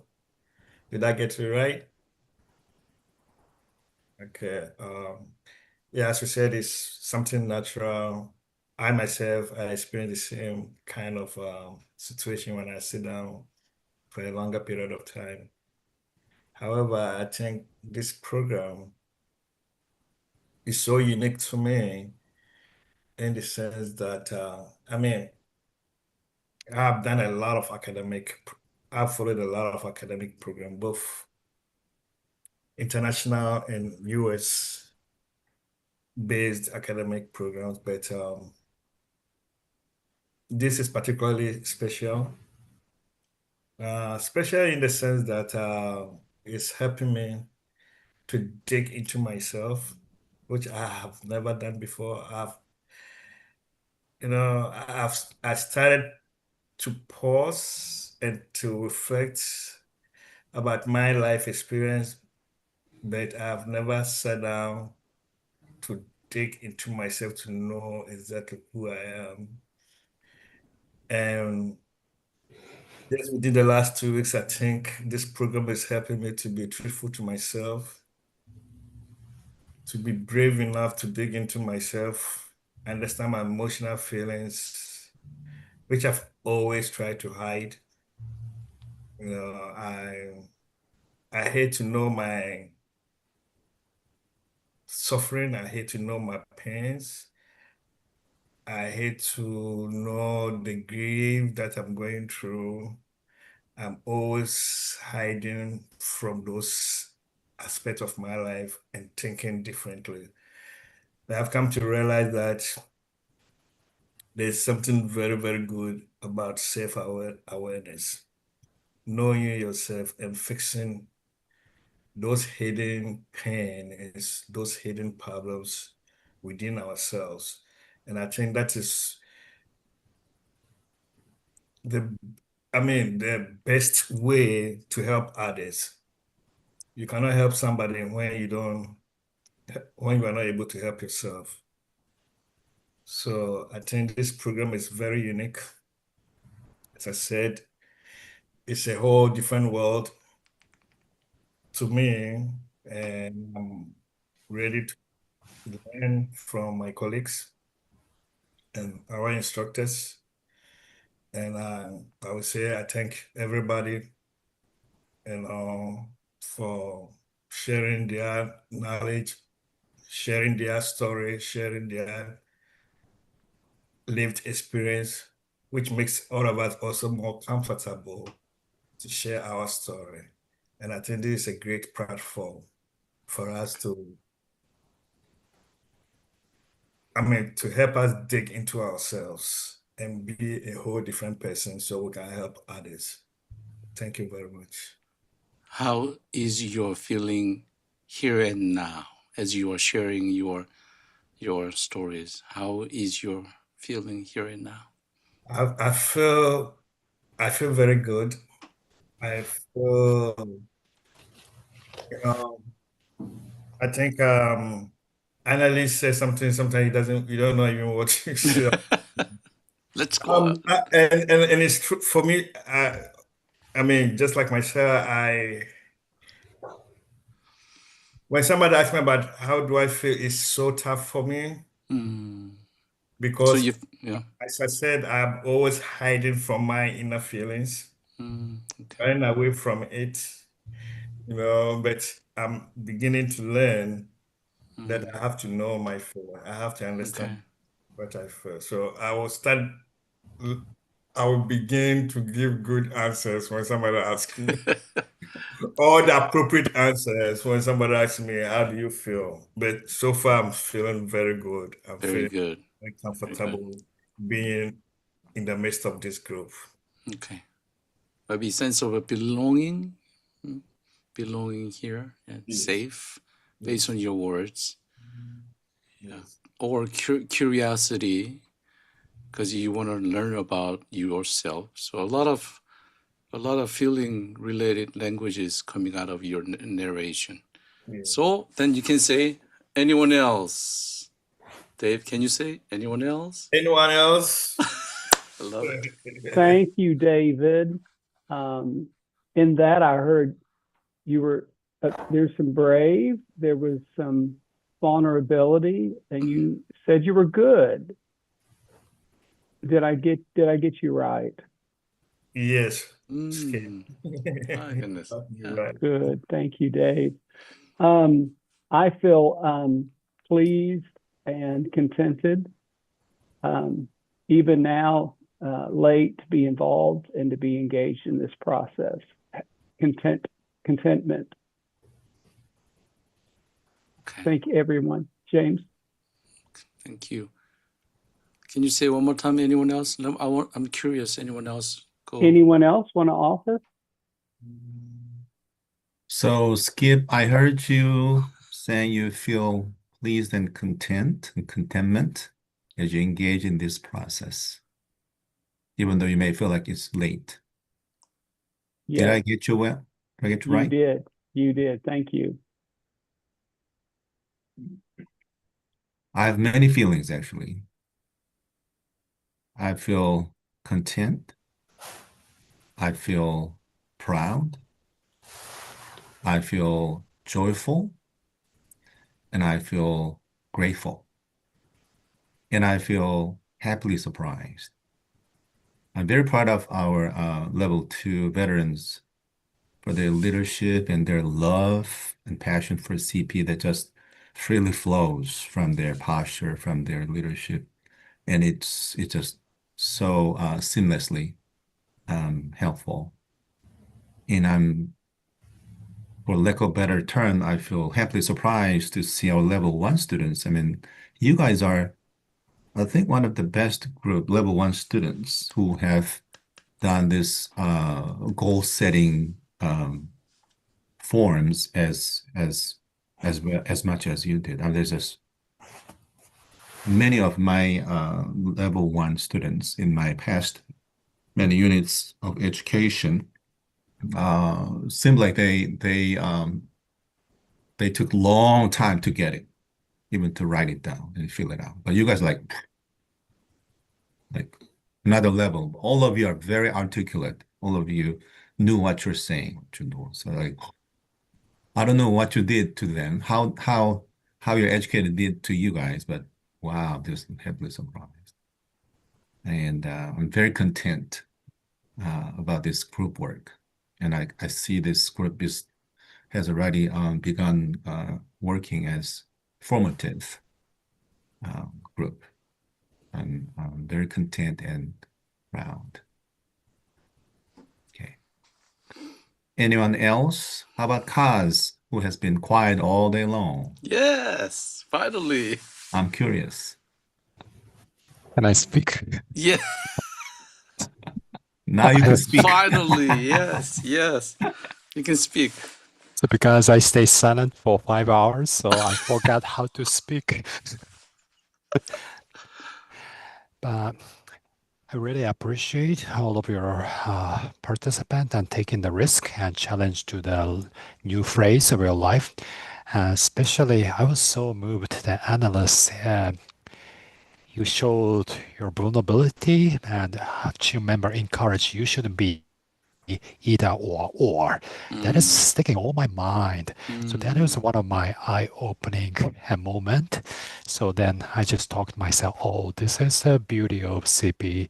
This is the training place to be a chaplain, but the significantly we target be ourselves. And that is one of the most beautiful moments of the day.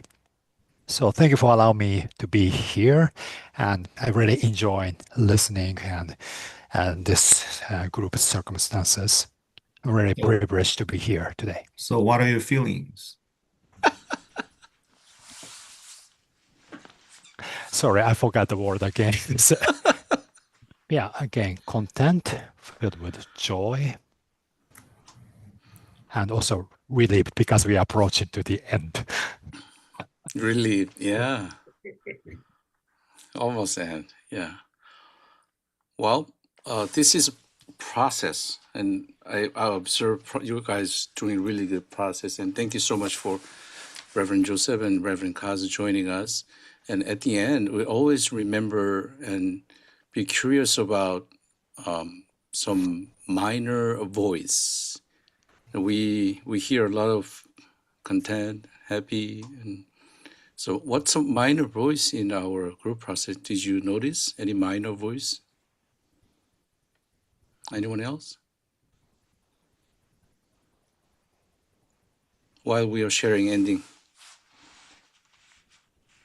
am I testing you?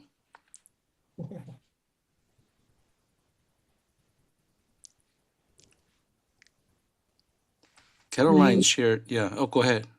Yeah, am I bad? Minor voice. Yeah. Hearing is be encouraged. But be okay. That's good. You're discovering. Okay. Okay, that's good. What I want to bring your attention is in a group process, our majority energy is going content, happy, satisfied, but Caroline shared distracted. It's really minor. So there's eyes and feelings we need to give our attention. What does it mean? Yeah. When I heard 5 hours sitting, I certainly felt, oh my, that's right, my back is hurting right now. So that is a really good moment listening to minor groups' voice and thinking about it, so that Caroline will feel, oh, these guys are listening. Same situation in hospital setting, oh, chaplain is listening. Parents, mom and dad, family, and 6 people with a patient, how can we join them? So listen to minor voice. Okay, as we are ending, I don't want to go more. Always have some words here. Anything surprise, learnings, satisfaction, dissatisfaction in discoveries, or next? I'm gonna repeat it again. Surprise, learnings, satisfaction, dissatisfaction, discoveries, or what's the next? Anyone else? Just one word. Yeah.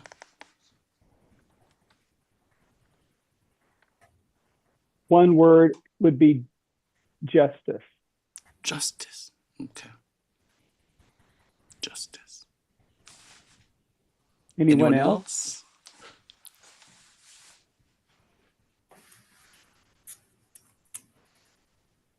One word would be patience. Patience. Okay. Anyone else? Anyone else?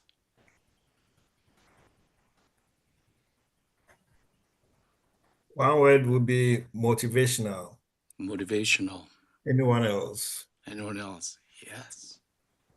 I feel fire again. Oh, David. I'm going to use a hyphenated word, unconditional love. Unconditional love. Boundless compassion. Yeah. Did you say anyone else? Anyone else? Anyone else? Yeah. I feel engaged. Engaged. Family. Yeah.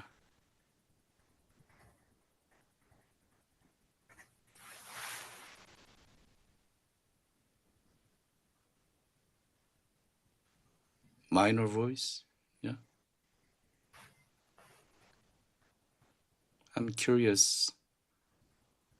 Caroline, did you say something? Yeah. I'm curious. I'm struggling to come up with one word. Then 2 words, maybe 3 words.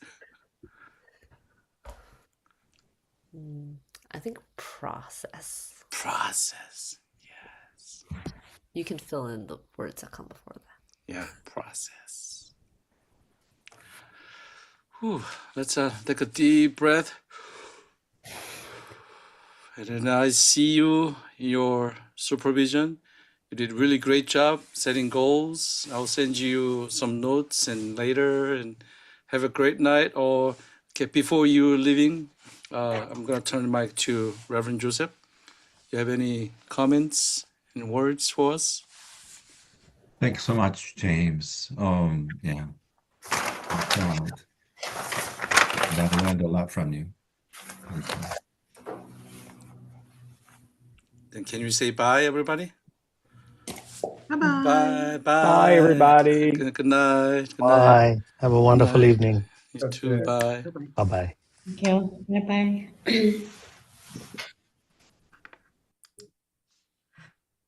Okay.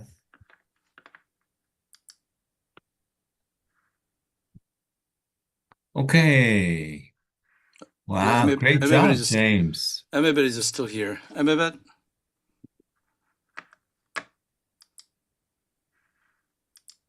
Okay. There you go. Yeah. Wow, great job.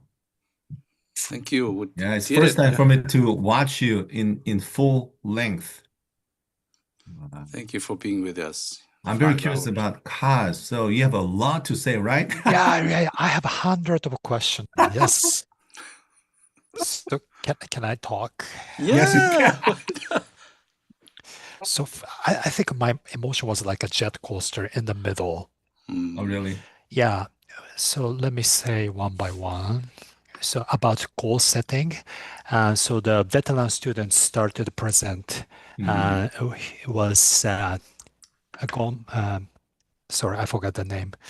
Ram and Skip. Ram and Skip started. So when they presented their goal, I could not understand what they are saying. Then I couldn't understand why I can't catch their point. Then later, the level 1 students gave a presentation. I totally understood because they are beginner. They are easy to focus and make it to simplify. Then the question Joseph gave the Ram, no, Skip, really sound very vividly. Can you explain to 10 years your nephew? Yeah, because I felt like that the past 7 months, I was really focused on outcome and indicators, and Joseph gave me a private individual supervision, just focusing for my indicators answer. So I have that kind of mindset. So I observed the level 2 students goal setting, then I felt like that. Oh, so James, you said very beautifully, oh, you're standing like in front of a candy store. But for me, it was more than that. It was just like they turn over the toy box and very vivid toys all over. So Yeah. then I got to understand why I couldn't catch their goal. Oh, there's a vivid goal and toy and dreams all over. So it took me 1 hour to understand what is happening in class and what is happening in me. So that is one of the biggest confusion and discovery during this class. Okay, Oh, so that's great. Kaz, Yes. no. Instead of asking you, so let me ask James. Instead of confronting them directly, why did you use illustration or image to respond instead of confronting them directly? I want to value their curiosity, because I want to value their curiosity. At the same time, I want to invite them to think. What shall I choose from this illustration? So it's like an invitation to conversation while valuing their thoughts. I can say, you have too many thoughts. You know what the heck is going on? Just reduce it to, bring it to next time. Well, I could say that, but I say, wow, you have a lot of candies in front of you, validating their being, existence, their curiosity. That's my theory. Curiosity is one. Then bring them to presence right now, talking about right now. Yeah. So, Kaz, did you hear the word theory? So all of these things are done and said by the theory, not just by like instinct or feelings. Yeah. So even though we deal with feelings, we try to help them to grow in feelings and assessments, but still we have to be based upon theories. So Right. that's irony. That is Right. irony. So in this time, what theory is it? What theory is that? Theory is based on Paulo Ferrari. That's an educator in South America. And he used a very famous language, conscientization, which is knowing surrounding myself. Then there is a very curious about what's happening surrounding myself. So educator job is bring that conscientization, know your surroundings, and then there is curiosity comes in. What's happening? Right. And then they will begin talk. So that next talk is based on Paulo Ferrari creating dialectical conversation. All students jumping in conversation. So that process, David was trying to figure out, oh, this is, So that's my theory. Okay, got it. And also, I'm sure Joseph knows really well about, Malcolm knows about helping students claiming what they want to learn. Their needs from their experiences. Right. So it's really, what is that happening?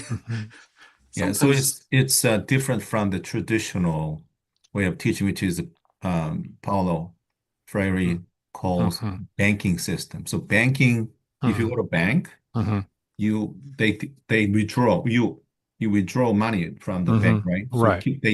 you deposit and withdraw, right? Sure. So banking system is that the teacher keeps sending out information and answers. But in CP, we don't do banking system. Right. And Paulo Freire Right. emphasize that we need to assist the students to Right. focus on their curiosity. So we kind of encourage them to go back to curiosity. So make them curious. Right. And then James is really good at offering this image that kind of triggers them with the curiosity instead of telling them Right. what mistakes they did. Yeah, got it. Okay. Okay. So can I have one more question? No, Yes. not there yet. Not there yet. Okay. So, because at your level, it might be really difficult, but at your level, what do you think made these level 2 students writing that complicated way? So level 1 student, it was simple, right? Level 2 students made it very complicated. So Very what complicated. made them very complicated? Joseph, sorry, can you say that again? So they wrote very complicated sentences. Why? What about being level 2 made them write in that complicated way? I think they have experience and they Mm. observed knowledge compared to the level 1. Right. So they have number of toolbox. And Mhm. in this level, this period, they try to integrate their knowledge and experiences. Right. But Right. still, they are in the middle of the process. That's why I think the outcome was a little complicated way. So you're right, you're getting there. So they think they know a lot, Right, but right. they're not still there yet. And they still can't tell the differentiate between getting to their destination by knowledge and experience and getting there to their destination by processing. Right. So even though they keep talking about processing, they did not process enough when Right. they were writing this. Right. So that's why they got it when James gave them this image, when I gave them this question, which is developmental question. So I asked them, how about you try to explain this to a 10-year-old nephew? That was so good. Yeah. Then he's, oh, that's right. Then he started being like very concrete and practical because 10-year-old, they don't understand abstract language. You have to be very concrete and practical. Okay. So we call this developmental question. So I give pastoral care to my students, just like they give pastoral care to the patients. Right. So I demonstrate by asking this question instead of giving them the answer. And then Skip got it. So he wanted to say something in beautiful way, more intelligent and then cool way. But in that process, he lost because he wanted to be level 2 student before level 1 student. Right. But he did not process enough. Okay.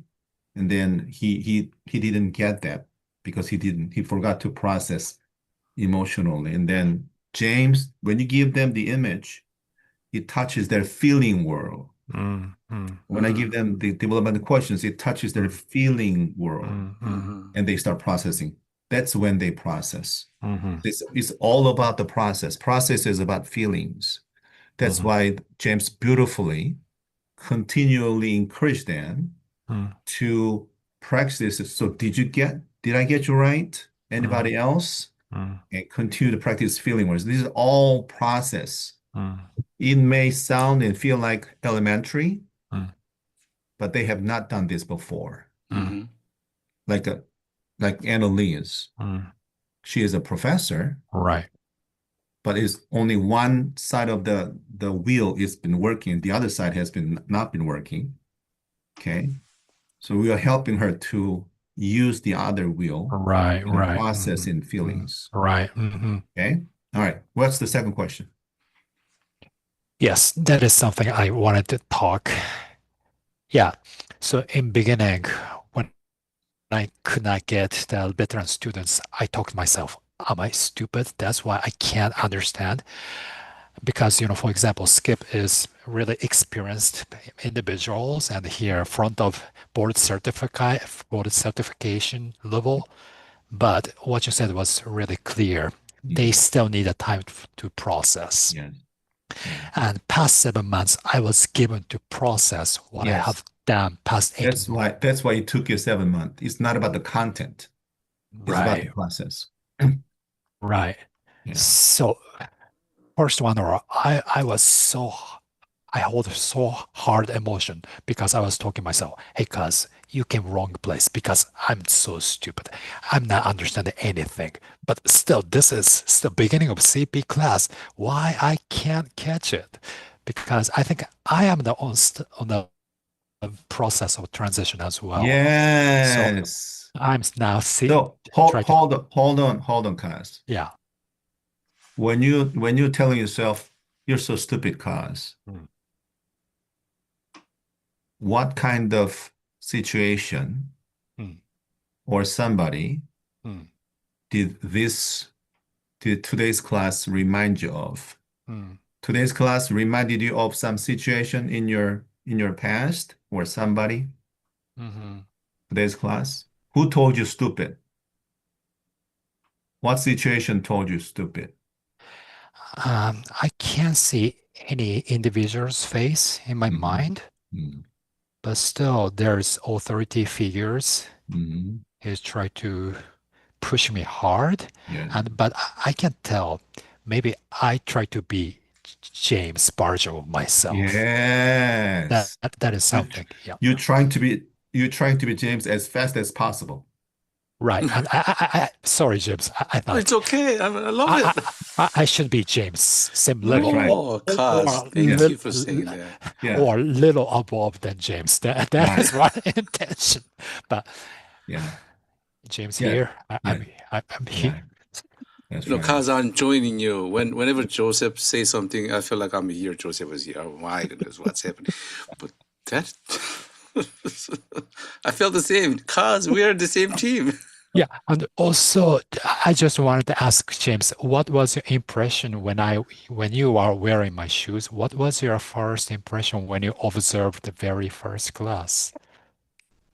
Observe you or No. When you observed as a CC oh, at see. yeah. That yeah, different setting. That was in person. Yeah, I think I had the same feeling. Ah, can I be like that? Yeah. My Yeah, goodness, what the heck is going? I still have it. Cause you're not alone. Thank you. Yeah. Thank you. Allow me to say that. Yeah. Yeah. I felt the same way. Yeah. Yeah, and it's because I have done 8 units of CP and I have done number of orientation. Yeah. I attend very first class number of time, but I Yeah. have never had feeling like this up Yeah. today. Yeah, Of course not, Mm. because you have never been educator. no, Because educators level is so high above, and students have no idea what they right, think about, what they think about. right. Why James, out of blue, why James came up with this image instead of saying something? Why Joseph, asked the question instead of saying something? Why James is leading this very like elementary, looking practice? And students have no idea whatsoever. Yeah. Of course. So this is natural cause in the observation. That's why CEC in the observation stage cannot say anything because you can make a really big mistake because you really have no idea. Right, Yeah, you can Mistake, easily yeah. make a big mistake. right. Yeah. And also, let me be honest. At the very end, you allow me to say something. Mhm. I still had a confusion. So I couldn't say my honest feeling because I was still in the middle of the confusion. But I cover up my mind. I said something beautiful. It was true, but I was still struggling at the end. Yeah. Yeah, you were very struggling. Right. Yeah. That's one of the reasons why I asked you Mm, because I did not want. So this is partially for you. You okay? You need a moment? Okay, take your time. hold on, Take your time. Joseph. Yeah, I'm so amazed you invite me intentionally at the end. And sorry, I was not be honest. Very end. Of course not. I try to cover up myself. I try to behave as a beautiful CEC, well mannered, well educated. Okay, so I'm so striking the depths of beginning of CEC stage. Oof. Now take your time. We have enough time. Sorry, my wife was so shocked because I'm making strange posture. She's there. She's there. Can we say Thank you. hi to her? あさみさんみんながよろしくっつって、ちょっと一言言うかい。She's there. Hi. Hi? ありがとうございます。Her name is Asami. So good to see you. Thank you so much for supporting Kaz. Thank you so much. Yeah, Kaz mentions so many times about how much he appreciates your support. I appreciate you. Yeah. Thank you so much. Thank you, Thank you thank for you. your time. Yeah, Always. Mm, that's Thank right. you very much. good to see you. Yeah. Sorry.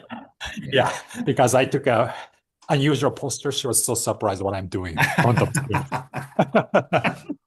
Yeah. Wow, Kaz. So, Yeah. Kaz, I'm curious, how do you feel right now?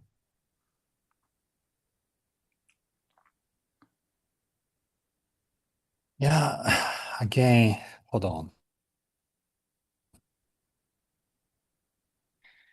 Yeah, first of all, I have still number of words in me, but let me say one by one. I really appreciate two of you give me this extra time. Without this extra time, I think I was not able to sort out my mind tonight. And again, I think I have been talking to myself a number of times during past few weeks. Hey, cuz you're not CP student anymore. Go different level, go beyond. But still, of course, I'm different level right now, but still, I have to be myself, be honest about myself, and bring honest presence in the class, even though I will not speak.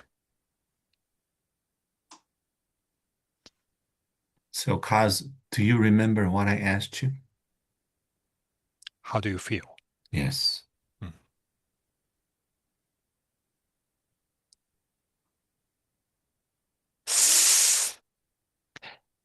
I'm smiling. I know I'm smiling, but I can't describe in one word. But I'm excited, and I know my body is sweating in many reasons. Well, good observation, yes. But I have no disappointment. I'm hopeful. Mm. Good. All right. So, Kaz, oh, go ahead. Yeah. So sorry, I'm so excited. I still have a number of things I want to talk, but I was so really amazed about CPCC. I have been to the online CP class at the fifth unit. It was under the Lutheran partners, but all other students are Caucasians, white American pastors, only Christians. But here in this class, only one Caucasians, as Skip has his own sexual identity. Everyone are so different, and everybody have their own belief, and their accent are very different. So it's so exciting to be here. And also, let me say it as a final word. Until I came here, I take myself, I am the most diverse person. I am the most person who experienced the international setting. It was not in this classroom. So I try to rediscover who am I in this setting.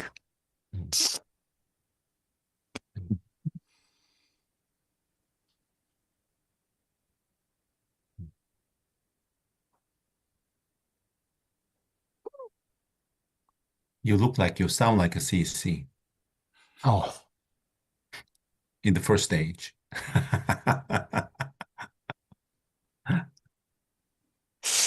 Thank you for being genuine and honest. That's thank where you. you're supposed to be.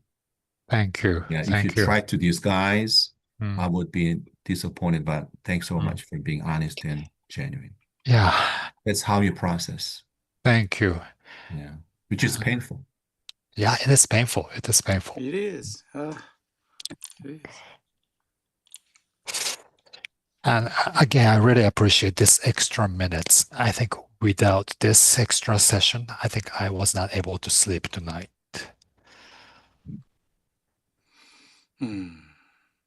So any other question? Cause I know you have a lot of questions. Yes, but so far, I feel peace in me this moment. I have 100 of questions, but it's not necessary to ask you now. Okay, good. Yeah. All right. So do you think this is good enough to call it a day for our session? Yeah, this is really good enough. I feel I'm Okay. content. Okay. And I gained another energy and passion toward next class. Okay, good. Yeah. Now, let's shift the gear. Talk a little bit of, not long, talk a little bit about your reflection on the first class. Comments, questions. Sorry, Joseph, can you say that again, please? Your reflections on the first class, not this class. Oh, okay. So you're talking about my paper, or should I say verbally? Yeah, verbally.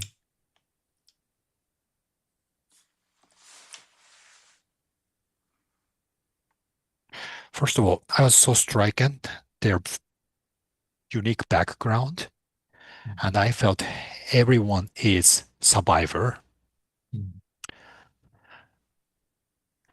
I don't want to compare with my past CP class, but I really felt their spiritual level is so high. Then I have a huge question, how this group will be 19 weeks from now, 17 weeks from now. And also, I felt that because I see them, they are so mature in spirit, number of experiences. I had a question myself. Oh, if I were James, how can I navigate with these experienced and unique students? I hold the fear. What kind of fear? I'm hesitant to say, but am I adequate to lead this folks, or can I be an educator for them? And especially the Ram, I think he's the oldest in the group. Yeah. Suppose. Yeah, he is. And I just wondered, will Ram will listen to James? And I have this kind of question in my mind. So was Ram, in your observation, was Ram listening to James? I think my observation was not correct.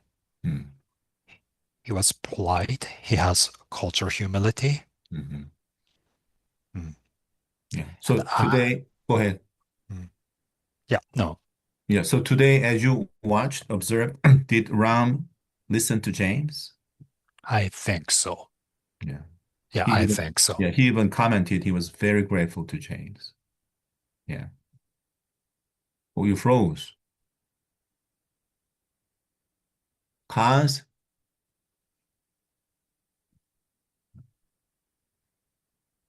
I think he's coming back.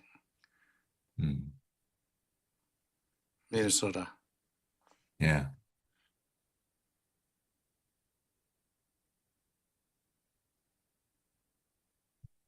You need to come back. Yeah. So I assume, James 목사님, you might be stunned to listen to Kaz's comments about you. Oh, he left. Oh, I think he'll come back. To be honest with you, and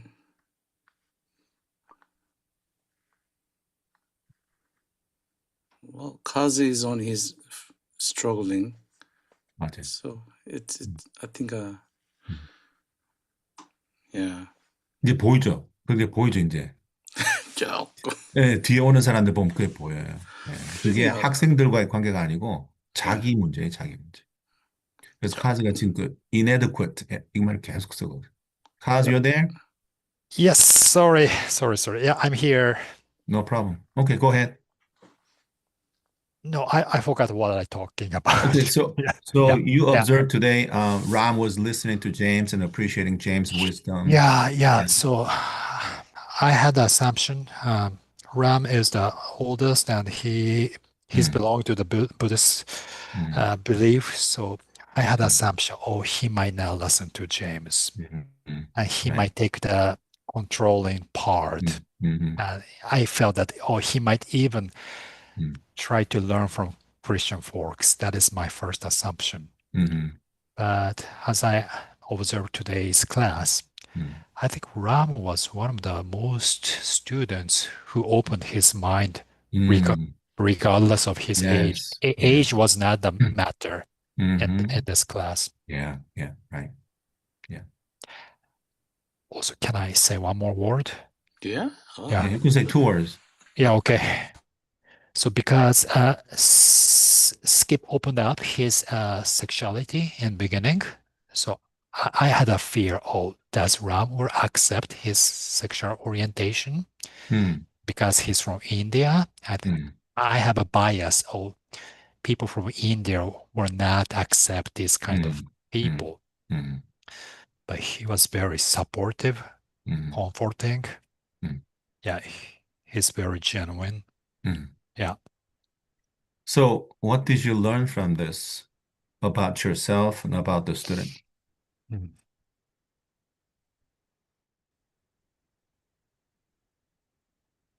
So simple word. Mm. As a CEC, Mm-hmm. I cannot categorize or I can't label the Mm-hmm. students Right. by their religion Mm-hmm. or by their race, by their Mm-hmm. age. Right. Mm. Yes. And also, I felt in beginning when I heard Emabeth speaking English, I thought, oh, she might have had a difficulty to catch up the class. Mm-hmm. But of course, she has an accent, but I think she's a good speaker as Oh, well. yeah.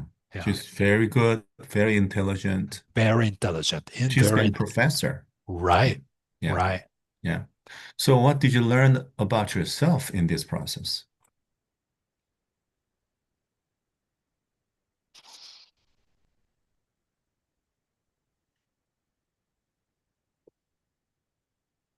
Okay, I think I have to start from beginning as a CEC. That is my discovery. Mm.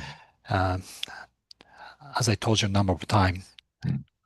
it has been my pride. I have done eighth Mm. unit of CPE, so Mm-hmm. I believe myself. I'm expert in this Mm. area. Mm-hmm. But this is the very new beginning as a Mm-hmm. CEC. Mm. So of course I know what is CPE. Of course I know what is Japanese. Mm. But I think I have to throw away all my lens or bias and Thank knowledge you so much. Thank related to you so much for saying that. CP class. Yeah. So, how biased are you in terms of cultures? How biased are you? How biased I am. Hmm. I think I had so much bias. Mm. And also, I didn't put me at the victim position, but I think Mm. I set myself as a hero position. Oh, I'm the Yes. minority. I'm the Right. international student. Right. I think I should know everybody's situation in this classroom. Yes. Oh, thanks Uh, so much for saying that, Kaz. yeah. So, this is very, very important moment, Kaz. If you make yourself the hero or the rescuer, Mm, what role do you give the other students? mm. What role do you give them? When you make yourself rescuer and Right. hero, what role do you give them? Yeah, if I were rescuer or if I were healer, Hmm? I try to fix them. I try to teach them. Yeah. So I what try. role do you give them? What role do they have when you become rescuer? What role do they have? If I were the rescuer in the classroom, Hmm. there would be the victim. Yes. Mm. So it's not just about you. Okay. You may think like, oh, I can become hero and I become Superman, I become rescuer anytime I want, but it's not that simple. When you make yourself rescue, you make them victim. They have to be victims for you so that you feel better. Right. That's why it is very important for you to Right. process. Mhm, mhm, Because the moment you lose your role in the mhm. class, Right. you start fixing them Mhm. unconsciously. Right. Yes. And also, Joseph, let me say that I believe myself, I knew that I shouldn't be a fixer or hero, rescuer in pastoral setting or chaplain setting in hospital. I think I believe I can do that in my own setting. But here in CP classroom, I can't do that yet. Yeah. In the hospital either, because you cannot be the fixer. Right. Yeah. At home, you cannot be the fixer. So, No. so all of these things, cause you knew here, right? But until you act on it, practice it, you don't know that you're not doing it. That's why it is very important for you to continue the process. These are all process. Right. Okay. So that's why it takes you at least 4 or 5 years to become certified educator, because you have to process all of these things. Yeah. Doesn't matter how much information, knowledge you have here. It doesn't matter. Because you have to be able to do it. Right. Yeah. Got it. So take your time, relax, because it'll take you a long time. Don't see what Annalie said today. Patience. It takes a lot of patience. And trust yourself. Okay. I wonder if you remember this, but you remember our conversation before the admission interview? We talked a lot about, you keep using the word inadequacy, adequacy. Do you remember you used the word again today? Yeah, I used that. Yeah. I felt that I was not adequate to be a CEC. Who told you that you're not adequate? Myself.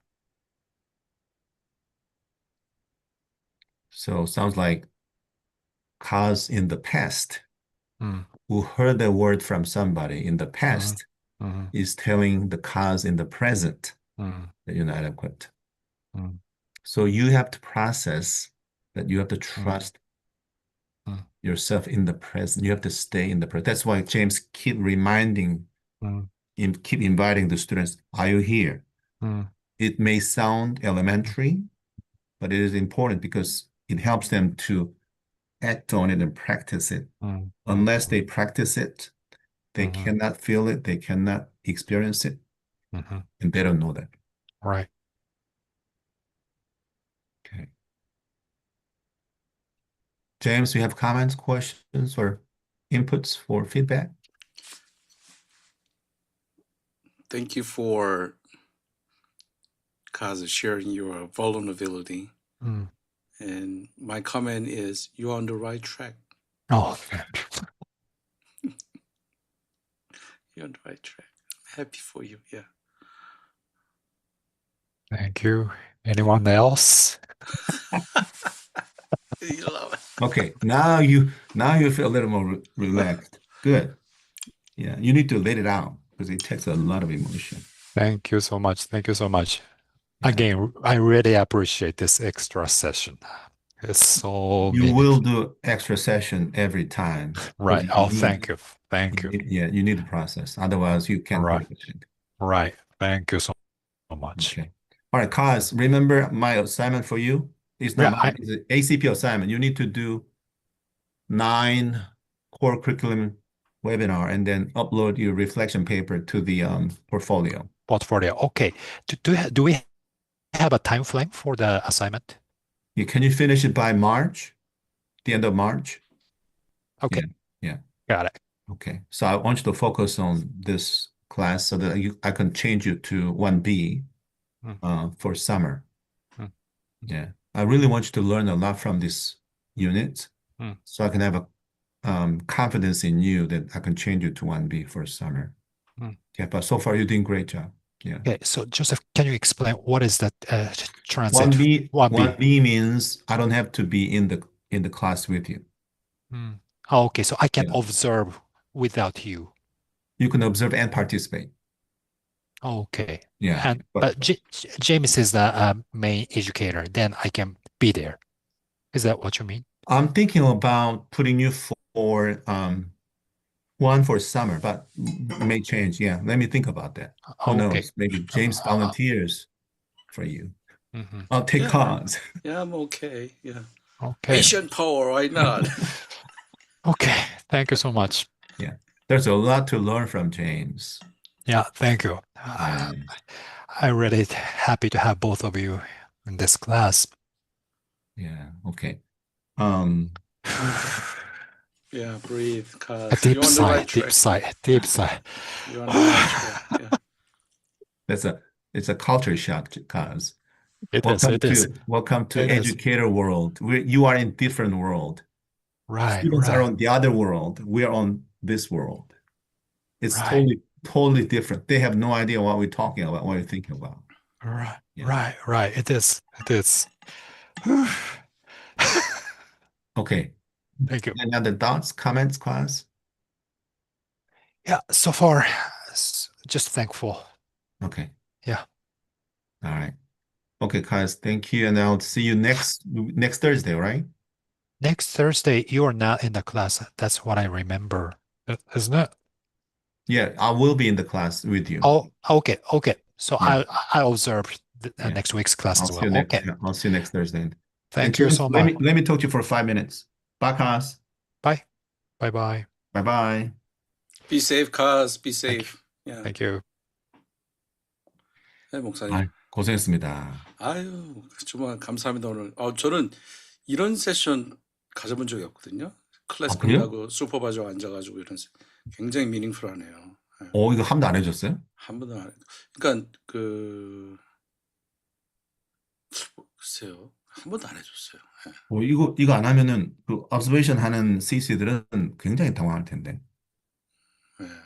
카즈가 당황하는 게 당연하죠. 지금 아무것도 모르는데 뭐. 네. 근데 왜 안 해줬을까? 같은 병원에 늘 있어서 안 해줬나 싶기도 하고요. 그래서 너무 좋았어요. 카즈가 도움이 많이 됐겠다. 그리고 저도 배우고 이렇게 하는 거구나. 끝난 다음에 이렇게 팔로우해서 리뷰를 하는 게 정말 도움이 되는구나. 그래서 벌써 제임스 목사님 보이잖아요. 좀 카즈가 왜 저런 게 보이잖아요. 네. 이게 희한하면 보인다니까. 자기가 이렇게 돌아보면 보인다니까. 아유, 예. 오늘 그 특별히 두 가지 좋았던 거 얘기하고 싶은데, 두 가지 좋았던 거야. 계속 그 learning as a group process를 계속 invite 하는 게 너무 좋았어요. 예, 그리고 그 minor voice 계속 그거 bring up 하는 것도 좋았고, 그리고 특별히 그룹 프로세스를 그거 베테랑 통해서 그렇게 하는 게 너무 좋았어요. 네. 감사합니다. 네, 그게 아마 목사님 뭐죠? IFS? 인터넷 패밀리 시스템? 예, 거기서 한번 찾아보세요. 거기서 뭐라 그럴까? 이렇게 베테랑들을 사용해가지고 그룹 프로세스를 하는 거. 혹시 그런 theoretical background에서 한번 찾아보세요. 제가 쓰는 SCT요? 시스템 센터 티어리. 시스템 센터 티어리도 괜찮고 IFS도 괜찮고 그런. IFS도 왜냐하면 그게 서브 그룹핑에 대한 얘기가 있거든요. 저기 누구야 얼빈 야롬은 서브 그룹핑 얘기를 많이 안 해요. 아주 짧게 하는데 다른 데는 모르겠어요. 혹시 그 서브 그룹핑을 이런 식으로 목사님이 쓰는 것처럼 베테랑들을 이렇게 서브 그룹을 지어주고 그들을 리더십으로 세워주면서 전체가 그룹 프로세스가 되게 하는 어떤 그런 게 있으면은 그게 아마 굉장히 좋은 그 에비던스가 될 것 같아요. 그래가지고 딴 거 하지 말고 이것도 하나의 에비던스 되는 거예요. 예를 들어서 오늘 한 거에다가 그 마지막에 왜 시켰잖아요. 그 두 사람 시켜가지고 트래킹 레코드 그거 사용하는 거 설명시키고 그랬잖아요. 너무 좋아. 그런 거를 이제 그 비디오에서 뭐 몇 분부터 몇 분까지 그렇게 해서 그러면 에비던스가 하나 그냥 쫙 올라가는 거지. Good evidence. This is how I facilitate the group learning process as a group. And then 뭐 based upon IF theory 아니면 뭐 시스템 센터 theory에서 뭐 서브그룹핑에서 리더십이 되고 뭐 이런 걸 하나 해주면은 그럼 간단하게 이제 에비던스가 하나 되는 거죠. 너무 좋았어요. 에비던스 찾는 게. 네. 그다음 또 하나는 나 아주 좋았던 게 학생들 하나하나 했던 그 피드백을 줬을 때 그 사람 이모션 해줄 때 그 hold space 하는 부분이 정말 좋았어요. 기다려주고 전체 그룹에 데몬스트레이트 하면서 이거 홀드 스페이스 하는 게 이런 거다라는 걸 보여주는 게 그게 굉장히 중요한데 그러면 오버햄하지도 않고, 네. 그리고 이제 누구죠?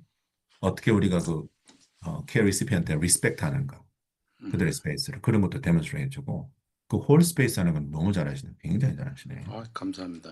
네, 그 두 가지가 아주 굉장히 오늘 배웠습니다. I learned from you.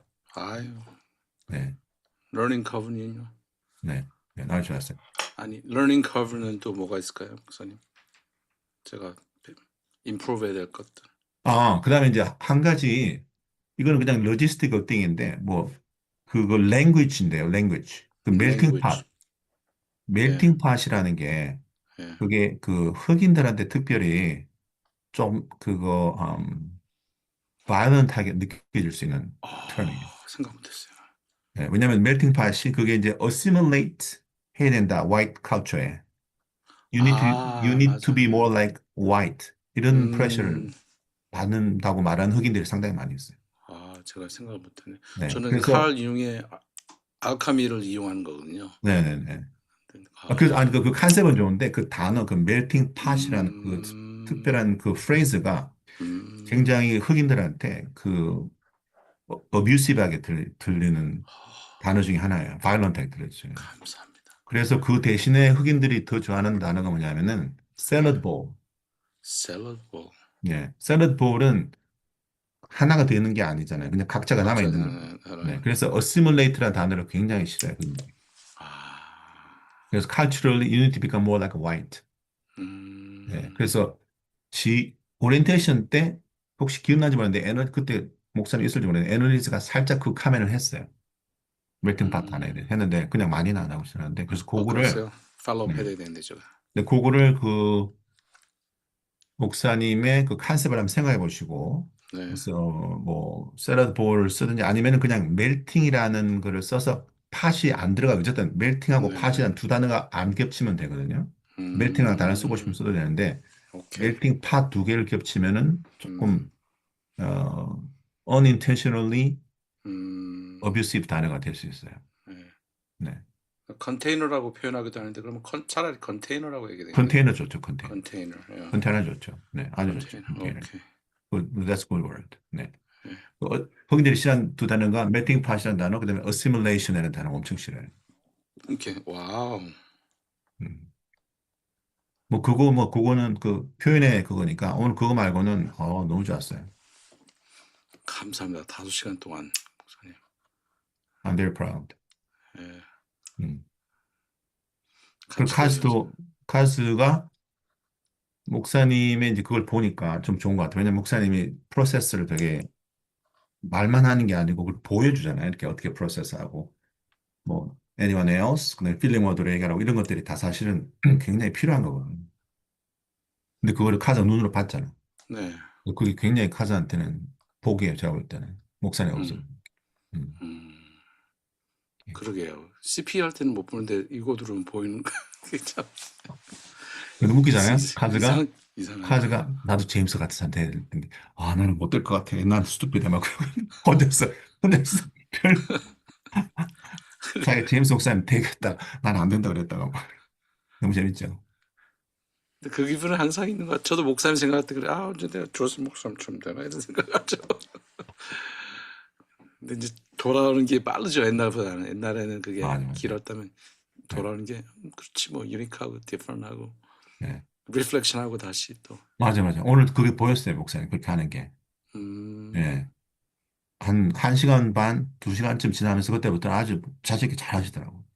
내가 어우, 인터뷰 하나 안 하나 상관없이 쫙 그냥 본인으로 쫙 잘 가시더라고. 그래서 이게 코스프레 비전을 가끔씩 해봐야 돼요. 저도 음, 처음에 코스프레 할 때 되게 좀 offended 했거든요. 음, possibly. 음. 처음에는. 근데 해보니까 이게 도움이 되더라고. 학생들한테 도움이 되고, 에듀케이터 본인한테 도움이 돼. 도움됐어요 오늘. 예. 예, 다른 퍼스펙티브를 계속 들으니까. 그러니까요. 예. 네. 전혀 다른 음. 음, 교육 방식도 다른 걸 전 느꼈고요. 맞아, 달라요. 완전히 다르고 음. 그리고 다른 관점에서 학생들을 보게 그 네피오의 일러스트레이션을 그건 정말 저 다음에 쓰려고요. 한 10살짜리 네피오가 있으면 어떻게 생각할래? 아까도 카시한테 설명했지만, 스킵하고 이제 램이 쉽게 말하면은 유닛 2인데 이제 조금 에듀케이터 흉내를 조금 낸 거지 사실은. 예, 아직 그 레벨이 아닌데 자기가 뭘 쓰는지도 모르고 막 쓰는 거야 이제 막. 레벨 2는 이제 해야 되고. 그 램은 뭐 사실은 제스 목사님도 아시겠지만 램은 지금 뭐 쓰고 이런 게 문제가 아니고 자기도 알고 있는데 그거를 태클할 거냐 할 거냐 본인이 초이스지. 지금 뭐 램의 레벨에서는 뭐 하우는 아유, 램은 왜 CP를 듣나 싶을 정도죠. 어떨 때는. 맞아요. 예, 네. 너무 잘하고 있고. 잘하고 있고. 캐롤라인도 되게 아주 잘 잡아가지고 캐롤라인. 캐롤라인 난 진짜 나 말은 안 했는데 예. 와. 근데 나중에 예, 얘기했어요. 그 CEC에서 에듀케이터가 될 그릇이라고 생각하지는 않으세요? CC 할 수 있는데 근데 예. 오늘 저기 뭐죠? 아, 9월 그거 스테이먼 썼을 때 네. 거기서 아직까지는 어리다. 네, 그 그래요. 생각이 들었어요, 저는. 네. 음, 그게 그냥 전 저널리스트 같았어요, 저널리스트. 그러니까요. 네. 또 목사님도 그걸 보시는데 저는 그걸 못 봤구나. 그래서 너무 깔끔하게 네. 썼는데 이런 생각. 네. 자, 거기서 뭐가 빠졌을까요? 채플린이 되려면 뭐가 하나 빠졌어요. 중요한 게 아주 하나 빠졌어. 뭐가 빠졌을까요? 생각 안 해봤는데요. 좀 음. 생각해 보면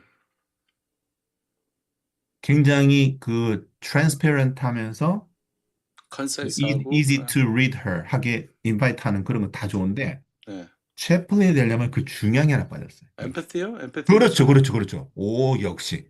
역시. 와우. 그게 그래요? 엠퍼티가 없잖아. 엠퍼티가 없잖아요. 엠퍼티한 굉장히 카멘트가 하나도 없어요. 드라이하게 objectively 저널리스트까지 쓴 거는 네, 맞아요. 바로 그거. 쫙쫙. 그러니까 내가 페이시하게 앉아 있잖아요. 저널리스트는 엠퍼티를 하면 오히려 방해가 돼요. 그러니까 non-anxious presence로 끝나야 돼, 저널리스트는. 그리고 objective developmental question을 계속 날려야 되죠. non-anxious presence로. 근데 맞아요. 채플린하고 가장 큰 차이가 뭐냐? non-anxious presence가 있어야 되지만, 근데 거기에 엠패티. 반드시 empathy가 들어가야 돼요. 그게 저널리스트와 채플린의 가장 큰 차이예요.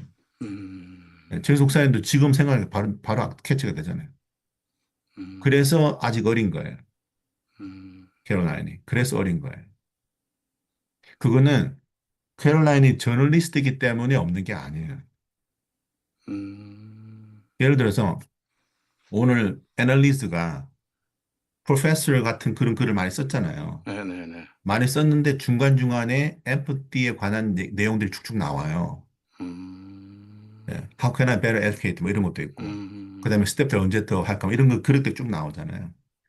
그러니까 표현은 굉장히 프로페셔널하고 드라이한데 내용의 중간중간에 케어링이 계속 하트가 나와요. 계속.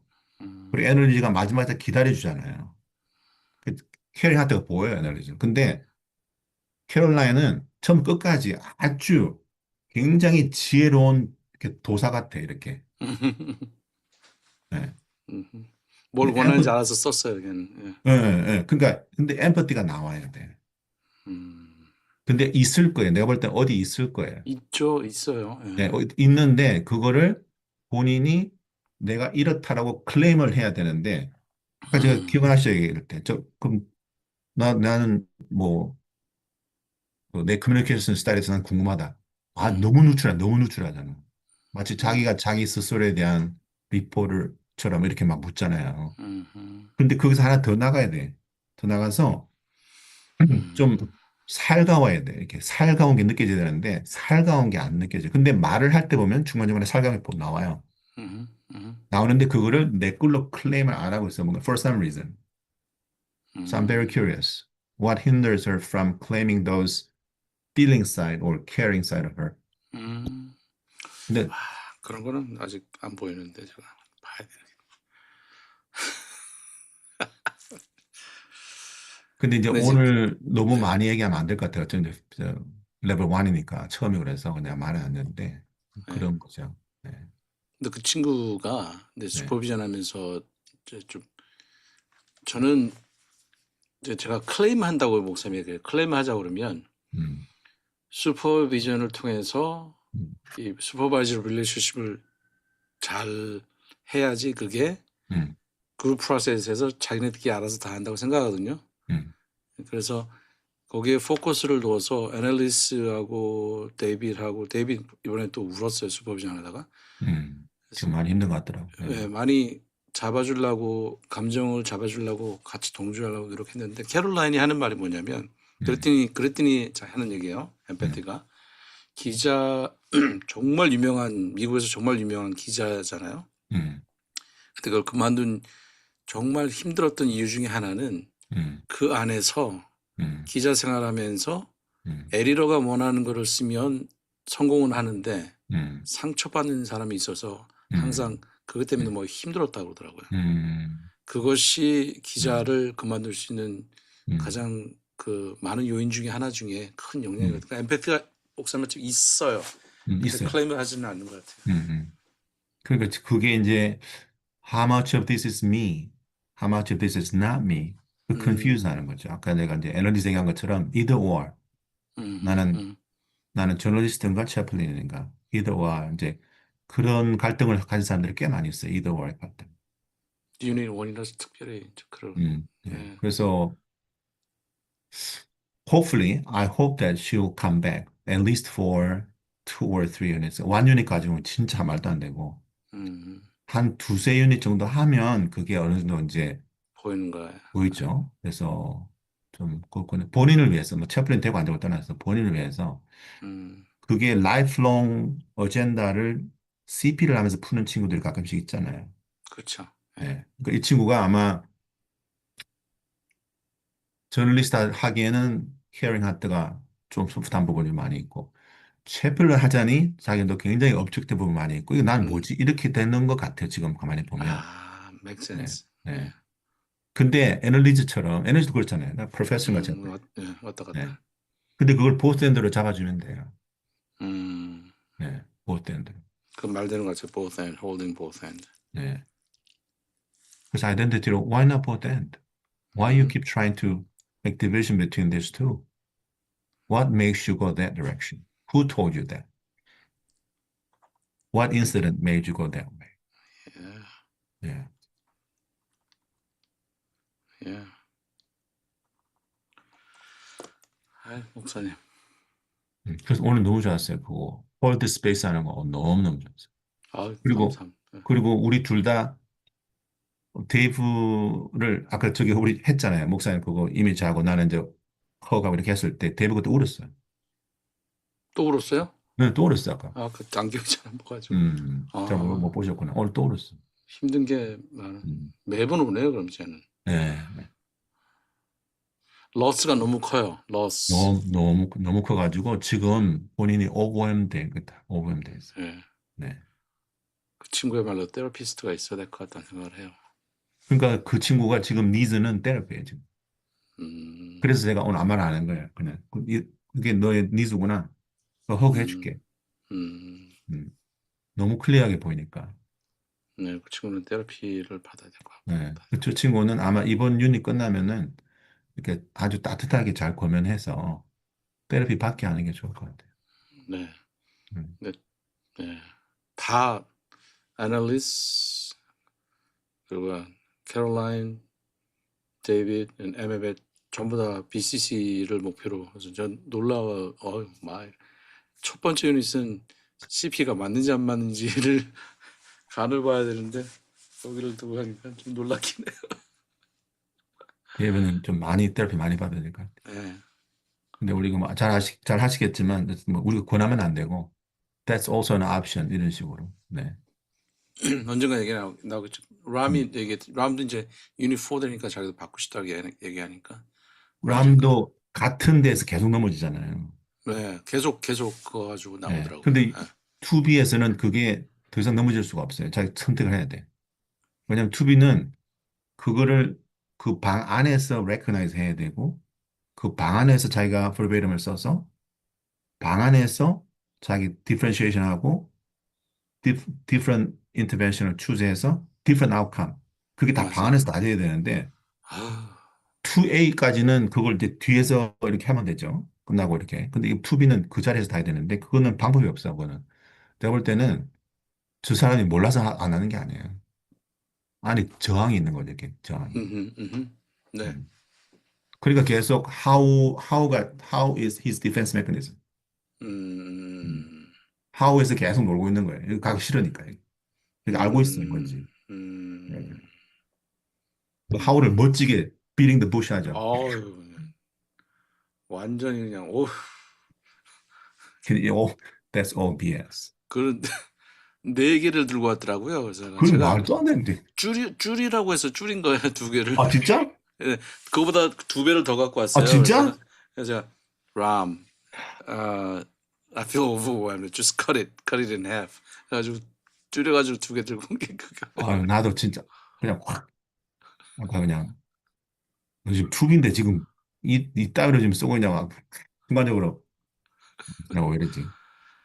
그래서 그러니까 지난 유닛을 가만히 생각해 보니까 이 사람이 스트러글 한그 옆을 계속 두드리고 있구나 지금. 맥센스 되네요, 진짜. 네. 네. 그래서 그냥 하오에 대해서 칭찬해주고 네. 너도 알지 않냐? 이건 하오가 아니고 그냥 너 결정이 너 있을 총 있어. 너도 알면서 왜 그래? 자기 그게 트레시홀드라고. 고를 넘어갈까 말까 넘어갈까 말까. 네. 이건 뭐 누구도 도와줄 수 없어 이거는 자기가 맞아요. 그냥 결정해야 돼. 테라피를 받든지 무슨 술을 내든지 자기가 결정해. 테라피 받을 거라고 그러더라고요. 제가 필요를 요즘에 느낀대요. 람은 진짜 나는 이거 끝나고 시스 했으면 좋겠어요. 근데 나이가 좀 그래서. 나이보다도 제가 이제 리서치 해봤더니 theological 그 디그리가 있어야 되잖아요. 오, 없어요? 없어요.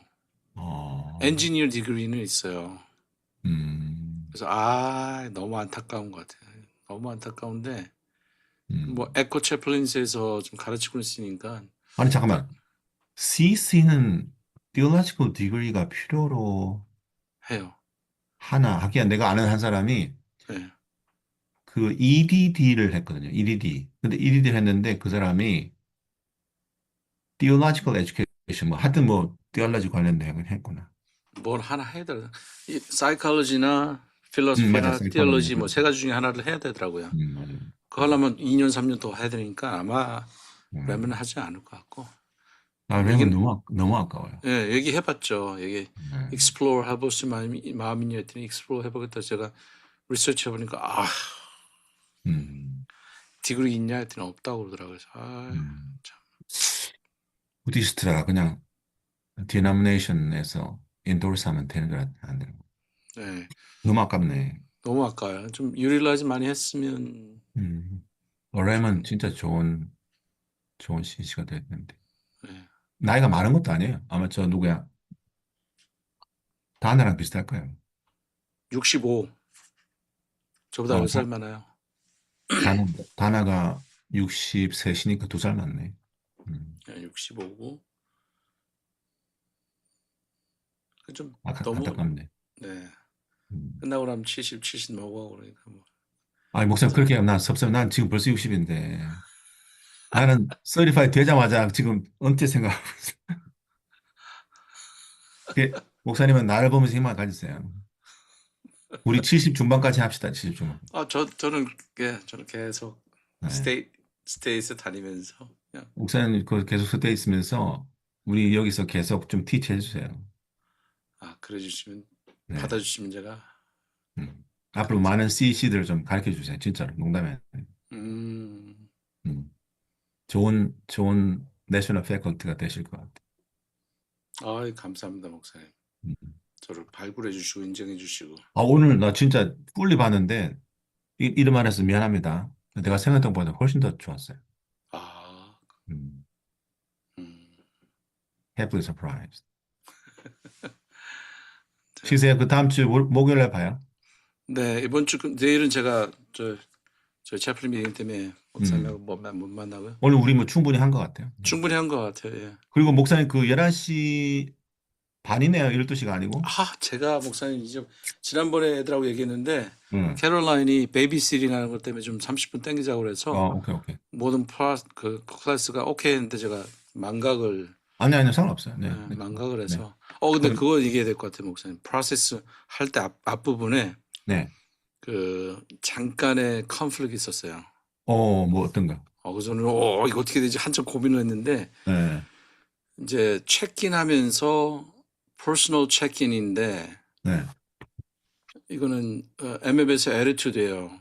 음, 그리고 데이빗은 항상 저스티스, 음, 이 사회에 대한 불만 바꿔야 그러게, 되고, 그러게, 그러게, 지금 미국이 좀 시끄럽잖아요. 그래. 엠앱에 또 마이너리니까 그 시끄럽고. 음, 음, 그러니까 이제 그 람이 음. 지나가다가 아이스가 잡았대요, 람을.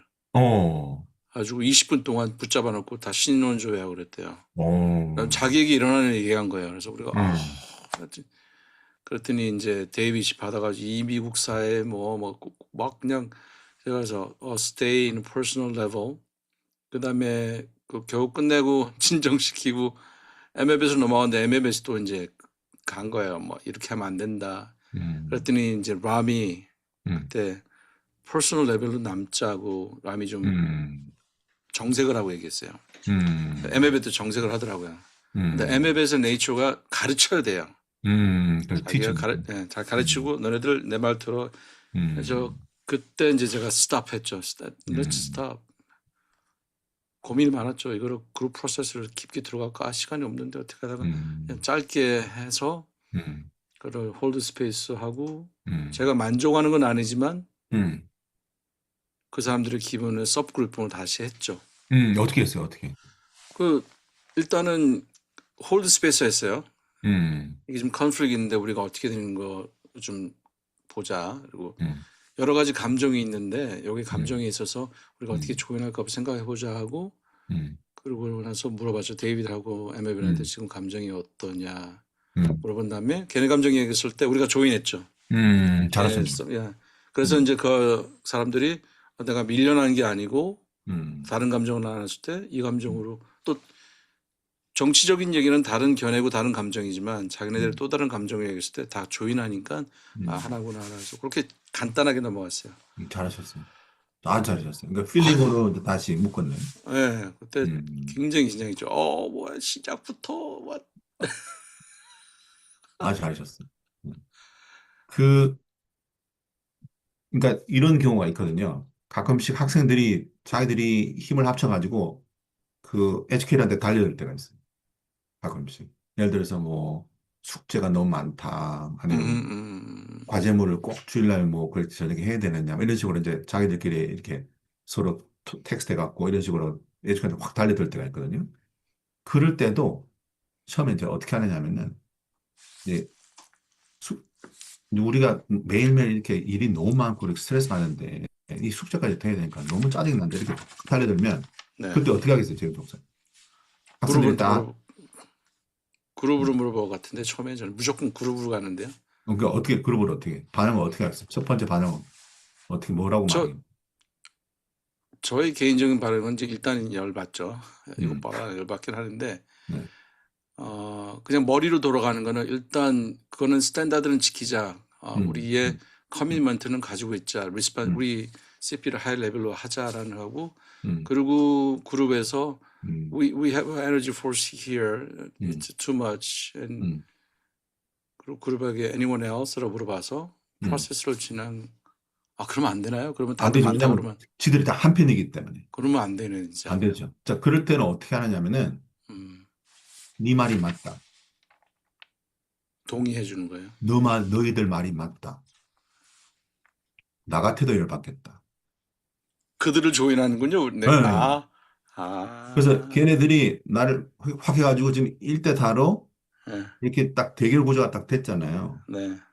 그러면 거꾸로 우리가 아, 걔네들을 조인하는 거예요. empathize.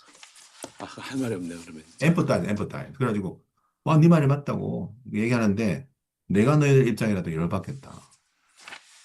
진짜 뭐 애도 지금 뭐 3살, 5살짜리 집에 있고 뭐 누구는 뭐 매주말에 또 교회도 해야 되고 그런다 또 이런 숙제가 있고 그러면은 진짜 나 같은 데 열받겠다.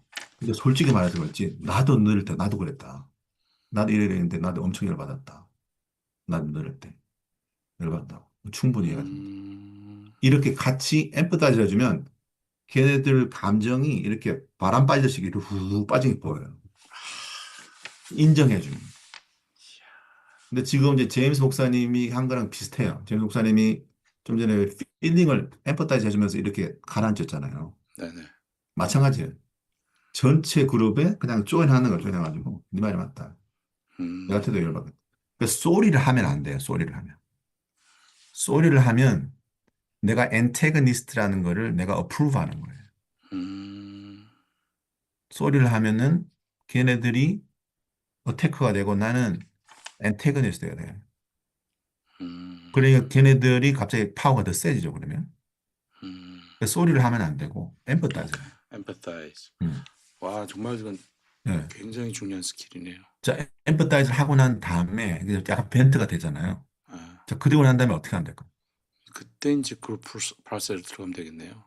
어떤 그룹 프로세스? 일단은 제가 그 CPE의 음, 하이 밸류를 중요하게 생각하고 커미먼트를 얘기하고 음, 그래서 힘들지만 음, 우리 CPE의 퀄리티를 지키자 하고 음, 이렇게 맞아요. anyway 비슷해요. 좋아요, 좋아요. 예, 저한테 조금만 좀 프레임을 바꿔보면 프레임을 바꿔. 그거를 이제 어떻게 하냐면은 그룹 프로세스로 하는 것보다도 그룹 프로세스는 일단 인터퍼스널이잖아요. 네, 네. 그래서 이거를 인터퍼스널 바깥으로 갖고 가는 거예요.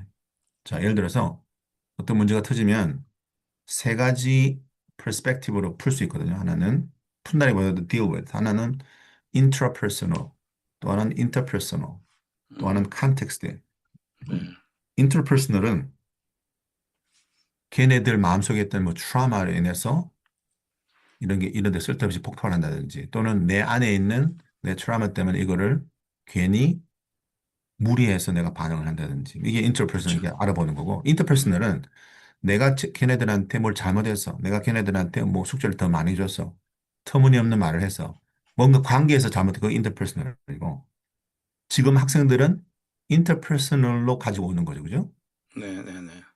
에듀케이터는 네가 뭔가를 우리한테 잘못했다. 그래서 우리가 관계에 뭐가 문제가 생겼다. 음, 그러니까 네가 뭘 해라 이런 거잖아요. 그죠? 음, 근데 그거를 컨텍스트로 바꾸는 거예요. 패러다임을 컨텍스트. 그래서 이렇게 얘기하는 거예요. 자, 우리가 너네들이 처음에 이제 이 CP를 할 때 전체 컨텍스트를 한번 생각해 보자. 컨텍스트가 너네들이 이제 좋은 채플린이 되게 하는 이제 훈련으로 내가 이제 이걸 지원해서 들어왔는데 근데 그 훈련의 그 스트럭처가 너네들을 이렇게 채플린 만들게 하는 스트럭처가 300시간 저기 클리니컬 아워 하고 100시간 네, 클래스룸에서 필요한 프랙티스 하고 그다음에 이론을 듣고 너네들이 이거 가지고 리플렉션 하면서 이제 그렇게 이제 너희가 채플이 되는 그런 컨텍스트에 이제 너희가 들어왔는데 참 이게 하드한 것 같아. 내가 생각해도 하드한 것 같고. 근데 이런 컨텍스트가 이제 우리가 이런 채플을 잘 만들기 위한 컨텍스트가 있는데 여기에 대해서 우리 한번 생각해 보자. 여기가 만약에 힘들면 그러면 이걸 컨텍스트를 우리가 어떻게 너희들한테 니디에 잘 맞출 수 있는 컨텍스트를 조금 플렉스블하게 할 수 있는지 한번 생각해 보자. 이렇게 그러면 내가 지금 계속 하는 게 그 친구들하고 컨텍스트를 계속 수를 대비를 시키잖아요. 그 친구들하고 나를 대비시키는 게 아니고. 그러면서 그럼 너네들이 원하는 플렉스빌리티가 뭐냐? 이 컨텍스트. 예를 들어서 뭐 과제물을 책을 세 챕터를 읽는데 두 챕터로 줄인다든지 또는 뭐 한 달에 두 번 뭐 이런 과제를 내는데 그럼 한 번 반으로 한다든지 그런 식으로 컨텍스트를 어떻게 플렉스블하게 할 수 있는지 우리가 생각해 보죠. 나도 충분히 너네 이해가 된다. 이런 식으로. 그래서 처음에는 애들이 막 나한테 이렇게 하고 왔는데 갑자기 이렇게 딱 돼가지고 너네는 진짜 완전히 이거야 이거 우리 이걸 한번 바꿔보자 이렇게. makes sense. 네. 그러니까 방문을 하나 열어주는 것 같네요. 그렇죠, 그렇죠, 그렇죠. 맞아, 맞아, 맞아. 들어가봐, 들어가봐. 맞아요. 네. 그 걔네들이 갑자기 떼거지로 내 방을 쾅 발로 차고 들어왔는데 네. 그러면서 그때 딱 그러면 이제 우리가 일어나면서 안아주는 거죠. 나도 너랑 똑같아 마음이. 근데 여기 또 다른 문이 있어. 이러면서 옆방이 있어. 이러면서 옆방 문을 열어주는 거지. 옆방 문을 열어보니까 옆방이 더 커. 네, 애들이 이제 음. 장난감도 많고요. 뭐 지들이 뭘 할 수 있는 게 많아지는 예, 거지. 어? 예. makes 내가 sense. 이거 지금 에듀케이를 잡아야 된다고 생각했는데, 그게 유일한 방법이라고 생각했는데, 그게 아니고, 이거를 숙제를, 챕터를, 3챕터를, 2챕터를 줄 수도 있다고 그러고, 뭐, 2주에 한 번을 3주에 한 번으로 할 수 있다고 그러고, 이거 옵션이 많네? 옵션이 많아지면은 애들이 그걸 납득하기 시작해. 음. makes sense. 네. 완전히 이건 시크릿인데요. 그게 이제 그 루브릭에 또 이렇게 쓸 수 있는 그게 에비던스가 될 수 있어요. 그러니까 그 context oriented education이라는 단어들이 막 나올 거예요. context oriented 뭐 supervision 뭐 이런 표현들이 나올 거예요, 루브릭에. 네. 그래서 그러면 곰곰이 생각해 보세요. context oriented가 어떤 건지. 그 context oriented 여러 가지 뜻이 있는데 예를 들어서 데이브 같은 경우도 컨텍스트가 지금 다르잖아요. 예를 들어서 다른 애들은 지금 바로 스케줄 맞춰서 병원에서 지금 딱 시작했는데 지금 데이브는 자기 잘못이 아니고 병원 컨텍스트로 인해서 이런 컨텍스트가 있잖아요. 그죠? 뭐 그런 거라든지. 그래서 컨텍스트 오리엔티드, 컨텍스트를 맞춰서 그 니드를 제공해줘. 예, 제공해 주는 거죠. 이런 것도 이제 루브릭 중에 들어가요. 아이고, 주여. 나중에 다 이거 다 제임스 목사님이 또 CC에다 내가 가르칠 거예요. 나중에는 그렇게 되겠죠. 한번 생각해봐. 어떻게 해야 될 것 같아? 이러면서. 와우, 네. 깊고도 넓도다 이 생각이 드네요. 깊고 이건 지금 하는 거는 또 전체 C가 되기 위한 걸로 치면은 한 반밖에 안 되는 거예요. 그 다음 반은 이제 administration. 아유, 저 그거를 너무 네, 그건 아주 그냥 바다와 같아, 그건 진짜. 네, 헤매야 돼, 진짜 바다에서 허우적거리면서 헤매야 돼. 에듀케이션 파트는 fun이야, fun. 그러게요. 예. This fun part. 예. 여기 뭐 그보다 훨씬 더 큰 게 이렇게 이건 완전 늪과 같은 게 있어요, 이만큼. 관심 없다고 배우고 싶지 않다고 얘기하고 싶어요. 그래서 끝나고 나서 목사님 저기 우리랑 계약해가지고 네. 그쪽 그 채플린 트레인 하는 거를 여기서 다 이렇게 전하시고 목사님이 알아서 다 관리하시고 그렇게 하시면 돼. 애드민은 힘든 건 또 제가 다 하고. 아유, 그러면 제가 할렐루야. 저는 봤잖아요. 눈으로 6year 그 하는 거 봤는데 아이고, 그거는 머리 다 빠지겠더라고요. 나 진짜 그거 하고 난 다음에 네. 병 걸렸어요. 너무 힘들어. 그거는 회의를 할 정도로 과연 이 일을 왜 해야 될까? 무엇 때문에라는 생각. 이 정도로 왜 ACP가 그렇게 괴롭히나? 그런 회의가 될 정도로 달달 먹더라고요. 네. 그래서 전혀 관심이 없습니다. 거기는. 잘하고 있습니다. 지금 아주 잘하고 있습니다. Trust the process 잘하고 네. 있습니다. 전 여기서만 좀 연문에서만 왔다 갔다 해도 만족하고 있습니다. 학생들이 제임스 목사님 되게 신뢰해요. 너무 좋아요. 감사합니다, 목사님.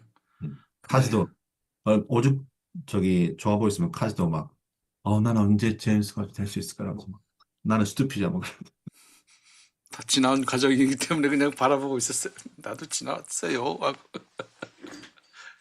그래. 지금도 고민 그렇게 하고 있고요. 오늘 진짜 잘했어요. 카즈가 놀랄만 했어요. 네, 목사님 열심히 더 잘하겠습니다. 다음 주에 그러면 목요일 날? 예, 목요일 날 30분 전에. 네. 다음 주는 벌베럼 있고요. 네. 제가 다이렉틱 하나 있고요. 네. 그 나머지 시간은 좀 학생들에게 더 그룹 프로세스 할 수 있을 일부러 많이 루스하게 해놨어요. 잘하셨어요. 네. 자, 쉬세요 그럼. 네, 편안.